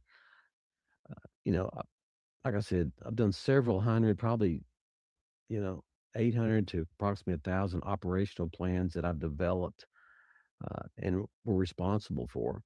Yeah. Also, I've worked in a leadership capacity over various groups uh, in law enforcement, as well as our office, in the supervisory position in our office, in conjunction with other offices in the enacting supervisory role in that capacity. So like I said, it's about having an impact. Uh, on the community and the quality of life of people in the community. Mm. And the dynamic I have seen over the last 6 or 7 years.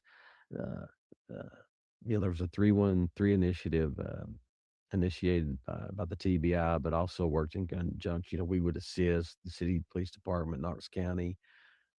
FBI would assist, and the impact of narcotics from, say, Detroit, Chicago, New York coming to Knox County and other outlying counties is unbelievable. And so that was what I was primarily focused on my last 6 or 7 years was that in leading investigations, trying to stop that dynamic. So you obviously, you said you're working with different departments. I Right. don't know the exact terms. It's interdepartmental, but I don't know if that's the right. Yeah, we have several agencies that work with us. Agencies, okay. They're officers, they're task force Mhm. officers or task force agents. And I've worked with some tremendous task force officers in my career from the city, Blount County, Knox County, TBI, Highway Patrol, Fifth Judicial Task Force. Uh, you know, Great guys. I love them. They're my brothers. But they're also able to bring in intelligence and their resources to help define these networks Yeah, to have a. So it's a team effort, and it's all about the people of this county in East Tennessee. makes sense. I mean, because if you're, let's say you're DEA, so you're focused on drugs, but in that process of dismantling a drug operation, you uncover a human trafficking operation and a money Right, laundering right. Well, operation. that's part of it. We've seized. My tenure with DEA, we've seized hundreds of firearms. Right. Okay, it's not just narcotics; it's hundreds of firearms. We've worked with ATF. Mm-hmm. One of my last cases, we did a search warrant. And I think we seized like 11 or 12 firearms Wow. from that residence. So it's just not about drugs. And Yeah. two, the impact that we have on narcotics, like I said earlier, it affects a lot of the secondary crime. Uh, it's hand Mhm. in hand in our community. Yeah. And so that's what gets me excited about continuing doing the job and still having a passion because I'm at a point in my life where I can still have an impact with the experience that I have not only in Knox County but throughout the country, working, developing cases, coordinating with other agencies. Uh, understand that dynamic. Yeah. A lot of people a lot of people don't realize that there's, they see a case on TV or they watch a, television show about something and they just think, oh, they arrested the bad guy and, they got the drugs off the street, it's done. Or they got the guns up. But there's people, like you said, you're seizing guns. Now ATF gets involved and ATF's trying to figure out where those guns came from. And there's a gun running ring somewhere and it leads to something else. And everything's kind of all interconnected. Yeah, and then you get into where we've worked a lot with the Knoxville Police Department and Knox County, Knox County Sheriff, with overdose deaths. That's been a huge impact as well, identifying, a nexus once with, someone that is OD'd Hmm. and determining or, trying to ascertain the person that supplied narcotics to that individual. Yeah. So it's a lot of it, there's a lot of dynamics, and of course the money seizures that we did, seizures of real property. Uh, we see. I worked one case. The IRS also worked in conjunction with us and was instrumental in terms of seizing, millions of dollars worth of property in one particular Wow. case that we worked at. So, we depend also on other agencies and work with them. Yeah. You have to obviously have the demeanor and the leadership quality and like you said, the discipline earlier, the accountability to know when to take the lead in a situation, know when to defer to another department, and know how to all work together Right, and you have as to, teammates. you have to work together, and two, you have to, you have to have a passion. You have to be driven, Hmm. and that's one thing that I'll bring as sheriff. I'll have the passion every day to have an impact in our community. Uh, I also have a passion to take care of our officers. Um, you know, Day one, I will work with uh, county commission and the mayor's office to address the needs of our department as well as our officers. Look at their retirement program. Look at their pension. I know right now there's a push to get a pension. Hmm. So I want to and our reserve officers and our correctional staff and administrative staff. We're all in a brother sisterhood, and I want to have parity and take care of everyone in the department, not a particular group, but uh, I have a love and passion. I want to take care of everyone and have that parity.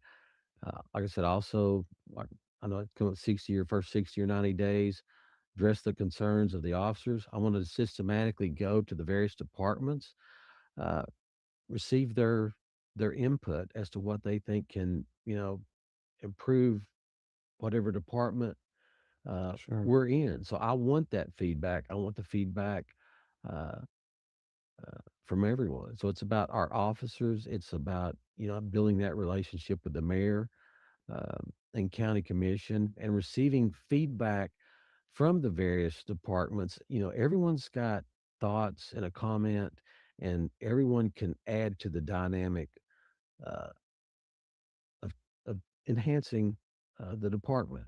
And Sure. so that's what I want to bring, and I will bring uh, as the next sheriff. All right. So I want to shift into philosophy for a moment, Mike. Right. Hear how experienced leaders think about order and prevention. When people talk about policing philosophies, what do you think that actually means to you in practice? Well, you know what? what is having the impact in our community, whether it be, the homeless situation, the criminal illegal alien situation, the narcotic situation. Mhm. Uh, you know, you address every dynamic within the county. Okay. Uh, Anything that affects the quality of life in terms of citizens, their safety and security, I'm going to address it and do my utmost to enhance the quality of lives in Knox County. Just where it's code violations, where it's graffiti, you Mhm. know, Yeah. uh, that's all for the betterment of the county and the quality of the people in the county. So, what do you think about prevention versus reaction when it comes to public safety? Well, the key is prevention. Uh, you have to be proactive. Mm. You have to work with state, local partners and address, the dynamics that they can bring also to help uh, thwart these crimes. Mhm. Right. So prevention, if you can stop something before it festers, that's the approach that you need. You need to be proactive every day in law enforcement and stop that domino effect. Oftentimes you know that crime that crime does. Sure. Speaking of crime and domino effect, there's a long-standing theory of referred to as the broken windows policy. Right. The idea that small issues left unaddressed can lead to bigger problems. Right. From your experience, what does that theory get right, and where maybe does it need a little balance, if at all? Well, you know, I think you do need to address the smaller problems, whether it's code violations, whether it's sometimes it's small, shoplifting. Mhm. Some of these uh, you know lower end crimes, you need to address that because, like I said, it'll fester, foster, and lead to greater crimes. And the Mm. same individuals that are creating or these lower, misdemeanor violations, they're also will elevate into, felony cases as well, or they have a history of being a, prior felon. So you have to continually stay vigilant in stopping that. So, as a leader in your probably should say prior life as DA agent, and then what you Right. want to be as sheriff. Well, just to touch upon that, what's crazy is, I've still had to testify. I had a case, a Really? significant case last year. Wow. Uh, uh, Organization from Detroit that I testified. Had two or three hearings last year in a case, and we convicted these individuals. So I think I've still got one or two more cases that I may have to testify in. So I've Impressive, not still fighting. been, I'm still working, and that's fine because what I and the other agents and other agencies I work with developed, we're going to see it to the end. Yeah. And so I'm still working to a certain level. So what I was going to ask then is, as the leader, how do you maintain, or how would you maintain consistency in enforcement while still allowing officers, say, discretion and judgment? Well, when I'm the sheriff, I want officers, correctional staff. I want people that are smart. They have common sense. Mhm. They have professionalism. Okay. And they have passion. Okay. And, you put people in position where they have shown that they have those leadership qualities, and you trust in them making the decision uh, as sheriff, and you back them up when they make those decisions, whether it's, in correctional, patrol, narcotics, major crimes. You trust the people that you have in place. You want to make their job easier as sheriff. and back them up. And also with its reserve, where it's our school officers, our school Mhm. resource officers, and the safety that they provide for our children every day. What do they need? Back them up in every situation, and that's what I will do as sheriff. They're my brothers, and the people of Knox County, they're my extended family.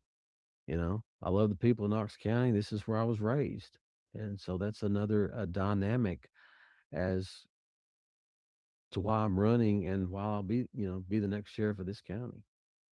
So I want to get into a little bit about transparency. We did a little bit earlier, officer safety and culture. Um, Experience teaches you which systems protect people and which ones fail. I have a couple questions here, but I love a question in the chat from Carrie who said, "How do you keep optimism and morale for yourself and your staff when crime is never ending?" Well, it's about your passion and your desire. If you lose that passion, then you need to do something else. But you need to bring the passion every day, knowing that you can affect the lives, the children uh, of people in this county.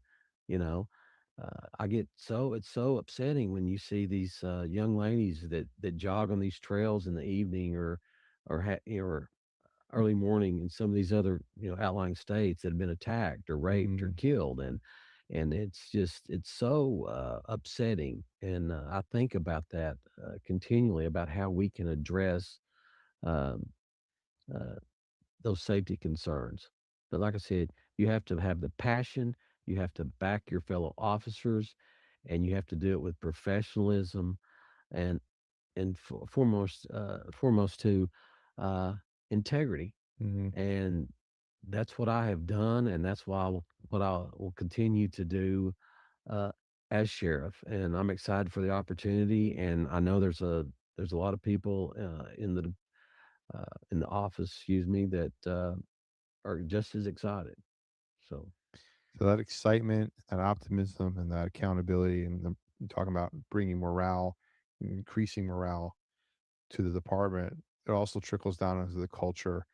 And how do you feel culture, or what role do you think culture plays in retaining good officers? well, let me touch on something. It's all about leadership, and when whether it's corrections, administrative, uh, or certified officers, uh, if they know that you have their back and they support them, they'll follow you. It's not only what I expect of myself, it's what I want to instill throughout the department is that trust, transparency, and that I have their back. And when you do that, the public sees that, Mhm. and that enables the public, that dialogue between the public and law enforcement to develop. That also fosters that trust, and that's another element when I'm elected sheriff. I want to reach out with civic leaders, ministers in the community, and get their feedback. What can we do to address your concerns in the community? How can we be more proficient? And let's have that dialogue established so when something does happen, you know, we have that connection and can work together uh, to stop something from escalating. So that conversation and that connection with, like I said, community leaders, uh, people in the various churches, you've got to have that. Lastly, on this topic, what mistakes do you think organizations make when experience isn't valued or passed down? Well, it's like anything. The more knowledge that you have, the more training, the more experiences that you've went through, you know, fosters that demeanor of professionalism and experience. So it's just simply having the experience and drawing upon the knowledge of also the people that you work with, whether it's uh, prosecutors, other agencies, your own elements of management, Mhm. and just taking that all in and making having that discernment from everything that you've received. Love that. Well, Mike, as we're getting ready to wrap up here, the hour moves really fast. We got a few minutes left. I want to just reset in the chat. Here's a couple questions. All right. Kind of answer this one. What inspired you to push yourself as a candidate for sheriff of Knox County? It boils down to my passion and desire to serve and protect the people of this county.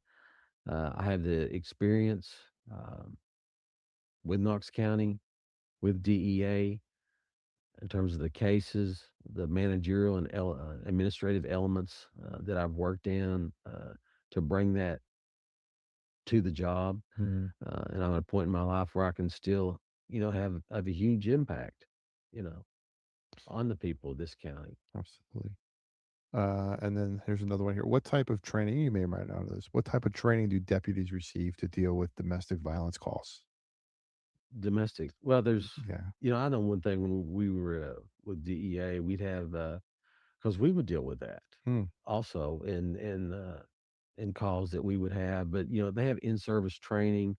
There's also a social network, social services network for these women that they can drop on. And a lot of times these domestic violence issues are also tied in with narcotic use.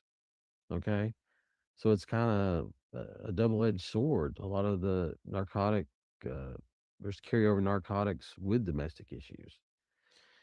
So some updates on Mike in the chat here. I get Mike as a federal agent consistently had to undergo training. He was also a victim witness coordinator, Right. bursar, evidence custodian, seized assets custodian, and you were involved in the interview process for hired, trained, and new hires and task force agents. I was. That's a lot of hats. We conducted interviews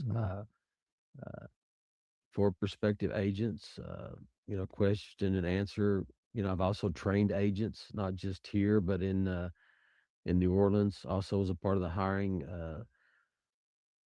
dynamic in New Orleans, and it's great. Seeing the passion that these people coming in for the job. But yeah, training also, worked with some great agents that were also trained and interviewed other applicants. Absolutely. So, Mike, I got one last section for you. This is our Right. rapid fire round. Rapid fire. Let's do 10 it. questions. First thing that comes to your 10. head, 10 questions. 10 rapid fire. Okay. Yes, these are let's do it. specific for you. Okay. Early career or late career, what taught you more?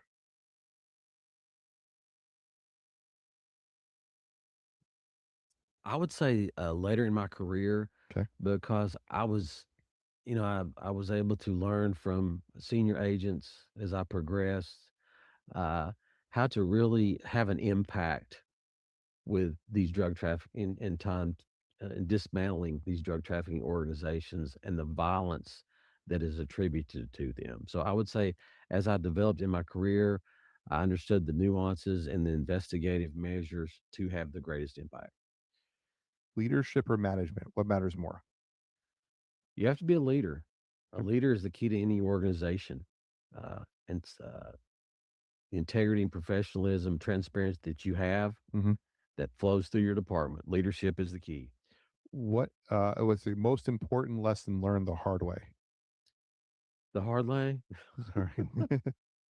just, you know, I don't know if it's such a lesson, but just, sometimes you may, uh, the outcome is not what you want. Uh, you're trying to have a greater impact in a case than maybe what you had initially, but you just keep pushing on, and don't stop. So no matter what bumps you have in the road, you continue the fight. What separates experience from wisdom? Experience from wisdom. Sometimes wisdom is, you pray about it, it's God given. Okay. But experience and wisdom, they kind of go hand in hand. Mhm. You develop that wisdom over through your experience over the years. And you just, you pray about it every day, and you ask for grace, and you hope that you're making the right decision, but because it can affect a lot of lives. accountability done right looks like? Accountability done right. And once again, it goes back to protecting and serve, transparency and integrity. What you expect of yourself, what you expect of your officers and correctional staff, and defining that network. Also administrative, the totality. Everyone is important in Knox County. One last one for you here. I'm going to give you 5 instead of 10 as we're running out of time. Okay. What is your personal definition of prosperity? Prosperity, to me, is where you can live and work in your community, feel safe, explore the challenges, where it's educational, work, to enhance your life. But just in having that freedom and knowing you can pursue your goals and aspirations, and also with me, it's my faith.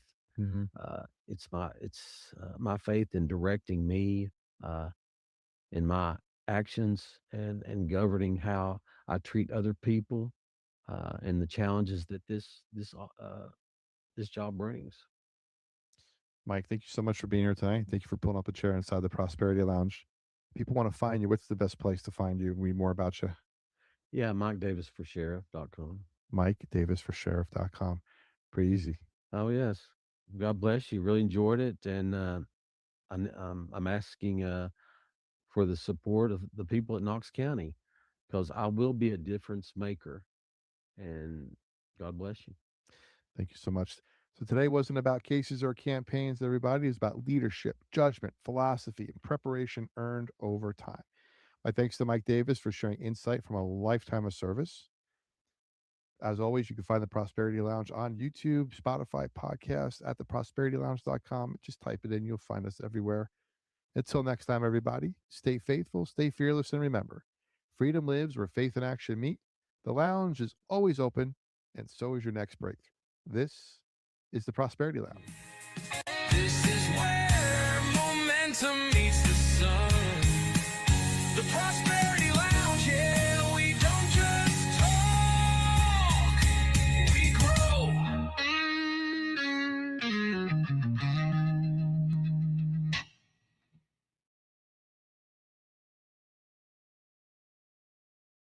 Welcome to the Prosperity Lounge, where growth gets personal. I'm Joey Ruffalo, and today's conversation is about something that affects every leader, every organization, and every mission. Yet, too few people are actually trained for it. That's character under pressure. My guest today is Anthony Randall, founder of Vanguard 21, a leadership development and executive coaching firm built on the belief that leaders must be developed as whole people, mind, body, and spirit. Anthony has led some of the most high stakes environments imaginable, from military special operations to ministry to the executive level. And he spent his entire career forging leaders who don't just perform well, but lead with discipline, moral courage, and purpose. In this conversation, we talk about what real leadership looks like when decisions matter, why resilience isn't enough without character, and how faith, discipline, and service shape prosperity in every area of life. This isn't motivation, it's formation. So pull up a chair. You're about to enter the Prosperity Lounge. Quick note for our YouTube audience. Due to a technical issue, today's episode will play as audio. You'll see a still image, but please listen. Trust me, this conversation is worth listening through all the way. Thank you all for your continued support.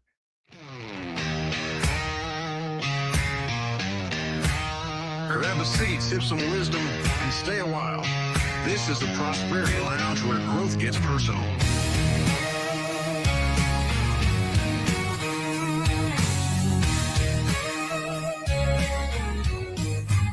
Step inside, we're breaking chains. All right. Welcome back to the Prosperity Lounge, where hope meets freedom and growth gets personal. I'm your host, Joey Ruffalo, and I am speaking with Dr. Anthony Randall. Correct. From Vanguard. I always screw up the Roman numerals. Is it XXI or is it 11? It's XXI 21. Vanguard I was gonna say 21. 11. Yeah. Okay. See, I told you I was group woman. That's all right. I can never get the Super Bowl right. So Ah, gosh, I need to count on my fingers. Now you're a doctor of. leadership. I have a doctor of ministry and leadership from Fuller. Okay, so if I ask you to look at this lump on my back, Not going to be able to help you out. darn it. Okay, doctorate of leadership. Tell me a little bit more about that. What was your journey into leadership? Yeah, so I think my journey began probably when I was an adolescent. I was in scouting and pursued the rank of Eagle Scout and learned a lot being an Eagle Scout. Yeah, and took me to West Point and commissioned out of the United States Military Academy as an Army officer. And I've always enjoyed leadership, and so was a had the privilege to be an engineer officer and a paratrooper and an Army Ranger for 5 years, and learned a lot about myself and a lot about leading people and teams. And got out of the military, went in the corporate world, and saw that corporate leadership was a little bit different than military leadership, and really enjoyed that. And then was called into full-time ministry. So went to a seminary, and God called me back into the Army as an Army chaplain. And so I spent the last 15 of my 20 plus years in the military as an Army chaplain.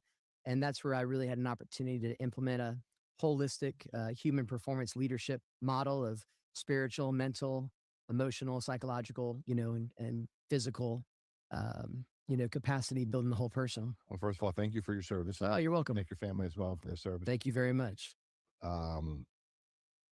It's interesting because you mentioned leadership, but all like 3 different aspects of life you lead in. Yeah, So leading a flock, yeah, leading the military, or leading in business. correct. And that's pretty much all 3. I can't think of another one.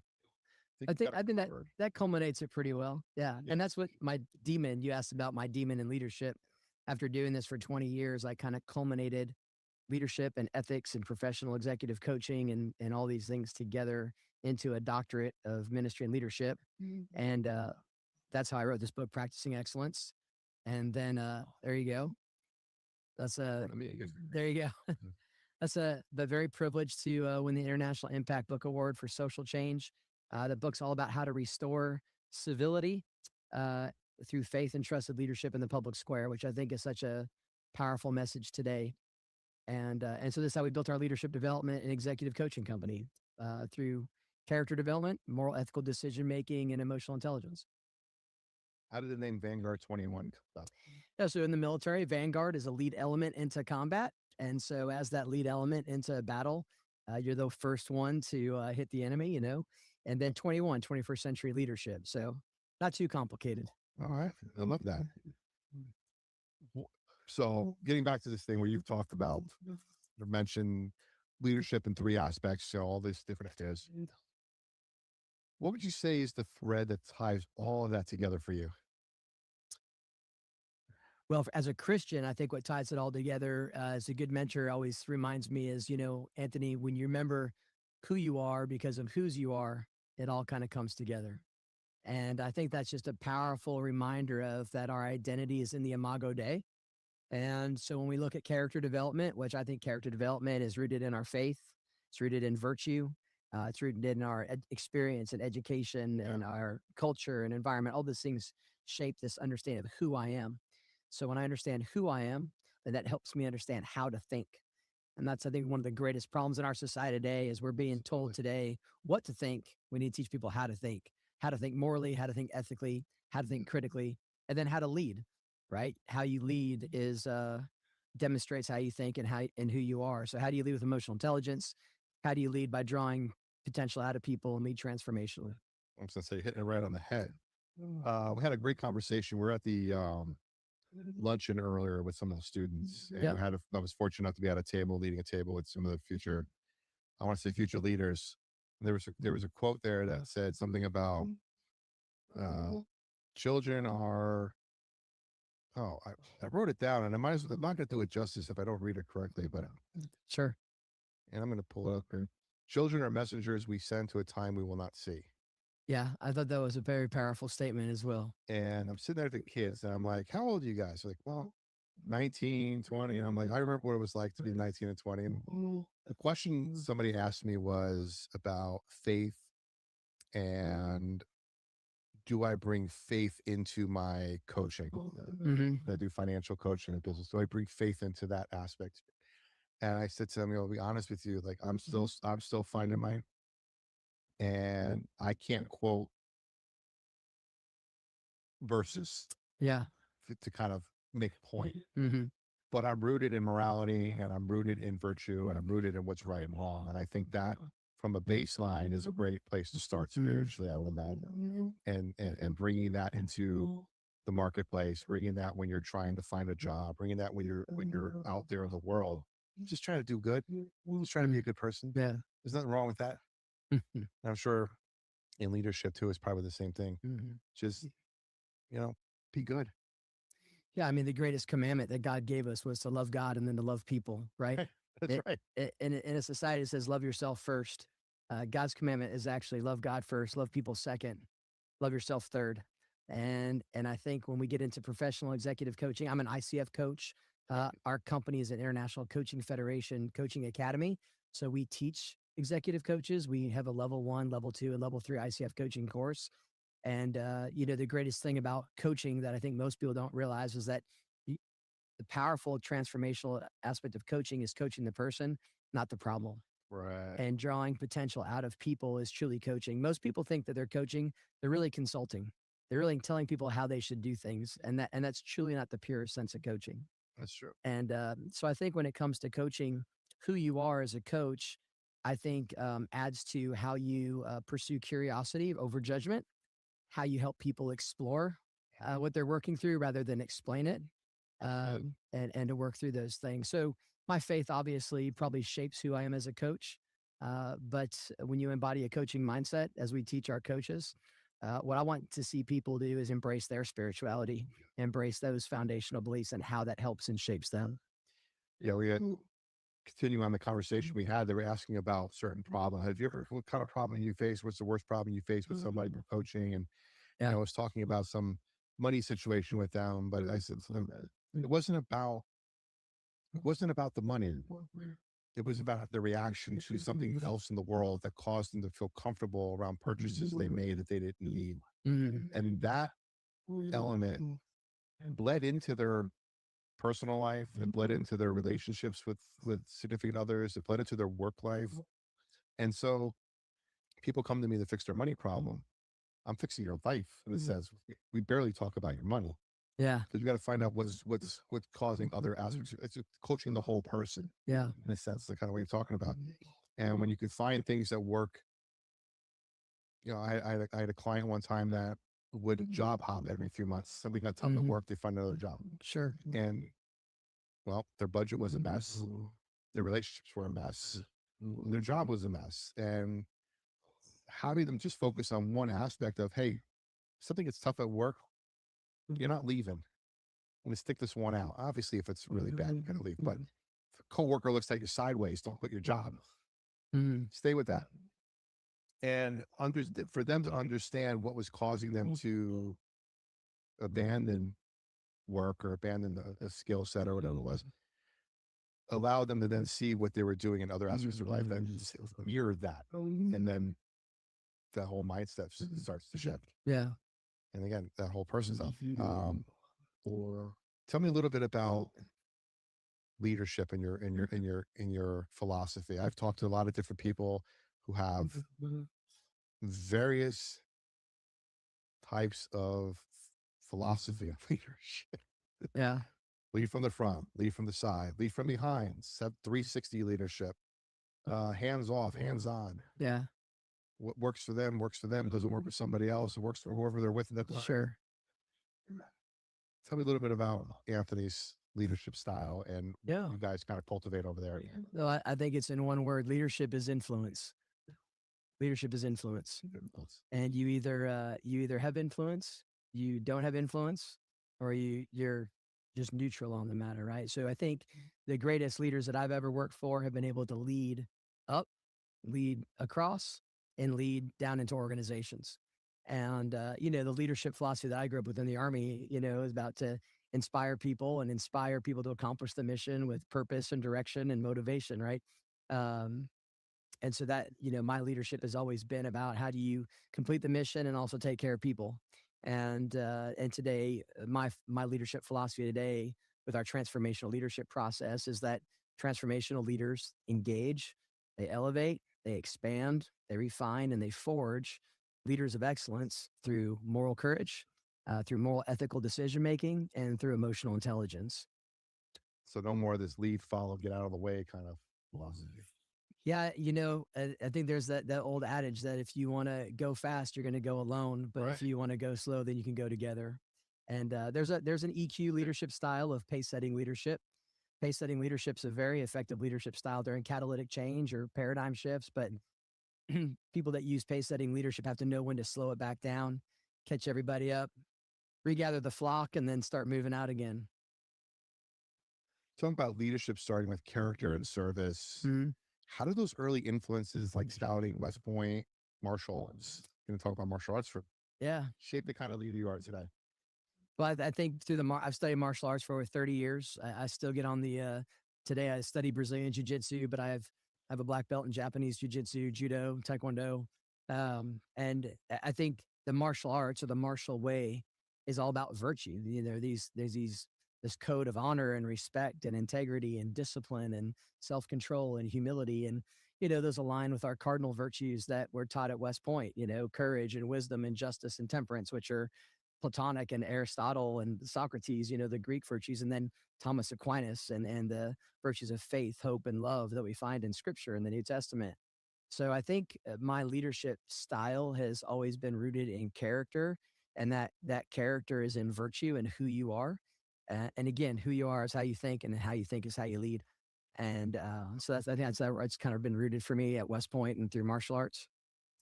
It sounds like discipline and faith you build now fuel how you lead and coach others. Yeah. So tell me a little bit about coaching. I was doing a little homework on you last night. Okay. Special ops, Fortune 500 guys, Yeah. gals. In your experience, what leadership qualities are universally essential, no matter what field you're in or where you're at in life? Some people say you're born leaders. Some people leaders are shaped. There's leadership that needs to be brought out.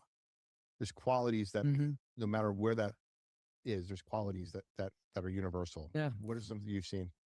People ask me all the time, Anthony, you know, how do you become an Army Ranger? And I had the privilege to use the old Yellowstone analogy. Not only was I a bear in Yellowstone, I was also a ranger, a park ranger at Yellowstone. So I was a ranger student, you know, almost 30 years ago. And then about 15 years ago, I had the privilege to go back to the ranger school.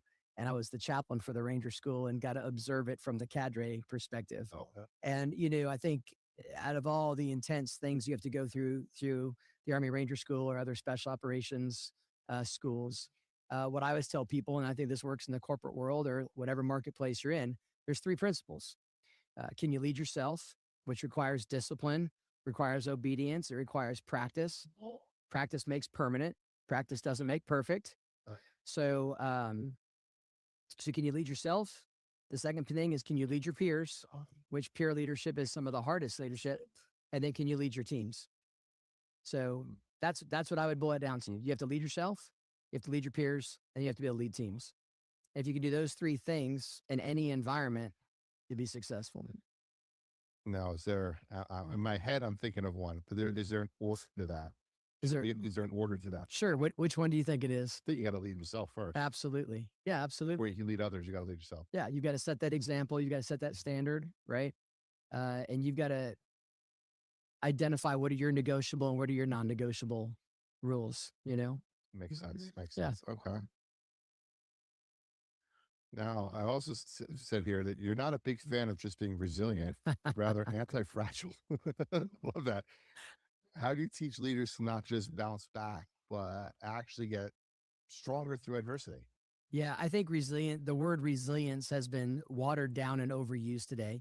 There's obviously a lot of value in teaching people to be resilient and have grit. We taught a lot of resilience. As a matter of fact, I did a study on this. We taught a resiliency program in the Army for years during the global war on terror.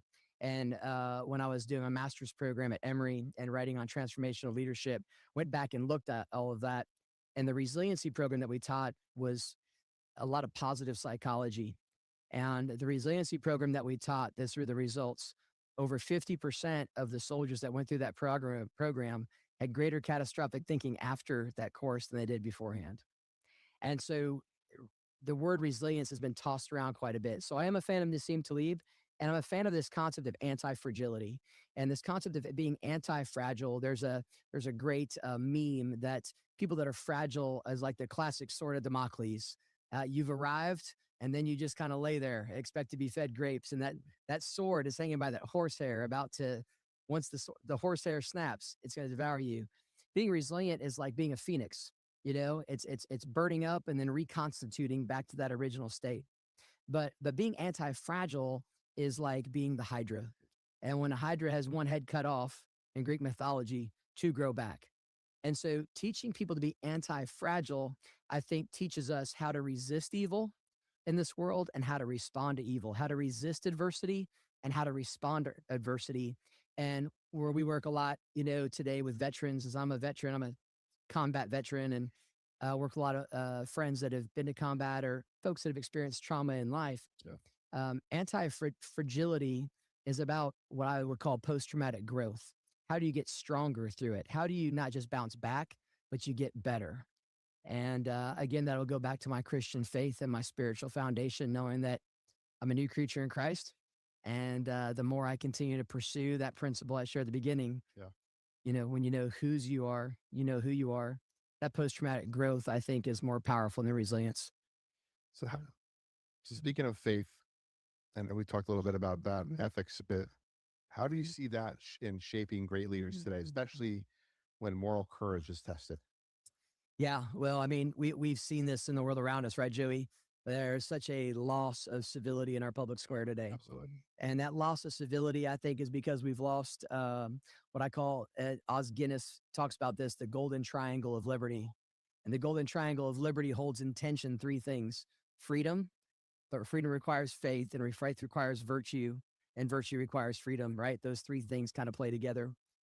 And so I think in our public square today, we've lost incivility because we've had talking heads and bully pulpits and educated derelicts, you know, force us and try to tell us what to think, and stripping away how to think. And because of that, we've burdened the soul, we've boggled the mind, and we've inspired and instilled fear in people not to be morally courageous. So I think the way we restore civility to the public square is through character development and raising up leaders of character, and raising up leaders who are moral and ethical decision makers that build trust in organizations and build faith in organizations and people. Too many clowns with a microphone nowadays. And I'm looking at one of them right now. Anybody with a voice now, anybody with a social media account, Yeah. whatever they want. And you see conversations online that just go from somebody having a question about something, Yeah. even into 3 comments in, they're the worst person in the world that's ever existed. That's correct. I wish death on them. It's like, where did it go? Yeah. Man. Yeah, I love that concept of the golden triangle. I was going to ask you how they come together to restore civility and trust in leadership. And I think we kind of talked about that already. Yeah. I love that.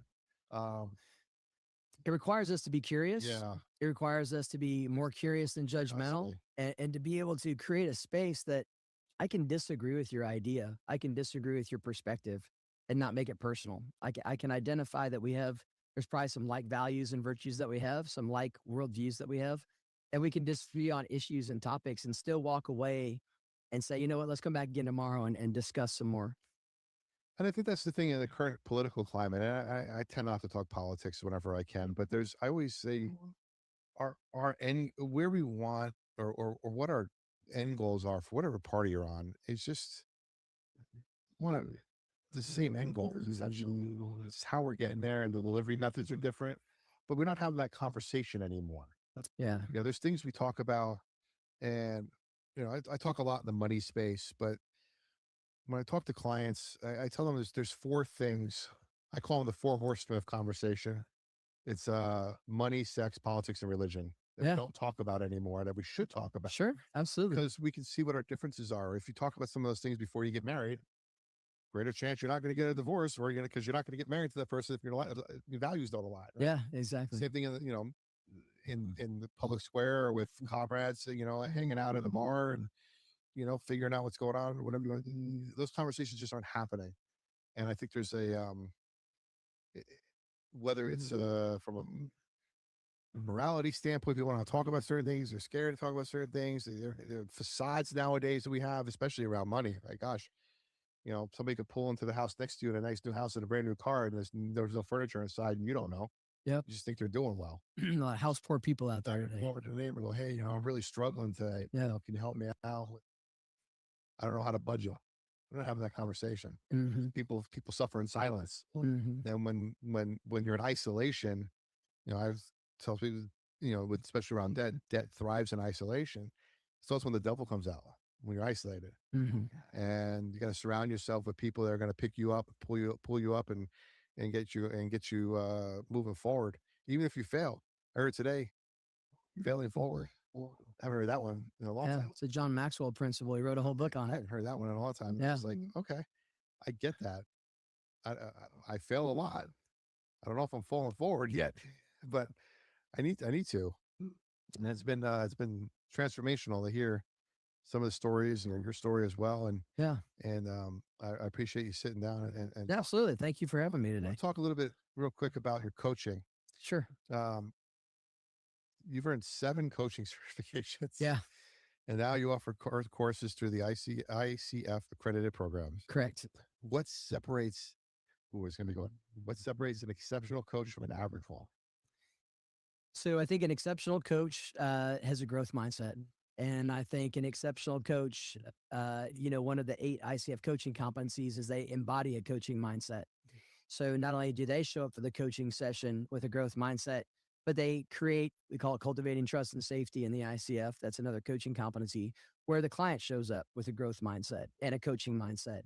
And I think when both parties show up embodying a coaching mindset, and as an ICF coach, we offer confidentiality, which is another benefit. Then what you can do is you create a space to, again, these competencies all go together, a space to establish and maintain agreements, maintain presence with your client, actively listen, evoke awareness, facilitate client growth. All of these things collectively come together to separate. There's a lot of people that call themselves coaches today on LinkedIn. And It's like financial advisors. Yeah. That does it. yeah, and so I think an exceptional coach is one that goes out and gets certified as a coach. And so when people come to our coaching courses, we have an ICF level 1, level 2, and level 3 course, and we also offer a CCE course. When they come through our level 1 course, after about the first day of the course, they're like, yeah, I definitely wasn't coaching before. And I mean, we have leadership consultants and HR and leader development professionals and, all sorts of folks that are in the leadership and coaching space.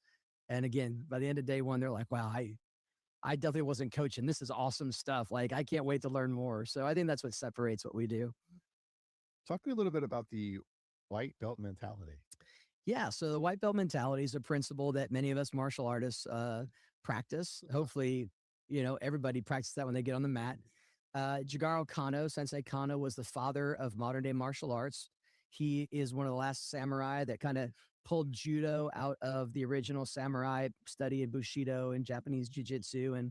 And on his deathbed, as the story goes, his students and his family asked him, Sensei Kano, what are your last requests?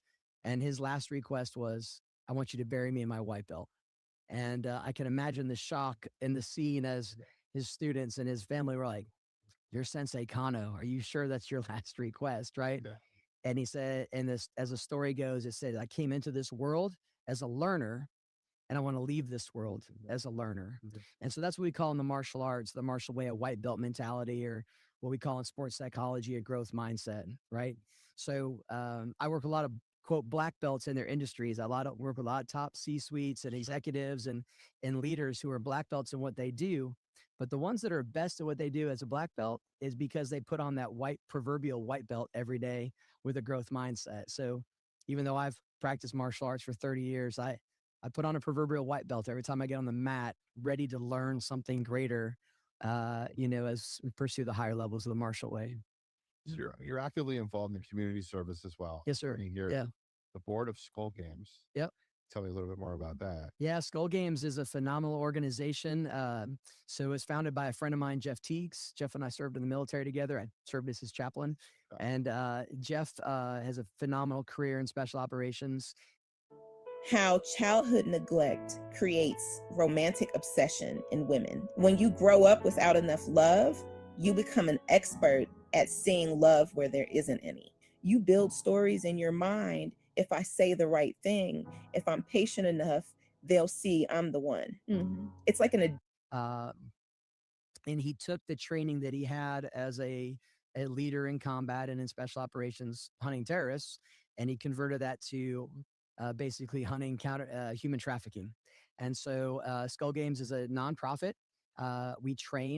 We teach and train people how to identify human trafficking in the entertainment, hotel industries, whatever. But we also have another training division that helps with those kind of things.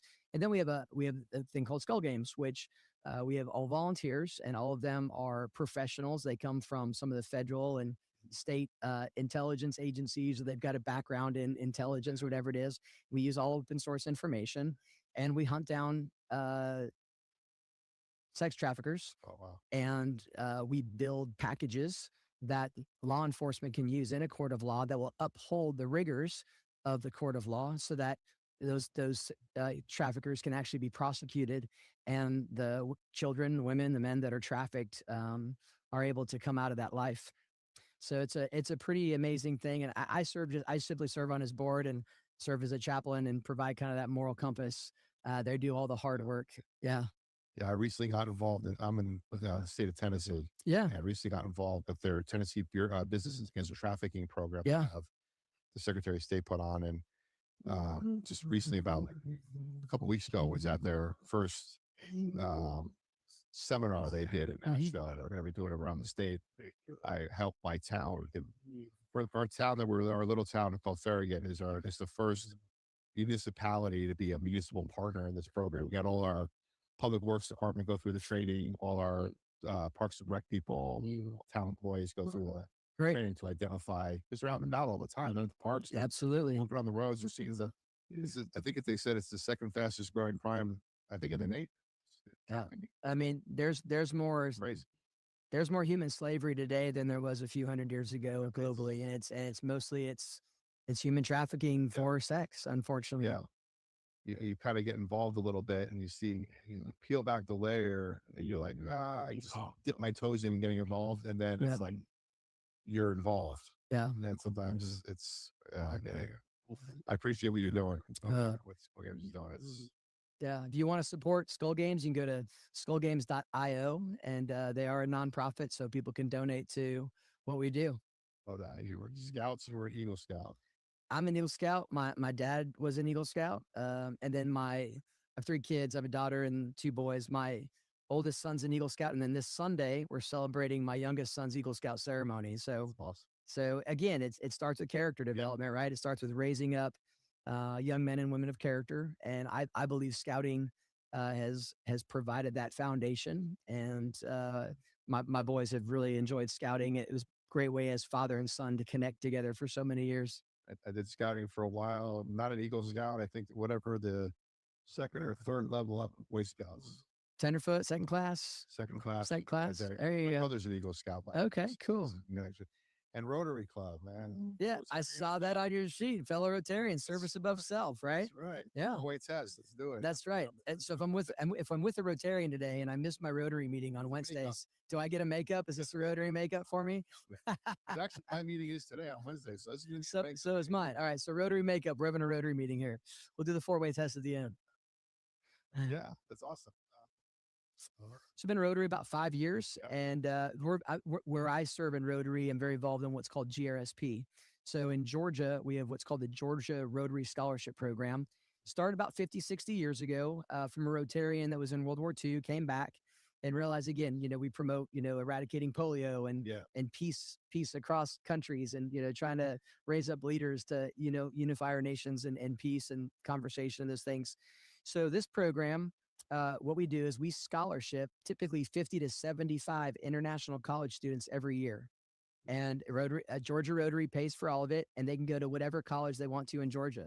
So we've got folks at Georgia Tech and UGA and Emory and Berry College and Columbus State University and Valdosta State, and you name a college in Georgia, and we probably have had a Rotary student there. So I'm involved in that process. And this year, we've been privileged to actually be one of the international host families. So we actually are hosting one of the students this year from Denmark, and he's a phenomenal young man. and we just have a lot of fun. They integrate right into your family. They stay in the dorms, and they take a year of college at their college courses at their university or college. But then the rest of the time, your responsibility is to kind of show them a little bit of America. Sure. So we've been taking him around. I think he's been to 6 or 7 states already, and we've had a lot of fun together. Oh, that's awesome. I know I liked you for a reason. All right, my favorite part is coming up here. It's my rapid fire question. Love rapid fire. Question. Let's go, Joey. First thing off the top of your head, what's the best book you ever read that changed your perspective? The Bible. What's a daily habit that contributes most to your success? Jiu-jitsu. Worst business mistake you ever made, and what did you learn from it? Is it one word, or can I give an answer? Give an answer. All right. So I think one of the best guidances I ever was given from a friend of mine who's a C-suite guy and SaaS guy, very successful, is he said, Anthony, he said, before you ever hire your friends, make sure you're willing to fire your friends. And I think that's one thing that has helped me build a business the last 4 or 5 years, is that I've tried to hire the right people. Not the most qualified, the most experienced. I've tried to hire the right people to be part of our team. And I think we've got a great team today because of that. And I think we've avoided some of those talent issues and some of those schism issues because of that. If you could have dinner with any entrepreneur, past or present, who would it be? Who? I'm just going to go with John Maxwell. John Maxwell has been an inspiration for how I built my leadership development and coaching company. And I'm sure there's a lot of great ones out there, but I met John once about 25 years ago. And what I love about John is he's built this incredible organization and incredible leadership. And now he's back pastoring again. He's back in a church. So I'd say John Maxwell. One mindset, I'm going to get through this at some point. I've been tongue-tied over this word all day. One mindset shift that completely changed the game for you. 2013, I spent 8 years with the Pittsburgh Pirates as a leadership coach and a chaplain. 2013, I was putting a chapel service together, sitting outside PNC Park, and God spoke to me and he said, I'm going to raise you up to be a leader of influence to influential leaders. And it was that paradigm shift that my role and my passion and purpose and precision in life was to be a leader of influence to the most influential leaders in the world and to help them. And that's what kind of shaped my leadership and coaching philosophy. What's a piece of advice you ignored at first, but later realized was absolute gold? If your neck looks like this, you need to watch this video. When you sit at your desk or use your phone, your head protrudes forward. And for every inch your head protrudes forward, an additional 10 pounds of force is added to the neck. It's the equivalent of a bowling ball. Over time, the muscles tighten and compensate, and your neck gets stuck in this position all the time. Because of this, the soft discs from your neck get more and more compressed day by day until one of them squeezes out of place and puts pressure on your nerves. This causes neck pain that can radiate down your arms or shoulders, as well as migraines and tension headaches. No wonder that over 80% of the population experience neck pain at some point during their lifetime. We're slowly damaging the nerves from our neck almost every day without even knowing it. It wasn't until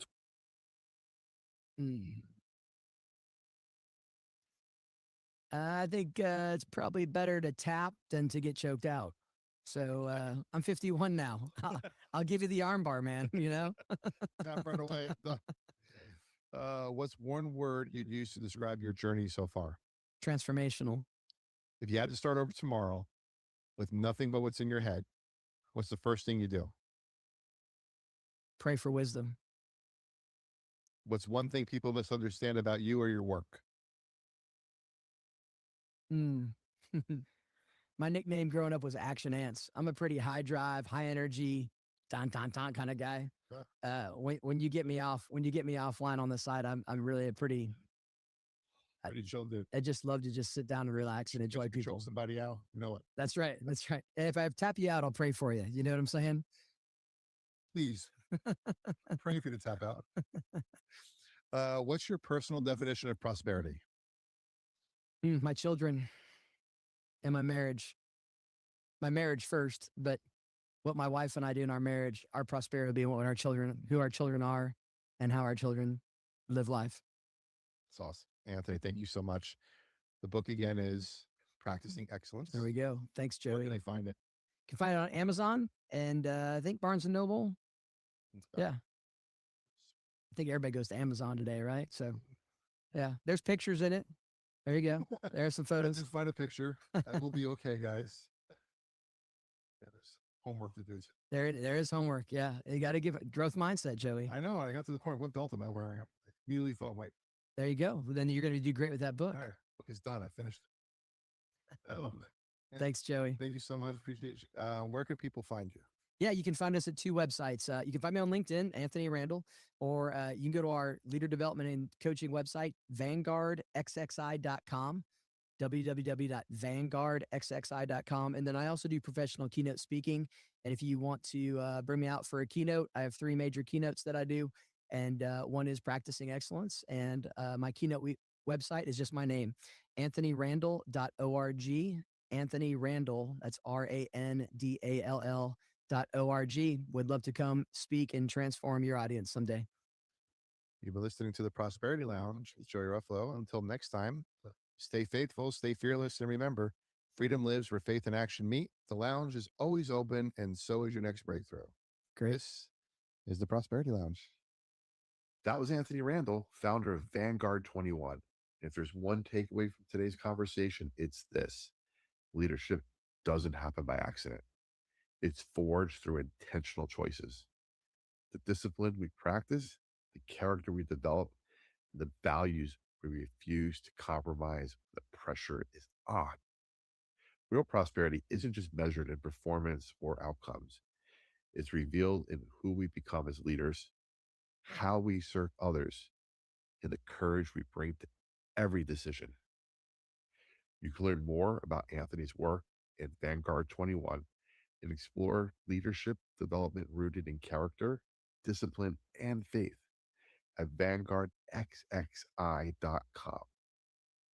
If today's episode challenged your thinking, share it with someone who believes leadership should shape people, not results. If today's episode encouraged you, please do one of 3 things. First, subscribe or follow the Prosperity Lounge wherever you're listening. Second, share this episode with someone you're walking alongside in leadership. And third, join us inside the community at theprosperitylounge.com, where growth gets personal and conversations like this continue beyond the microphone. Until next time, stay faithful, stay fearless, and remember, freedom lives where faith and action meet. The lounge is always open. So is your next breakthrough. This has been the Prosperity Lounge. This is where momentum meets the sun. The prosperity